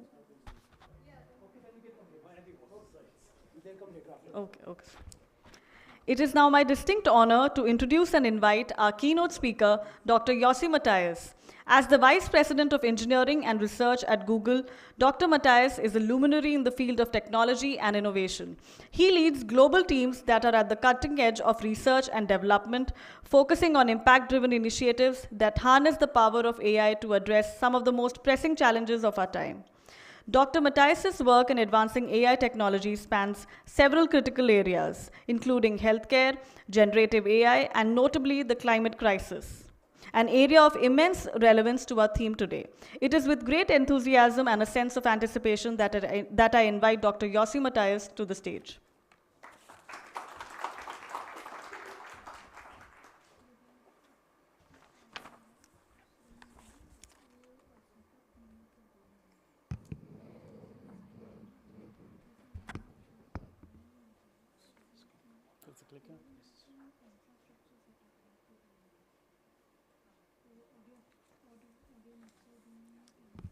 Is this the first slide?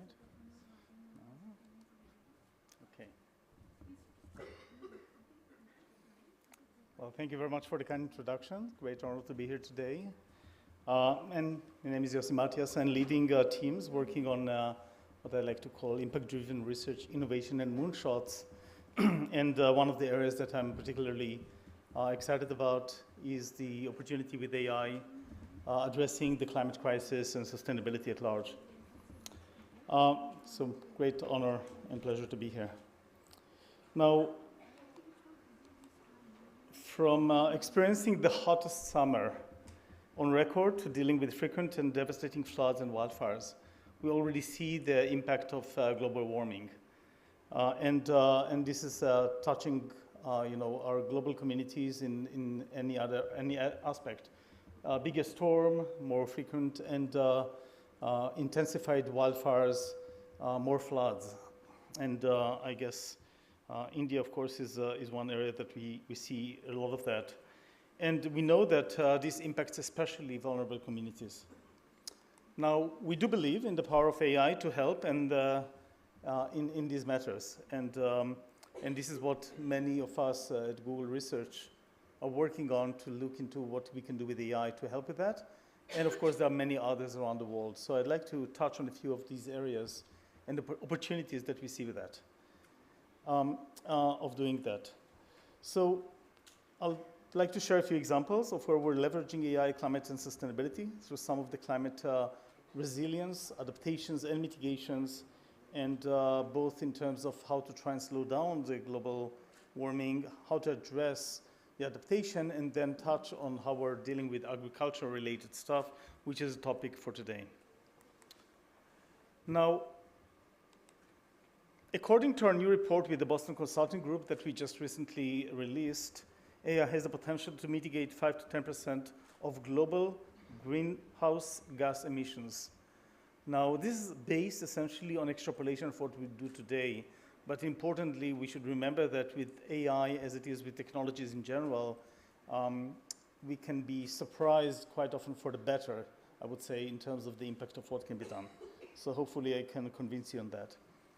But before I do that, I'd like to mention that we have been looking into AI now for several years. You know, we've been an AI-first company now for several years, and but we take AI very seriously. So one of the things that we set up early on is what we call the AI principles, and realizing that AI is an important technology, but it's extremely powerful, and we want to really be respectful to implications of AI. So we set up these principles by which we are looking into how to use AI responsibly and take into consideration areas such as security, privacy, bias, fairness, equitability, and of course, meeting to very high standards and all of that, not only in terms of our operation, but also in terms of how to develop some of the know-how and to develop some tools. So we'd like to think about how we're thinking about AI in terms of being both bold and responsible. Now, let me start with the opportunities of AI, and one of my examples which is very much also relevant here is flood forecasting. And this is something we actually piloted for the first time in India back in 2018. And importantly, when we started looking into flood forecasting, which is perhaps the most frequent and one of the most devastating natural disasters impacting thousands of lives, actually causing the loss of thousands of lives per year, impacting many millions of people and billions in economic damages. And at the time when we started looking into that, the situation was that the general consensus among the experts was that this is too difficult problem to do something useful with in terms of prediction, which is really the main way to actually be helpful with floods, is actually to be able to give some predictions. So with that in mind, we started looking into what can we do about it. And what we learned is that actually we can make some progress on that. So now, a few years ago, I was here actually in India, and I saw actually the impact of floods, seeing a village that was covered overnight. At middle of the night, actually, flood came unexpected. And the fellow standing next to me, Rakesh, is a real hero. He actually, and two of his friends actually saved quite a few lives that night on that village. Not everybody, unfortunately. But the main question that was on our mind is, can we actually give predictions so that we don't need to rely on such heroes such as Rakesh? And the way in which the solution actually turns out to do a pretty good job at that is by a technology called flood forecasting that is a result of actually advancing science and technology, working very closely with academics, publishing papers, and a combination of machine learning and physics simulation in which we build what we call essentially two types of models. One is the so-called hydrologic model, which tells you how much water you should expect to get down in any particular location. And this is a pretty complex problem because you need to take into account the wear of the land, take some measurements, make some predictions, account for different soils, and many other kind of considerations. And the other one is the so-called inundation model, assuming you know how much water arrives in a particular case. In order to be helpful, you need to actually give prediction of what's going to be the water level there. So these kind of combined can give you a pretty good sense, which today we can actually give it as what we call this and dissemination through our tools. And in India alone, we sent out many millions of notifications to people at risk. Now, the problem appeared to be first too difficult to solve because there are so many variables. But as it turns out, with enough computation power and simulations and physics and data that was gathered and in partnerships, we could actually do something about it.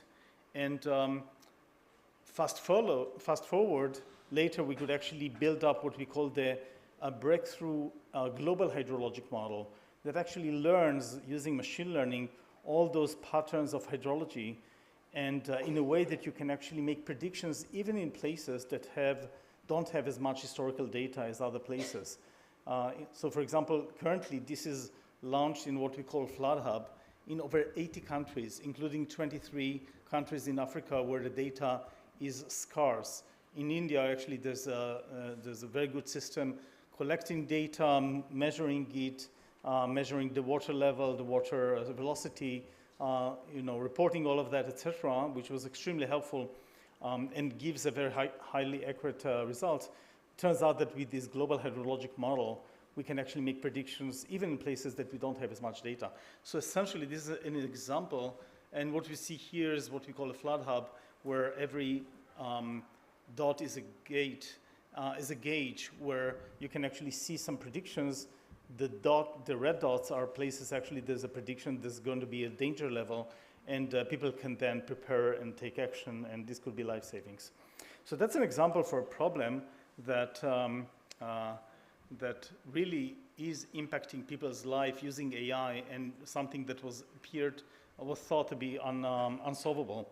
This year alone, during the monsoon season in India, we sent 46 million notifications to people at risk.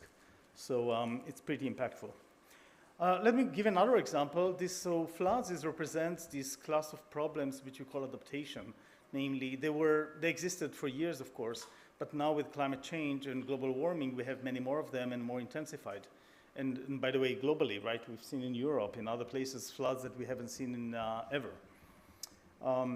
And also here, I believe in Delhi and other places, we've seen floods in increased capacity. The other direction we're looking into is how can we use AI in order to help mitigate the climate change. So let me give an example, a project called Greenlight, which is based on the following observation. It turns out that much of the carbon emission, of course, is due to transportation. Much of it is in the cities. Much of it is in intersections. So intersections is not only a place that is irritating to be stuck at during a traffic jam, but also it turns out that one of the events that contribute a lot of carbon to is really this so-called stop-and-go kind of events. And the team looked into the question, can we actually do something about it? Can we find a better way to optimize the scheduling of traffic lights just by looking into the traffic data that we have in the aggregate? And it turns out that we can. So the carbon emission in those intersections is 29 larger than in the open road. Turns out that we can actually analyze the data, no sensors are required, just using traffic data that is in the aggregate, and then using some AI heavy lifting in order to get some optimization. But all the city needs to do is just to go and change a little bit the scheduling of a traffic light. Turns out we can reduce the events of stop and go by 30%, which translates into 10% of carbon emission. Now, to me, this example illustrates the power of identifying areas that you don't need to do some fancy installation or expensive ones. Actually, you just observe a place that you can use technology in order to do something which is better and saves a lot of the carbon emission that we have. And one question that is begging to me is what else can we do with such ideas? So these are kind of a couple examples, and this is something that we've run already in over a dozen cities globally, including one in Kolkata, and we're expanding to other places around the world. With that, let me switch to sustainable agriculture, which is actually the kind of the main topic for today here. And we believe that AI can improve agricultural sustainability, beginning with the global south. So as all of you here know, for India, agriculture is critical. About half of this country's population depends on agriculture. And as a lead producer of basic products, such as rice, wheat, cotton, sugar, and dairy, India's agriculture is essential for the entire world. Situation is similar in other countries in the global south, as many African countries, which have the greatest burden of food insecurity. 70% of Africans rely on agriculture and farming for part of their income. Now, within that context, farmers are some of the most important stakeholders. Yet there are daunting challenges every day, ranging from getting access to subsidies, capital, insurance, achieving better yields, market linkage due to a variety of reasons. So changing climate, monsoon, and variability, and declining soil fertility are compounding existing challenges. And even though there's rapid adoption of smartphones and great penetration of internet in India, the usage of technologies in agriculture is fairly limited. So the opportunity is really big here. Now, without change, food and environmental systems across the world are at risk. That's why we're advancing research and working with partners, governments, NGOs, and startups to apply our AI research and help address these challenges. Now, Google teams in India are applying AI to organize the agricultural information in the individual farm yield level to enable field-level targeted interventions, data-driven decision-making, and delivery of services at a farmer level, not only in India, but in other regions as well. We're doing this in a few ways. So let me highlight a few of those. First, we are using AI-powered technologies to organize India's agricultural data and develop a unified landscape understanding. We're building for agriculture via assets such as Earth Engine and AI models such as agricultural landscape understanding. This technology is helping us understand the fundamental elements of agricultural landscape through a multi-class model that segments field and tree crops, trees, woodland, water bodies like dug wells and farm ponds. Furthermore, we're launching a new space where developers, agri-tech enterprises, and governments can learn more about their work and start using the output of our models through APIs. And this will be available on a new website, which is going to be up there called agri.withgoogle.com, so pretty straightforward. Now we're starting our agricultural landscape understanding API in India with more capabilities to be added in the coming months, including more regions in the Global South, beginning with Africa. Now second, we're applying AI for agricultural monitoring and event detection. This enables the exploration of details of an individual field and the review of agricultural practicals throughout different periods to better understand its needs. Details include current crop types, field size, distance to water, and other important venues. Allows us to explore specific activities like sowing, harvest, or tillage for a specific field. In these technologies, future landscape monitoring models would be able to determine data like crop type, field size, distance to water, and crops last sow or harvest date. And you can see some of them in some of the booths here in the expo. All of our research is made possible through meaningful partnerships with governments, academic institutions, local communities. Today, our model outputs are being used across the spectrum of partners, including central and state government institutions, agri-tech enterprises, and academic institutions. Third, we're supporting farmers with Google Cloud through pioneering work to provide advanced AI language capabilities that can solve for last-mile barriers to adoption by farmers. Our partners such as Protean, eGov Technologies, and Amnex are building innovative solutions, leveraging our technology to provide precision advisory, access to formal credit via field digitization, get inputs on best practices, etc. They're also working with FPOs and ONDC to help solve for market linkage for farmers. Generative AI can play a big role in such scenarios. Now, taking this further, today I'm happy to announce our partnership with Protean. Protean will soon be launching an Android app called ProKisan, a one-stop shop for farmers in India. This app is powered by Google Cloud's generative AI to automatically create catalogs for farmers' produce. The app will also generate and enable bite-sized learning for farmers via the Honest network and provide advisory throughout the crop life cycle in the regional language with voice capabilities.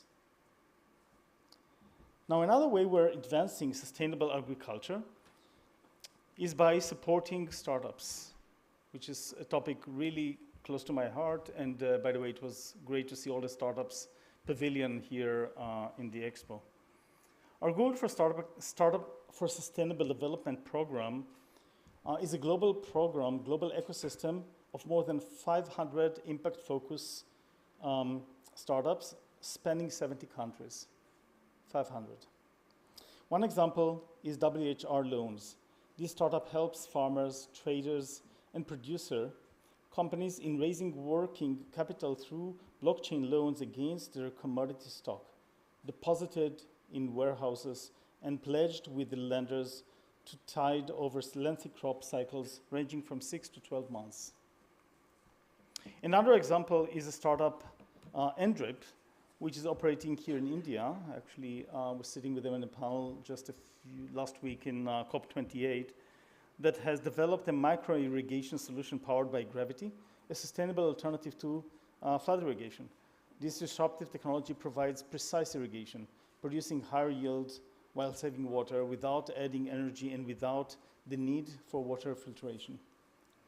As farmers, governments, and international organizations are actively seeking alternative, more efficient and less wasteful solutions to flood irrigation. This technology can help change water use in agriculture to help solve the global water shortage. Our climate and food systems are deeply interconnected as the impacts of climate change become more severe. The world's food security will depend on the resilience and innovation of our agricultural systems. So apart from helping farmers and supporting sustainable architecture, we're applying AI to forecast food insecurity and provide vulnerable insights to our partners. Over the last decade, food insecurity has been increasing worldwide. Although India, in India, for example, has enjoyed steady economic growth and has achieved self-sufficiency in grain production in recent years, high levels of food insecurity persists.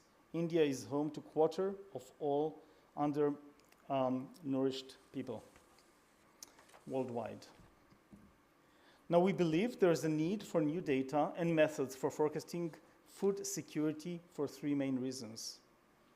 Better forecasting methods can inform anticipatory actions, which have been shown to be up to 34 times more cost-effective than reactive measures to crisis. So the notion of prediction and forecasting, which I know that the PM also referred to, is extremely important. We've seen the importance of that in other areas as well. Food insecurity is a complex phenomenon influenced by the multitude of factors, including climate change, armed conflict, politics, and economic shocks. There's a general lack of data on food security outcomes and indicators, necessitating the use of novel data sets and surrogates for modeling food security. Now, research teams in Nairobi, Kenya, is working on early stage research applying AI to address this challenge. We're using existing food insecurity data sets, such as data on weather and economic factors, and plan to make use of Google's unique data sources and tools such as Trends, News, Maps, and Earth Engine. The goal is to extract multimodal data about food insecurity outcomes and drivers. We'll use this to create time series models that are capable of handling complex data, and we'll fine-tune Google's large language models to interpret and summarize the information generated by our forecasting models. We hope to provide users with insights such as forecasts, recommendations, and status reports by doing this.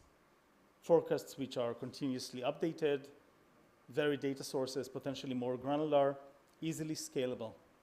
We hope this will help guide anticipatory action to avert emergency situations. Now, there are so many ways and so many more challenges that AI can help solve, and that our teams are working on, and not only our teams, teams of other places, other companies, many startups, and governments, institutions, and more. And this is just the beginning. Our teams at Google are committed to doing whatever we can to leverage the power of AI responsibly by designing AI systems that are beneficial, fair, safe, and accountable to everyone. We aim to help people and partners with accurate predictions and information that can be helpful for everyone. So with that, and I'd like to highlight just a few of the items that I think are the main takeaways as far as I'm concerned from our experience so far and prediction looking forward. One, when we talk about these societal problems, it's one of those opportunities for all of us to work together, to work across industries, to work with NGOs, with governments, with startups, with academics. The other observation is that when we look, coming from, again, COP28, all the predictions are pretty grim in terms of the progress. The optimist in me says that, well, technology is not linear. Progress is not linear, so we can actually use technology in order to make a change and to shift gear in so many different aspects.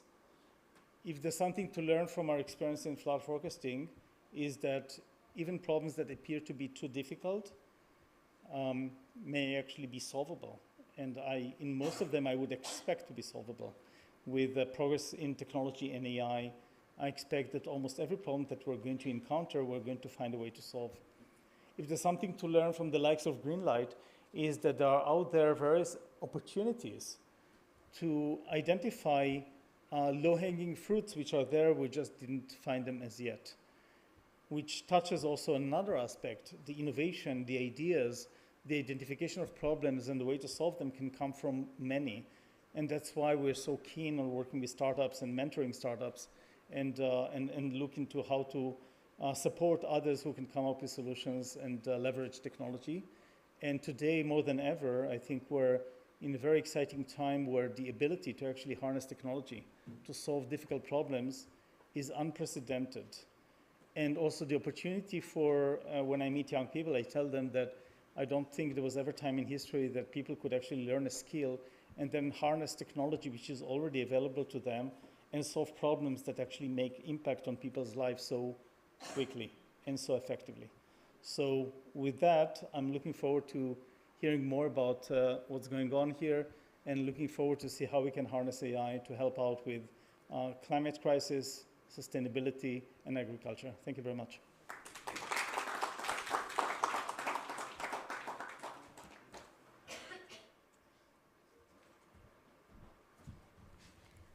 Thank you, Dr. Matthias, for your very informative presentation and your remarks. As we continue to delve deeper into the realms of AI and sustainable agriculture, it is my privilege to introduce the moderator for our panel discussion, Mr. Rajneesh Kumar. Currently serving as the Chief Operating Officer and Director, Capacity Building and Finance of the National E-Governance Division at the Digital India Corporation under the Ministry of Electronics and Information Technology, Government of India. Mr. Kumar is a figure of immense knowledge and experience in the intersection of technology, governance, and societal development. Mr. Kumar, we are eager to hear the panel's insights and discussions under your skilled moderation. Sir, the stage is all yours.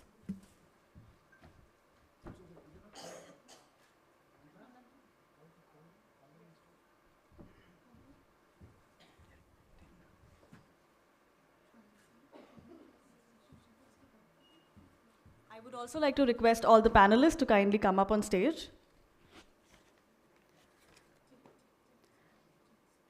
Dr. Vikram Adve, Professor of Computer Science, University of Illinois, Dr. Manish Gupta, Google Research India, Mr. Shekhar Sivasubramanian, CEO Vadvani AI, Ms. Meghavi Prashnani, South Asia Lead, NASA Harvest, Ms. Shobini Mukherjee, Executive Director, JPAL.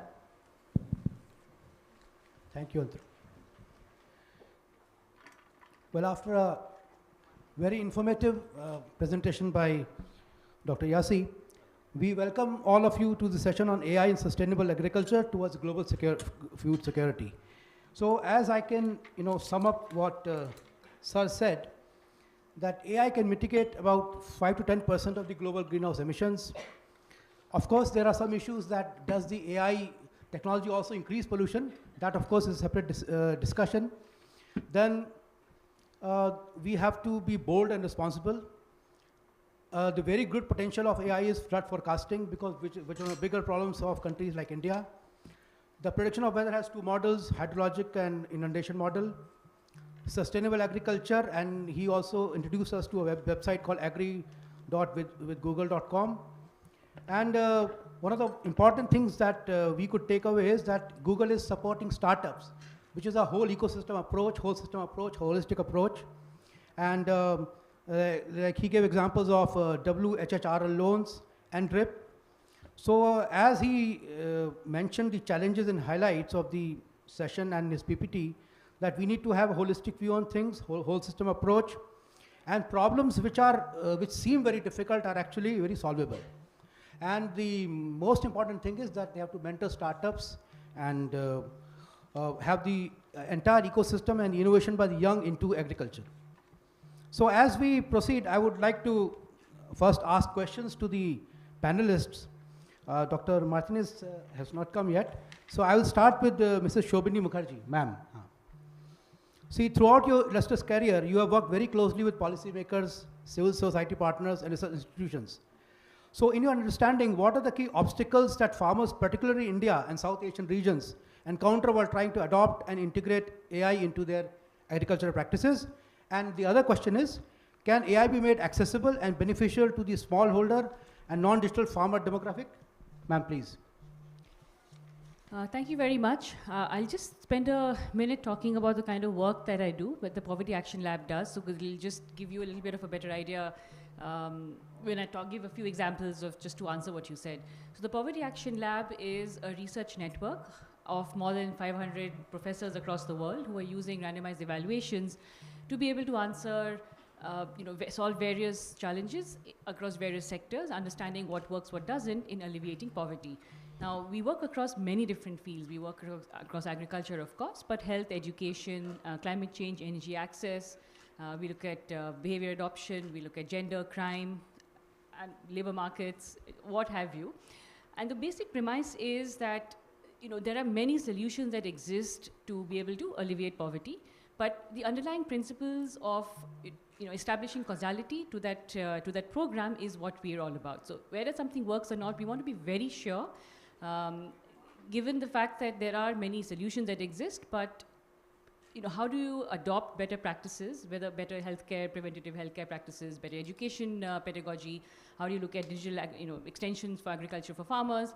A lot of the underlying principles are behavior driven as well. So we make the mistake of thinking that technology is the silver bullet, but then how do you get communities to adapt, to adopt these practices into their everyday lives? And that's really part of the focus that we have is on evaluating in the most rigorous way whether something works or doesn't. And then we work a lot with governments across India. So we work we are a regional network across seven regions across the world. And in India, we're working about 20 state governments across all of these domains to understand how do we scale effective programs and policies based on evidence.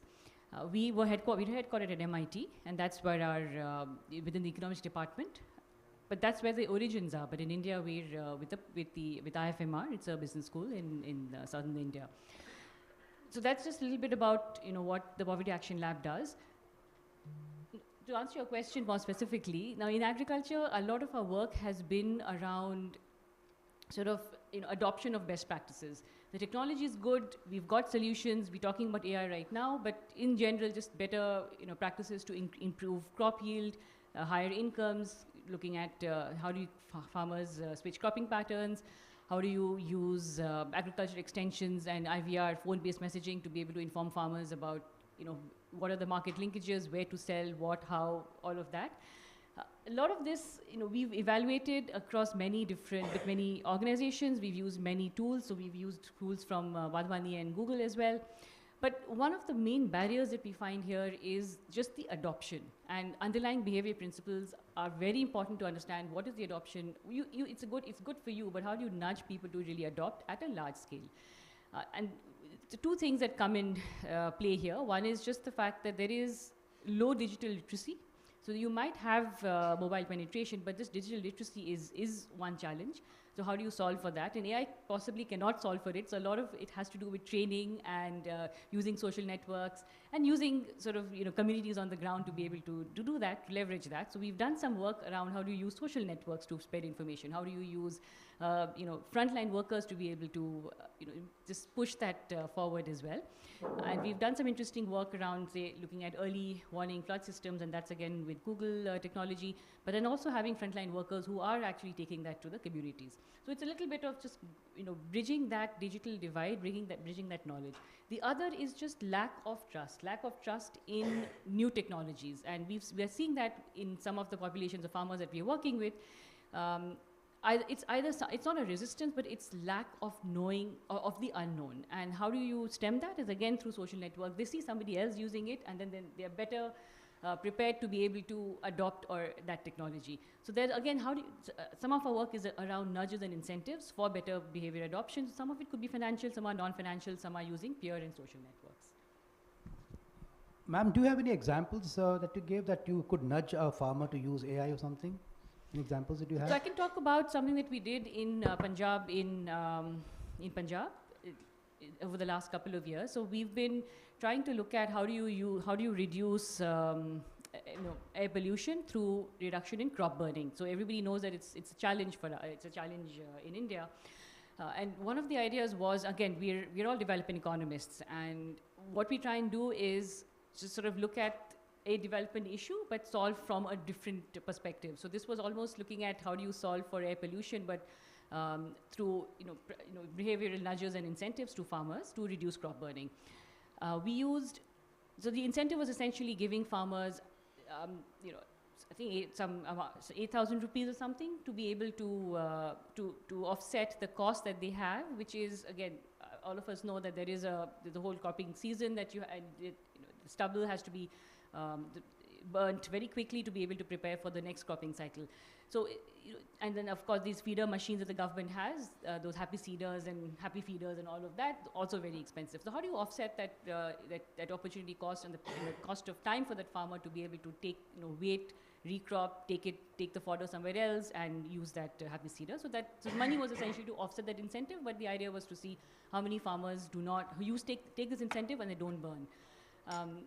So this was one of the nudges, and it was a very interesting experiment because we looked at, again, how much trust do farmers have in the system? So the money, some amount of money, some farmers, the randomized evaluations, we had a comparison group and several treatment arms. So one treatment arm actually had farmers getting the money before they had to actually burn the crop, before they had to, sow for the next season. One was after, and then one was staggered. And we found that there was zero trust in the system, and then farmers who were told that we'll give you the money after, they all just burnt. But then there was, again, when we staggered it or gave the money up front, those had better returns. The interesting thing of using AI here was that we looked at technology, we partnered with Google here to look at satellite imagery. And then we were able to detect across very large tracts of land, which farmers were burning. And that gave us real-time information to be able to corroborate with the different treatment arms that we had. So it's a very quick way of being able to corroborate two kinds of data, but also in real time know whether these incentives are working on the ground or not. Thank you, ma'am. You have given us a good exposition. I would now like to come to Dr. Vikram Adve, sir. You've co-authored a very insightful report as a GPAI expert on broad adoption of AI by SMEs in the agriculture and farming sector project. This work is, of course, very relevant to countries like India. Can you share some insights on how we can bridge the digital divide to ensure equal access to agriculture technology, especially for small-scale farmers and those in remote areas? Thank you, sir. Yeah, so I think adoption of digital technology at many different levels, there are different challenges, especially in small farm sizes and low-end farming operations where there isn't really deep pockets to be able to deploy financially expensive solutions. You really need to be able to do a few different things. One is, so for example, farmer collectives as a way to share the costs of the technology, to share the risks of adopting technologies, and also to reduce the amount of expertise that's needed by farmers to adopt those technologies. This kind of approach to delivering commercial services or technology services can be much more effective, especially as you look at small plots of land and small farming operations. And so for SMEs to be able to provide these kinds of services to farmer collectives, and also to be able to do it through services, through a service model, as opposed to through a sales model. Because for sales, you really need to be able to pay the upfront cost of adopting the technology and then also incur all the risks of understanding it, of maintaining it, and if the technology doesn't work well, repairs and many other things become a difficult challenge. A service model in the long run can greatly reduce the barriers to adoption, and it can enable relatively high-tech solutions that would be more difficult to bring to a level of robustness and for widespread adoption, widespread sales. It can really lower the barrier to delivering those kinds of higher tech solutions. So that's one kind of strategy. Another one is that you really do need government incentives to help farmers adopt these kinds of technologies in practice. And this is in some sense a public-private partnership where you have government incentives that enable farmers to be able to adopt technologies and also bear the upfront costs more effectively in adopting these technologies in their farms. So, sir, would you suggest any policy change for India, or you think the policy is good enough and we just need adoption? Well, I think, Indian policy is very, very extensive, but at the same time, technology is advancing so quickly that you definitely need to be able to evolve in response to the advances in technology, like in a variety of different AI-based technologies. I don't think the current policies are going to be sufficient, but I don't think that it's intractable. I think there is something that through METI, through the Department of Agriculture and others, I think that in fact there can be very effective policy changes that will support adoption of these technologies. Okay, sir. One question from the other side, that what happens if something goes wrong by the AI? Like, who is responsible? Maybe this is some issue that people have. App to ban gaya, but what if it's right, really right? App to, is there something you can guarantee that the app is okay? Have you worked on that, sir? Well, so honestly, I actually think that there are risks with AI. There are potential errors that can happen. There are privacy risks. There are deep fakes. There are all kinds of other AI risks that people talk about. But I think the level of risk varies dramatically from sector to sector. And agriculture is one of those sectors where the risks are much narrower than in many other social domains. And so, for example, an app that might make incorrect predictions, that's not exclusive to AI. There are, this is something that happens routinely even in older technologies as well. And in some ways, more advanced AI-based technologies can be relatively very reliable at a statistical level and have some error rate that has to be moderated and controlled. But I think that it's not likely to be the main showstopper or the main risk factor in limiting the adoption of these kinds of AI-driven applications. I think that there are many other barriers to adoption. In fact, many of the ones that Dr. Mukherjee, Ms. Mukherjee talked about are much, much more important, I think, than worrying about what might be risks or errors in the applications. For example, I think data access, data ownership policies, investment costs, these are some of the more difficult technical challenges in enabling AI-based apps and technologies to be adopted. Thank you, sir. That was insightful. I would now like to ask Mr. Meghavi Prashnani. Yeah. Ma'am, you have extensive experience of working on agriculture monitoring, drought assessment, and crop insurance using a combination of microwave and optical satellite data and in situ ground data. Can you tell us more about your work and, of course, related to what just sir said, and perhaps also throw light on the key technological advancements that require scaling to address issues such as water scarcity, soil degradation, and climate change? Thank you, ma'am. Sure. Thank you for the question. So my work is basically all surrounds, the Earth observation. I always, have been working with satellite imagery for past 10 or more years, and for various applications, majorly in for the agriculture applications. So, so Earth observation holds a great potential in helping the farmers. But so far what I feel is, the satellites which have been made is mostly for the global north, but not for the global south, because for the most of the global south, especially India and Africa, we have the smallholder farms, and the satellite which so far have been made have higher, they don't have higher resolution. So that's where we can work more. And especially even for the water, you said water body mapping and then soil degradation and all. There also Earth observation has played various roles. But now we can, with this AI, we can integrate the satellite data with the IoT, with the apps and everything. We can use the integrated system rather than just using the satellite observation, and we can bring on the people from different expertise together on a platform and then work together towards developing the solutions. Can you give us some, example that you worked hard and it really improved the productivity of agriculture or something like that? Do you have an example of that? Improving productivity, but okay, so we had kind of used integrated systems using, handheld system, LAI meter, which is leaf area index, and then hyperspectral signature collection using handheld, and we have the satellite and we have the drone. We kind of integrated all these three data, and then that was a monitored field where we used a different type of fertilizers, and then to see what kind of fertilizers are good for the maize crop and whatnot, and these kind of research have been done, to improve the productivity, how much NPK ratio should go and how much not, and then how we can detect it with the satellite data. Yeah. Thank you very much. And my next question will be to Shekhar sir. Sir, you and your organization are doing remarkable work around establishing AI-driven solutions and ecosystem for the benefit of millions. What skilling strategies you think are needed to be adopted by different stakeholders, private industry, government, to retrain and upskill the current agriculture workforce on AI technology, sir?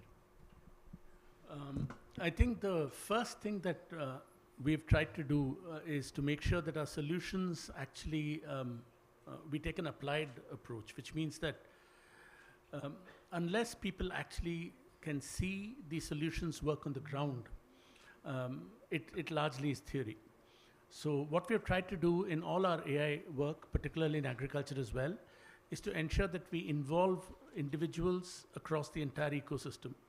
So the first set of pilots that we carried out in one of our interventions, which is to help in the cotton crop by determining the pink bollworm infestation, we literally started with a few hundred farmers in the first kharif. And then you go to 1,000 odd sometime in the next season. It takes some time. And then now we are at a tipping point. We have reached over 120,000 farmers, which is one of the largest ground level implementations in India, which touches farmers. It's extremely important when you work on these solutions to reflect and map on your user community. There are a whole set of principles that you must adopt, which is completely different from the urban user. The rural user, you really don't want to give them drop downs. You don't want to give them complicated things. Your solution should be effective, precise, and answer the question. I would argue that most of us suffer from it even in the urban world, where when you call some advanced services, 16 questions are asked before a service is answered. For the rural farmer who depends on their crop, you simply cannot adopt those strategies. So the first aspect of skilling is to minimize the amount of learning that needs to take place by the end user through effective systems design. Naturally, it will come to most people as to how to use systems. If you look at the adoption of some of the technologies that have taken place across the social spectrum, I don't think many of them did training. The interfaces were such it was easy to learn.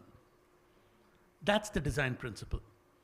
After that, you must systematically understand at a deep domain level how your solution is going to start solving problems for people. Believe me, once you start solving problems for people, everything else goes out of the window. If you give them economic benefits, if you can give them, in that example, reduced pesticide usage, improved yields, one very spectacular side effect that we never thought we would encounter is farmers telling us, in Hindi I'll say, "Bhai, tum hamare bare mein sochte ho technology use karke, yehi badi baat hai." In other words, you think about us using technology. We are honored. We have conducted literally hundreds of sessions in small groups on skilling, where we go, our teams actually go, sit down in villages, sit in their environments.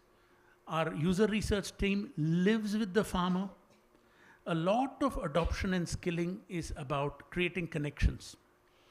It's not about disseminating material. If you cannot create a real connect with the user, nothing will work. If you can, nothing matters. So the approach has to be very, very real. It has to be very honest. It has to be very self-measuring. You will come to know whether the person is understanding what you're saying or not. You will see them operate in the manner in which they're using things. Once there is a set of enthusiasm, it will start getting a lot of additional people using it. Like everything we do, we try and insist to our entire organization that work on the ground, no puns intended. You have to be at that level of engagement with AI in order to demystify it, in order to make it simple to use, in order to make it relevant to use, in order to create the types of interfaces that people find very intuitive and natural. It is my complete conviction that in about 5 to 10 years, people will not use their thumbs on the mobile. They will only use voice-based interfaces. Therefore, in India, one of the things that we are doing is we are enabling the entire voice-based strategies for agriculture. Multiple languages, knowledge elicitation, call center approaches, all of them are multilingual, all of them are voice enabled. It's going to take some time. It's not going to happen overnight. but the entire skilling will be subservient to the design strategies that you use to solve the problems. If you use a naive design, then you place a lot of burden on teaching. If you use an elegant design, then you reduce the burden on teaching. So we are trying, we're not experts, we're trying to use the latter. That is very nice, sir. I just want to know whether this work that you have done on design principle, is it available in domain, or you're still working on it? No, it's fully available on the domain. All our solutions, we work very closely with the Ministry of Agriculture. We have our personnel deeply embedded in the ministry, working closely with them. All our solutions are available. I'll give you one example. We do something called integrated agriculture news monitoring, which takes literally several hundreds of thousands of news articles span India. And the problem statement is find the needle in a haystack. Again, no puns intended. The idea is to look for articles or events of interest that agriculture department may be wanting to look at, whether it's pest infestation, weather-related matters, crop pricing-related matters, pan-India, 10 languages, distill it on a daily basis and make it available to departments. Already in production. This Cotton Ace, the one that we use for cotton, already in production. Several other solutions, all in advanced stages of pilot testing and design. One of the things that we believe in is AI should iterate very quickly, because what we will get in a lab environment is a very small amount of data.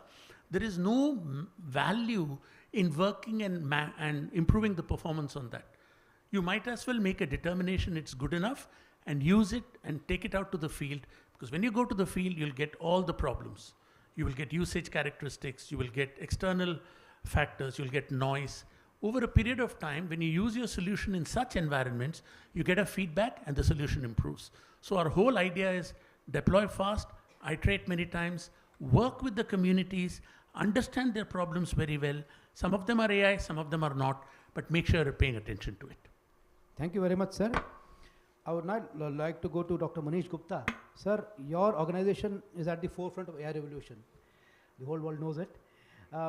What are some case studies and examples of successful models of AI deployment for sustainable agriculture, and how can they be replicated widely? And sir, from a second question is, from a policy perspective, how can the government and private sector collaborate to overcome barriers hindering the adoption of AI technology in the agriculture sector? And do you think it's adequate in India, or some changes are required? Okay. Yeah, so let me start. So I think we are still relatively early in our journey.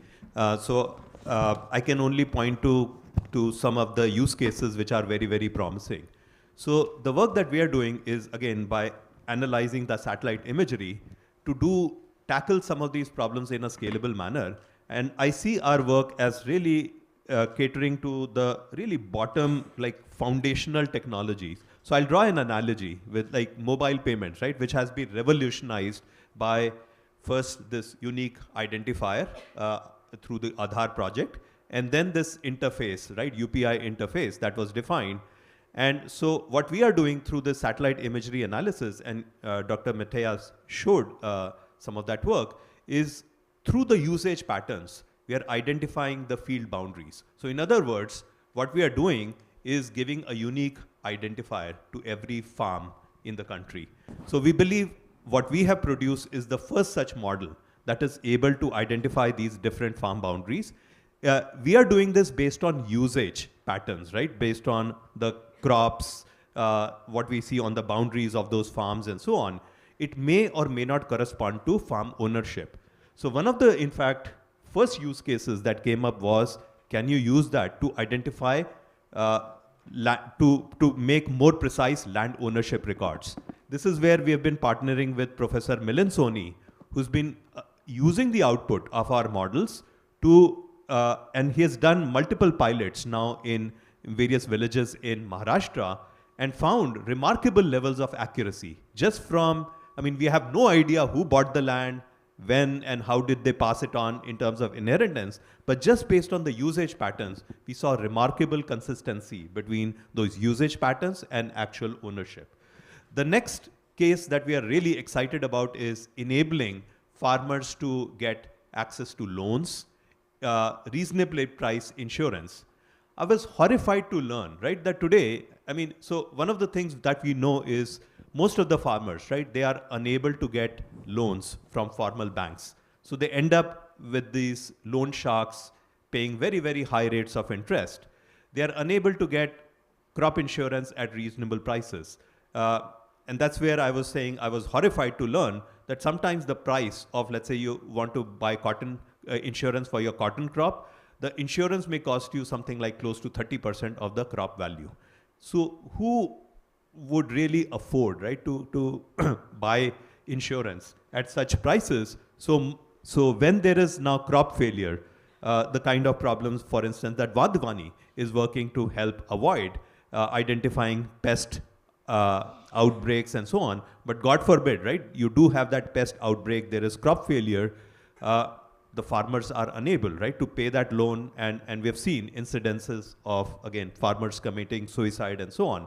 So we believe, again, and it's very heartening to see a lot of startups now beginning to provide solutions where, based on these kinds of patterns, they're able to now, for instance, if you could now identify based on simply the lat long, if now the bank could, a bank which is 100 kilometers away could still, based on satellite imagery, get all of that analysis about the farmer, the ownership, and kind of what crop the farmer is growing, what is the expected yield, the credit worthiness, and now provide loans, or not, or confirm that yes, indeed, the farmer is growing cotton crop for which they're trying to get insurance. So you could make all of these processes much more efficient, and therefore enable all of these use cases. One in the future that we are excited about is, and in fact, I was having a good discussion with Dr. Adve, who told me about some of the professors, right, who are working on how do we financially incentivize regenerative farming practices through carbon credits. Because it so happens that if you adopt those regenerative practices and you do crop rotation, you avoid kind of using some of the chemicals as fertilizers, you do more organic based fertilizers and so on, it increases the carbon holding potential of soil. Today, the only way to really measure that is through these, it's a non-scalable and expensive process that you have to take these soil samples and send them to a lab, and again, burn that soil and so on, right? And do those expensive lab measurements. If you could now imagine a world where you could now, through satellite imagery analysis and perhaps some drone-based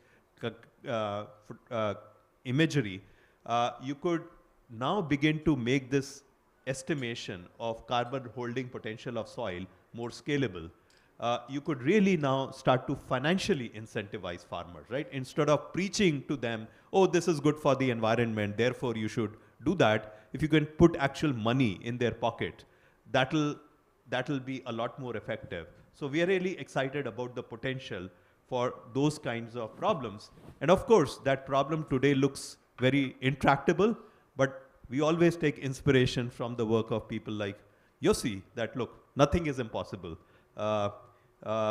We have to have a healthy disregard for the impossible. So that's our philosophy, that let's really try to come up with research breakthroughs that will make those problems tractable.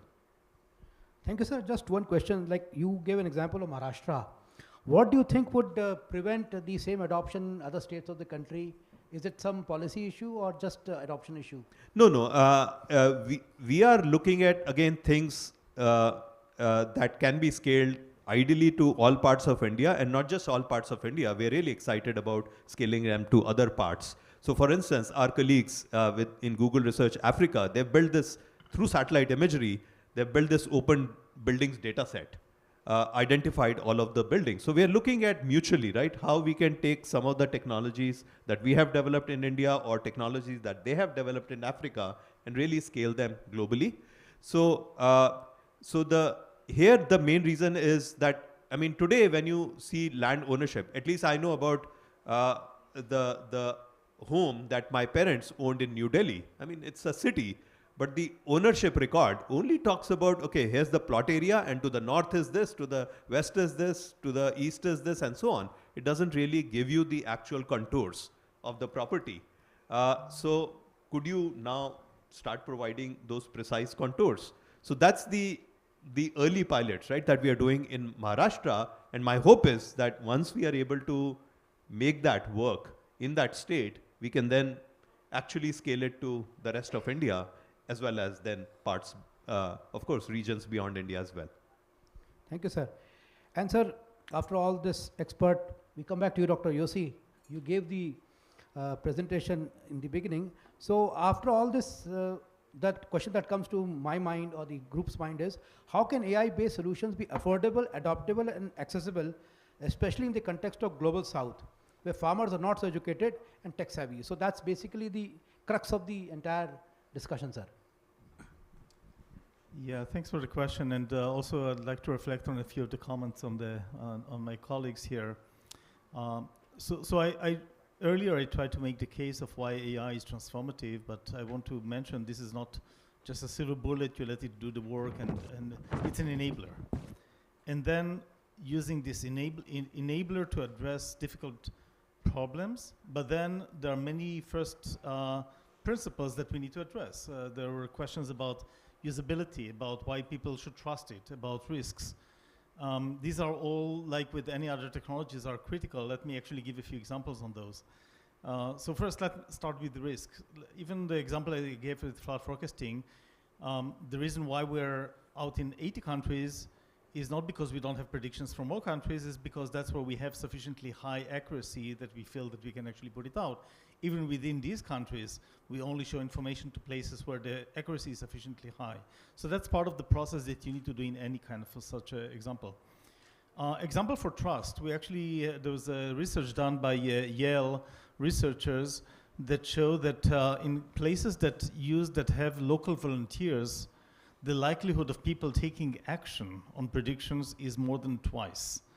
So when you talk about information, technologies, products, and all of that, then that's not enough, because really the real test is what people are doing with the technology, not with technology, with the product, with the information, with alerts. Another example, and there was, I think you mentioned some notion of how to help out with economic incentives before. We did some pilot with an organization called Give Directly in Africa on the following questions. If we know that a flood is coming to a certain place, can we actually, they actually took those predictions and they provided funding to those who are going to be impacted so they can actually take action before flood occurs. Because, you know, to evacuate or to protect your property costs money. Here's another example on the nature of information, which is sometimes surprising.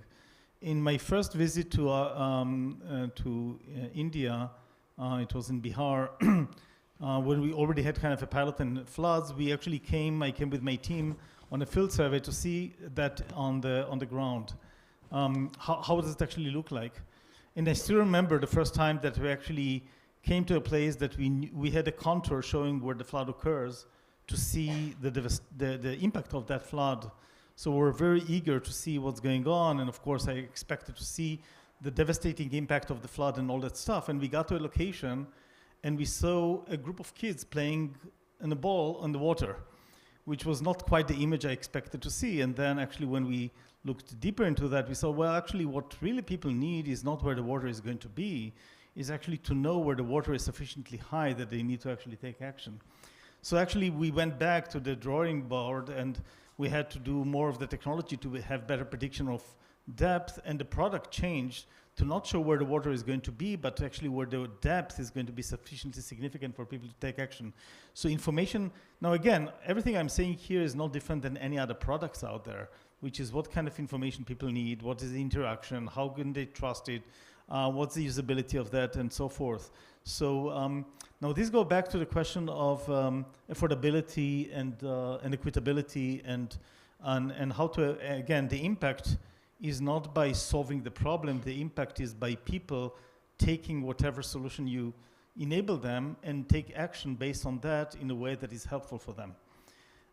Now that's the part where there are many opportunities out there. In fact, there are organizations, for example, one comes to mind is Planet Village. David Yu from that is working on various ways to take and provide information on mobile to farmers in Africa. And again, we need to in a way, it's like any other product. It's about how to make it actionable in a useful way for people to take action and to find it useful. And I remember, again, this last comment on that perhaps, many years ago, I was sitting on a panel on sustainability, and somebody asked me, why is it that people in the US don't care enough about climate change and sustainability? And my hypothesis was that it's not that they don't care enough, it's just that the actions that we expect them to take are actually, in most cases, not practical. And the analogy I gave is the following. Suppose you hold a can of soda, and you have recycling being next to you and it's just a waste. Most people would actually use the recycling bin, right? Because they'd like to do something good about, for the environment. Now, let's suppose that the recycling bin is now, a little farther away. Well, suddenly, a few of them are not going to go that far. They're going to say, well, I'd like to, but I'm too busy.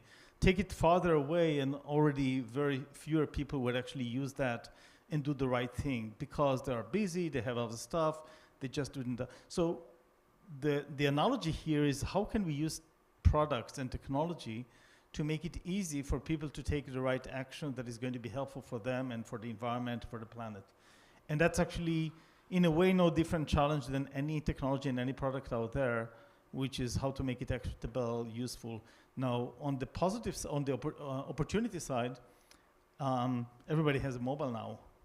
And the power of providing information there and do it in a way that is useful, I think is there. And again, that's where innovation plays a role. That's why, as I mentioned, startups play a really important role, because at the end of the day, for every problem that you'd like to think about, you may need special attention to think about it. There's no silver bullet that is just going to solve everything and know how to do that.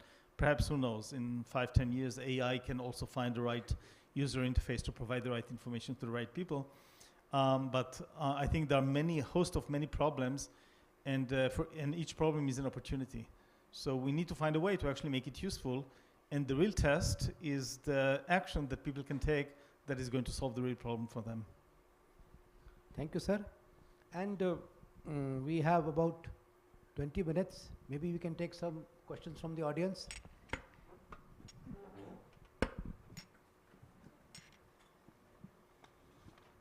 Any questions from the audience?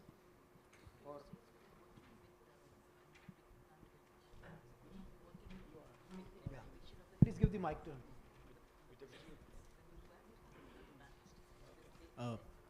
Hello, sir.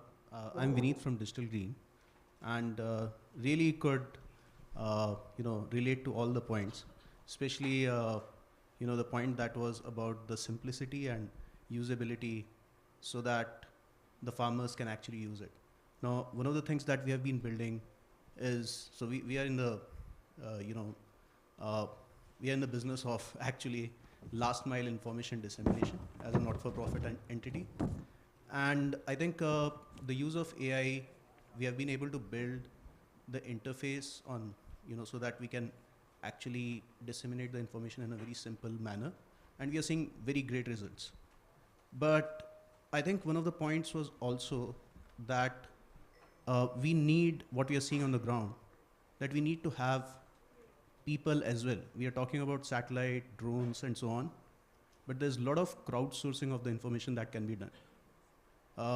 One of the very common example is related to one project that we did in Bihar, where we wanted to estimate greenhouse gas emissions. And for that, what we found out was that the information that we need to collect is very cumbersome. So I wanted to know the thoughts on how to incentivize the crowdsourcing of the information, and how can it be made more simplistic. Thank you. Sir, would you like to ask a question?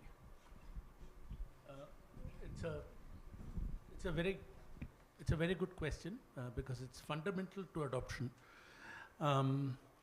So one of the things that we have started doing is, just under the name of AgriCollect, create something called a farmer diary. The goal of a farmer diary, and we have started rolling it out slowly, is to complement and start soliciting ground truth. So in as much as you have information, we have both ends of the spectrum. I do one project where I do the entire land mapping of India and determine which crop is growing where. But I would also like to do the ground level truthing of that place to understand from the farmer what they're doing. So it's a very important aspect that you've brought. So the tone needs to be greater conversation with the farmer. When I say conversation, I've purposely used an unstructured term. And the reason is because I don't want to assume that I know what they want to say. I just want to listen to them. So how do you listen to a farmer? You listen to a farmer by soliciting data on the ground, and you employ certain systems, and over a period of time, if you can get something back to them from it, small pieces of advantage in their life, suddenly things become meaningful. This is one way.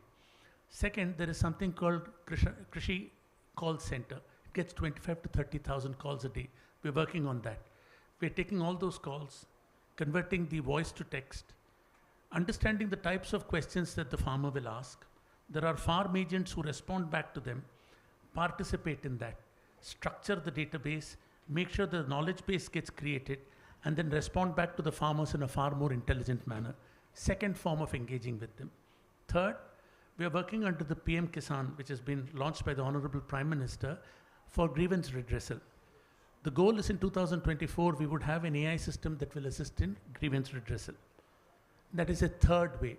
My pet actually theme is grievance redressal is a curative process that works on the efficiency of response. The real problem is prevention. So if you can graduate from curation to prevention, which means today, rather than answering a question very fast to a farmer in the stated language, can you tell the farmer that they're going to get this problem? Can you advise the farmer contextually as to what is useful for him or her?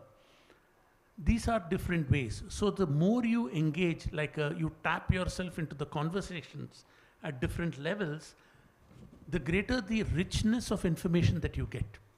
Whether it is text, voice, information, structured, what they do. And these are very early stages. We're already there in several of this. The real advantage will come when you can create patterns out of this, where you can create archetypes or patterns that allows you to summarize and have a much better ability to respond. Finally, it is my considered observation that this is a market of one. You have to answer that one farmer exactly what they want to know. If you formulate the problem like that, you take the burden on yourself as a technologist, rather than blaming what there are. Kuch samajh mein nahi aata, I don't know. All that is gone. Your job is to respond to that one farmer. So that's how we are addressing it. Thank you. That was very, very interesting answer, sir. And can I ask Dr. Manish, do you have any insight on this, on the data question that he has? Yeah, so I agree, because ultimately the best incentive is when you're delivering real value to the farmer. So if, and sometimes, I mean, if in that process, what we have shown is that we are showing them, look, this is what we believe exists, and we give them simple ways to correct whatever is the output of the model. Often, right, they are willing to do that. So I would really agree with Shekhar that A, deliver them value, and B, the interface has to be very, very simple. And there are, again, other contexts, like we are also trying to, again, democratize access to information to every person in their local language and so on. And in that process, again, we are collecting a lot of like speech data from every district of India, right? The project that Partha Talukdar is leading together with ISC. Again, I mean, the idea is to use, again, this whole richness of languages and so on, and ultimately build those capabilities in the models that you would be able to respond to them in their own local language in the preferred kind of medium, right, which would be ideally voice-based. Thank you, sir. Any other expert who has a comment to make? You have a comment to make? Since you're collecting a lot of data? No? Okay. So I've collected the data, but that is like ground truth. So just to, train my models and all, but I have not directly, collected the other data from the farmer, which is, like it's for the crop mapping and yield mapping and all, Yes, sir. One point which I forgot, I think this is arguably the most important. Contextuality is the most important thing in AI. So AI, let's assume there's a farmer on a field. If we understand the context of the individual at the time, then the knowledge elicitation and dissemination will be very precise. Presumably he's not going to sing a Bollywood song, nor play cricket. He's or she has gone there for a specific reason. And if you can ask the question of relevance and importance, context, with respect to everything you have around it, environment, weather, crop, time of season, Kharif, Rabi, why are people going there, morning, evening, these are your data points. The more contextual you become, the more relevant you become. The more relevant you become, chances are they will adopt you. Once they adopt you, it means nothing. It means they are starting to willing to speak to you. Then you have to pay a lot of attention to the responses they give, introspect on it, understand all your failings, which will be several when you do an AI implementation, and then improve the performance, and then build trust. So it's a standard pattern. We are working on 30 solutions across all spaces. It's a very repeatable pattern. This is the standard norm of doing AI projects. Yes, ma'am. So I can just give I can just give a few examples here. So I was trying to unpack the question a little bit more. But when you talk about specificity, I can't underscore how much, and I really like what some of the panelists said is it's that farmer's problem that you're trying to solve for. So I really love the point that n is equal to 1. Because we might be dealing with n is equal to 10,000 when we're looking at AI or big data, but it's really that one person's problem you're trying to solve. So the two quick examples that come to mind, one is that Dr. Yossi was talking about Plant Village. So we are working with Plant Village in Kenya, where we are working with they have an app called the Nuru app. And what it essentially does is it helps farmers diagnose and treat plant diseases, plant pests and diseases. So these farmers are essentially taking these photographs of their crop and they're uploading them. And then there is an algorithm which is actually, advanced enough to look at every single photograph and then give them some information based on that for each individual photograph. So you have to imagine, even at the back end, what sort of amounts of data must be going in to be able to even sort of process that at a granular level. Another quick example is in Bangladesh. We're working with these farmers where they're uploading pictures of their leaf color of leaves, and then in that leaf color, at the back end, there's again this whole AI thing. You can imagine how you can train AI to be able to just identify different colors of leaves and then give you information. But that information also then there's a little bit of in the future saying how can you prevent such things. So you have to be able to feed in that information as well. There is some amount of, I think, hand-holding as well. So you can't just rely on the app. So there is a human interface where there is some training on, crop yield patterns, in the climate conditions, all of that. That is also fed in. So as specific as you can be, but then again, the data that we're collecting is thousands of farmers. But then again, this is one farmer who's benefiting from this. Let's say something, sir. Yeah, just want to add that. At the end of the day, a person is a person, a user is a user. So in a way, even though these are very heavy problems, they are about the economics opportunities, their livelihood, etc. At the end of the day, when you talk about how to get to use technology, products, information, in a way it's not dissimilar from any other product out there. Many years ago, there was this notion, people called it the consumerization of the enterprise. That's where people were talking about how some habits that we have in our, in the use of products as consumers are something that encroaches about our day-to-day at work. Now, today, I don't think anybody would say that because it already happened, right? I mean, all the old software that used to be in the enterprise mostly is now very similar to what we're using to have a chat between ourselves and to other consume information out there. So the basic principles are there, which is how to be helpful, how to find a simple way for people to consume information, how to learn what are the values that we're solving, how to build a trust with the user, to have the right habits. And of course, the incentives are different, even though some would argue that the incentives of somebody to use an app that can help their, their farming may not be stronger than I guess a teenager that needs to communicate with their friends. So in a way, it's not dissimilar. Perhaps these different users, of course. So going back to basic principles of UX and product and all of that.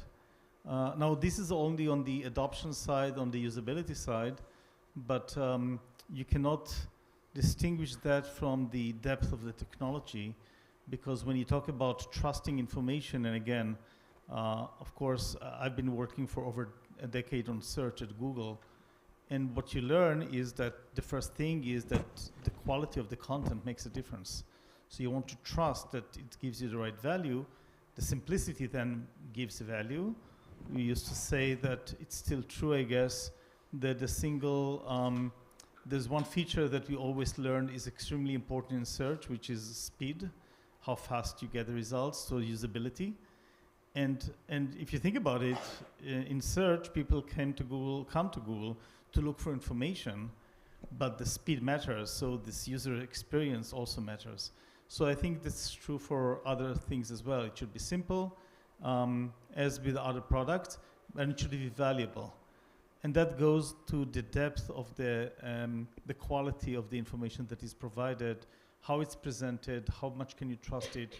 And again, if I reflect back on one thing that is extremely important, for example, in flood forecasting, is to have a really high bar of accuracy and confidence on what we're showing predictions, because there are so many times that you can actually alert on something which turns out to be incorrect, then you lose user trust and it's not valuable any longer. And by the way, this is something that I think in various places in the world, people learned it the hard way. They had all these apps in the mobile that alerts people on various events. I think it was in the US, there was the Amber Alert that was very broad. And now the intention was good because it was to actually let more people know that they should actually help out identifying a missing child. However, what turned out is that because it was ringing so often to so many people just muted it, and it became totally useless, unfortunately. So like any technology, you need to provide value.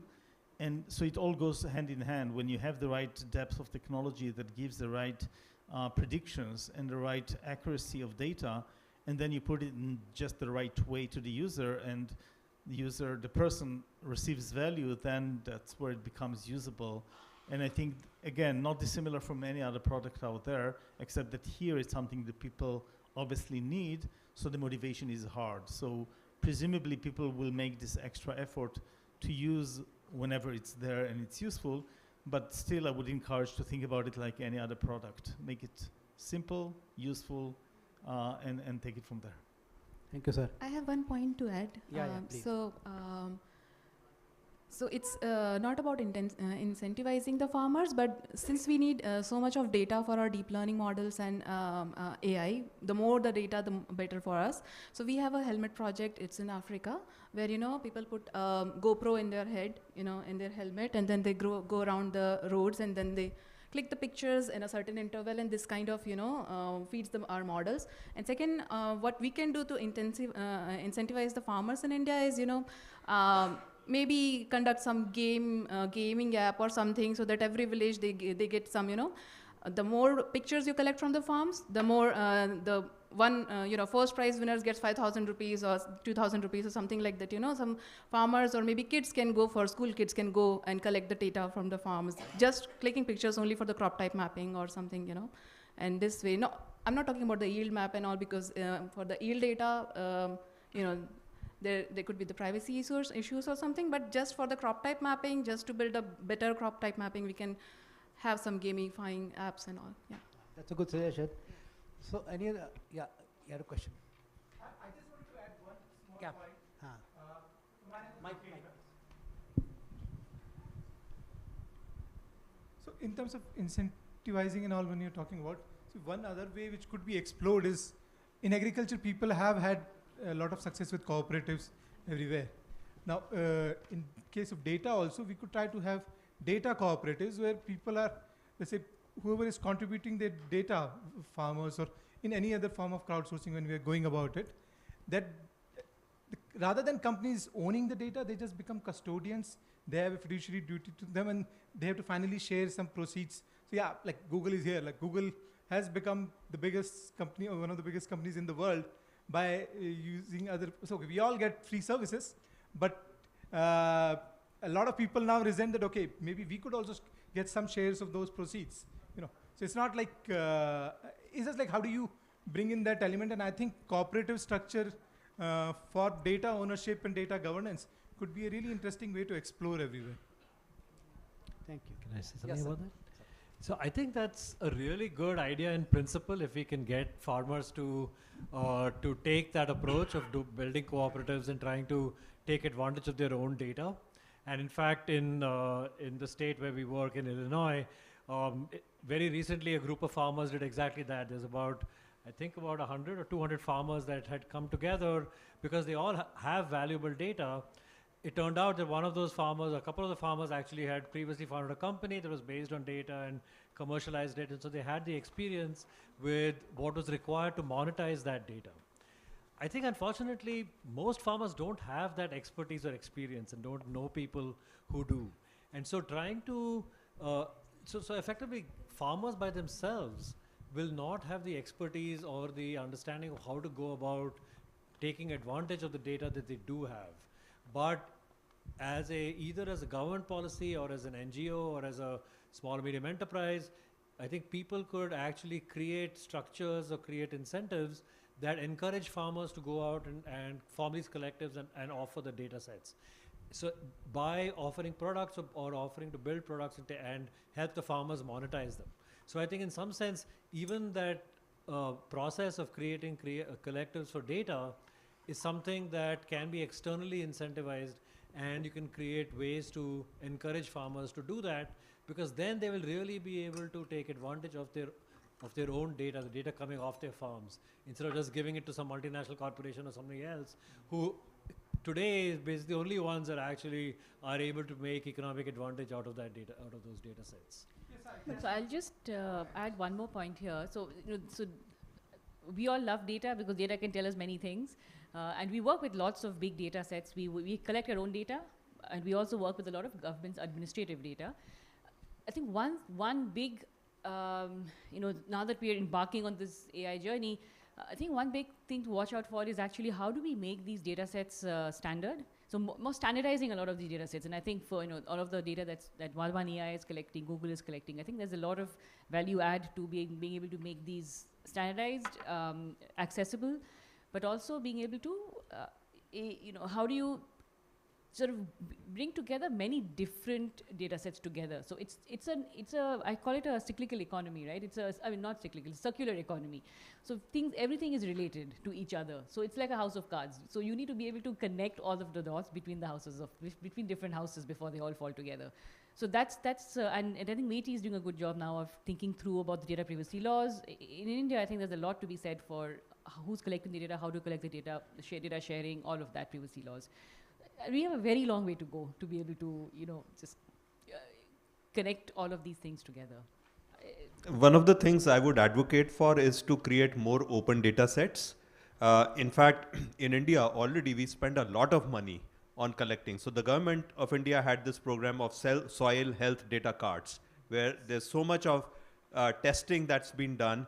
The government of Karnataka, I was told, spent something like, I don't know if I have the number right, something like 8,000 crore rupees annually to do this survey where they collect data on what is being grown in every farm.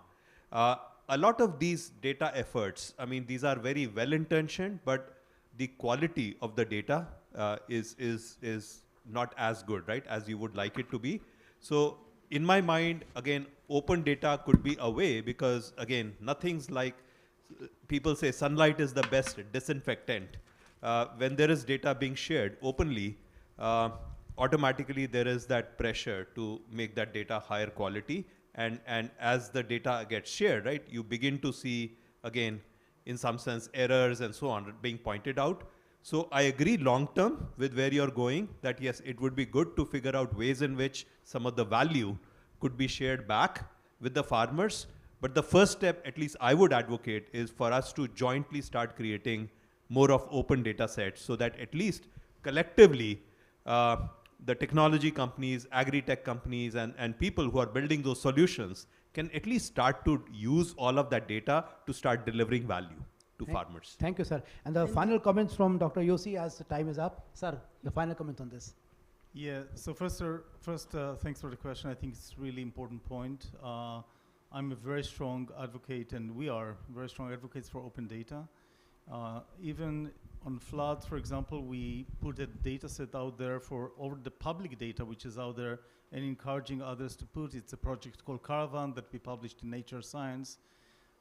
Similarly, by the way, the models we're trying to put in GitHub so that others could also use. And this is an approach I'd like to see happen in other areas as well, certainly in everything that has to do with agriculture. Eventually, that's how we're going to get the insights and everybody's going to benefit. Now, you touched on some opportunities that there may be some economic incentives to also do some other, which is totally fine, by the way. I think that in the future, there are going to be some ways also to both contribute the data as well as keep it yours. So in a way to eat the cake and keep it by using further the learning and differential privacy and all sorts of other technologies, which is also fine. But that's actually where the opportunity lies, is in how to actually get the insights.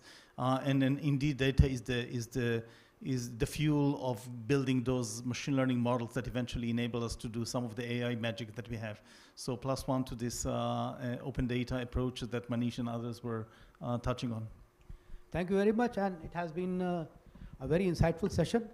And as you have the mementos ready? Mementos ready? Yes, sir. Yeah. So as a token of appreciation from the ministry, we'd like to present a memento to all the experts. Thank you, sir. And thank you everyone for coming here.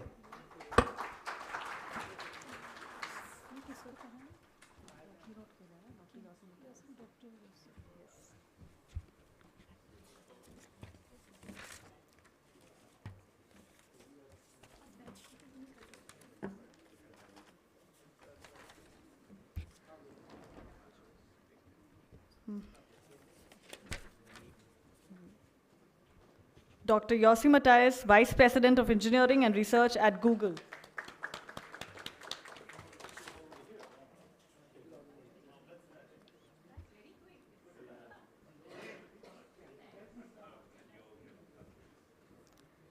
Ms. Meghavi Prashnani, South Asia Lead, NASA Harvest.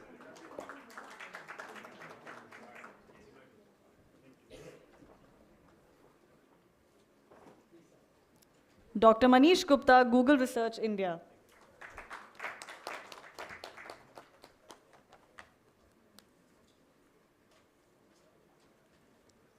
Ms. Shobini Mukherjee, Executive Director, GPAI.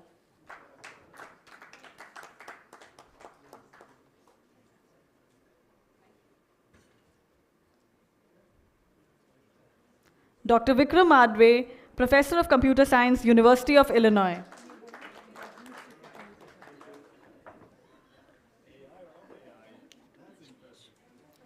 Mr. Shekhar Sivasubramanian, CEO, Vadvani AI. I would like to invite Dr. T.S. Anurag, Chief Research Scientist, Digital India Corporation, Ministry of Electronics and IT, to kindly felicitate Mr. Rajneesh Kumar.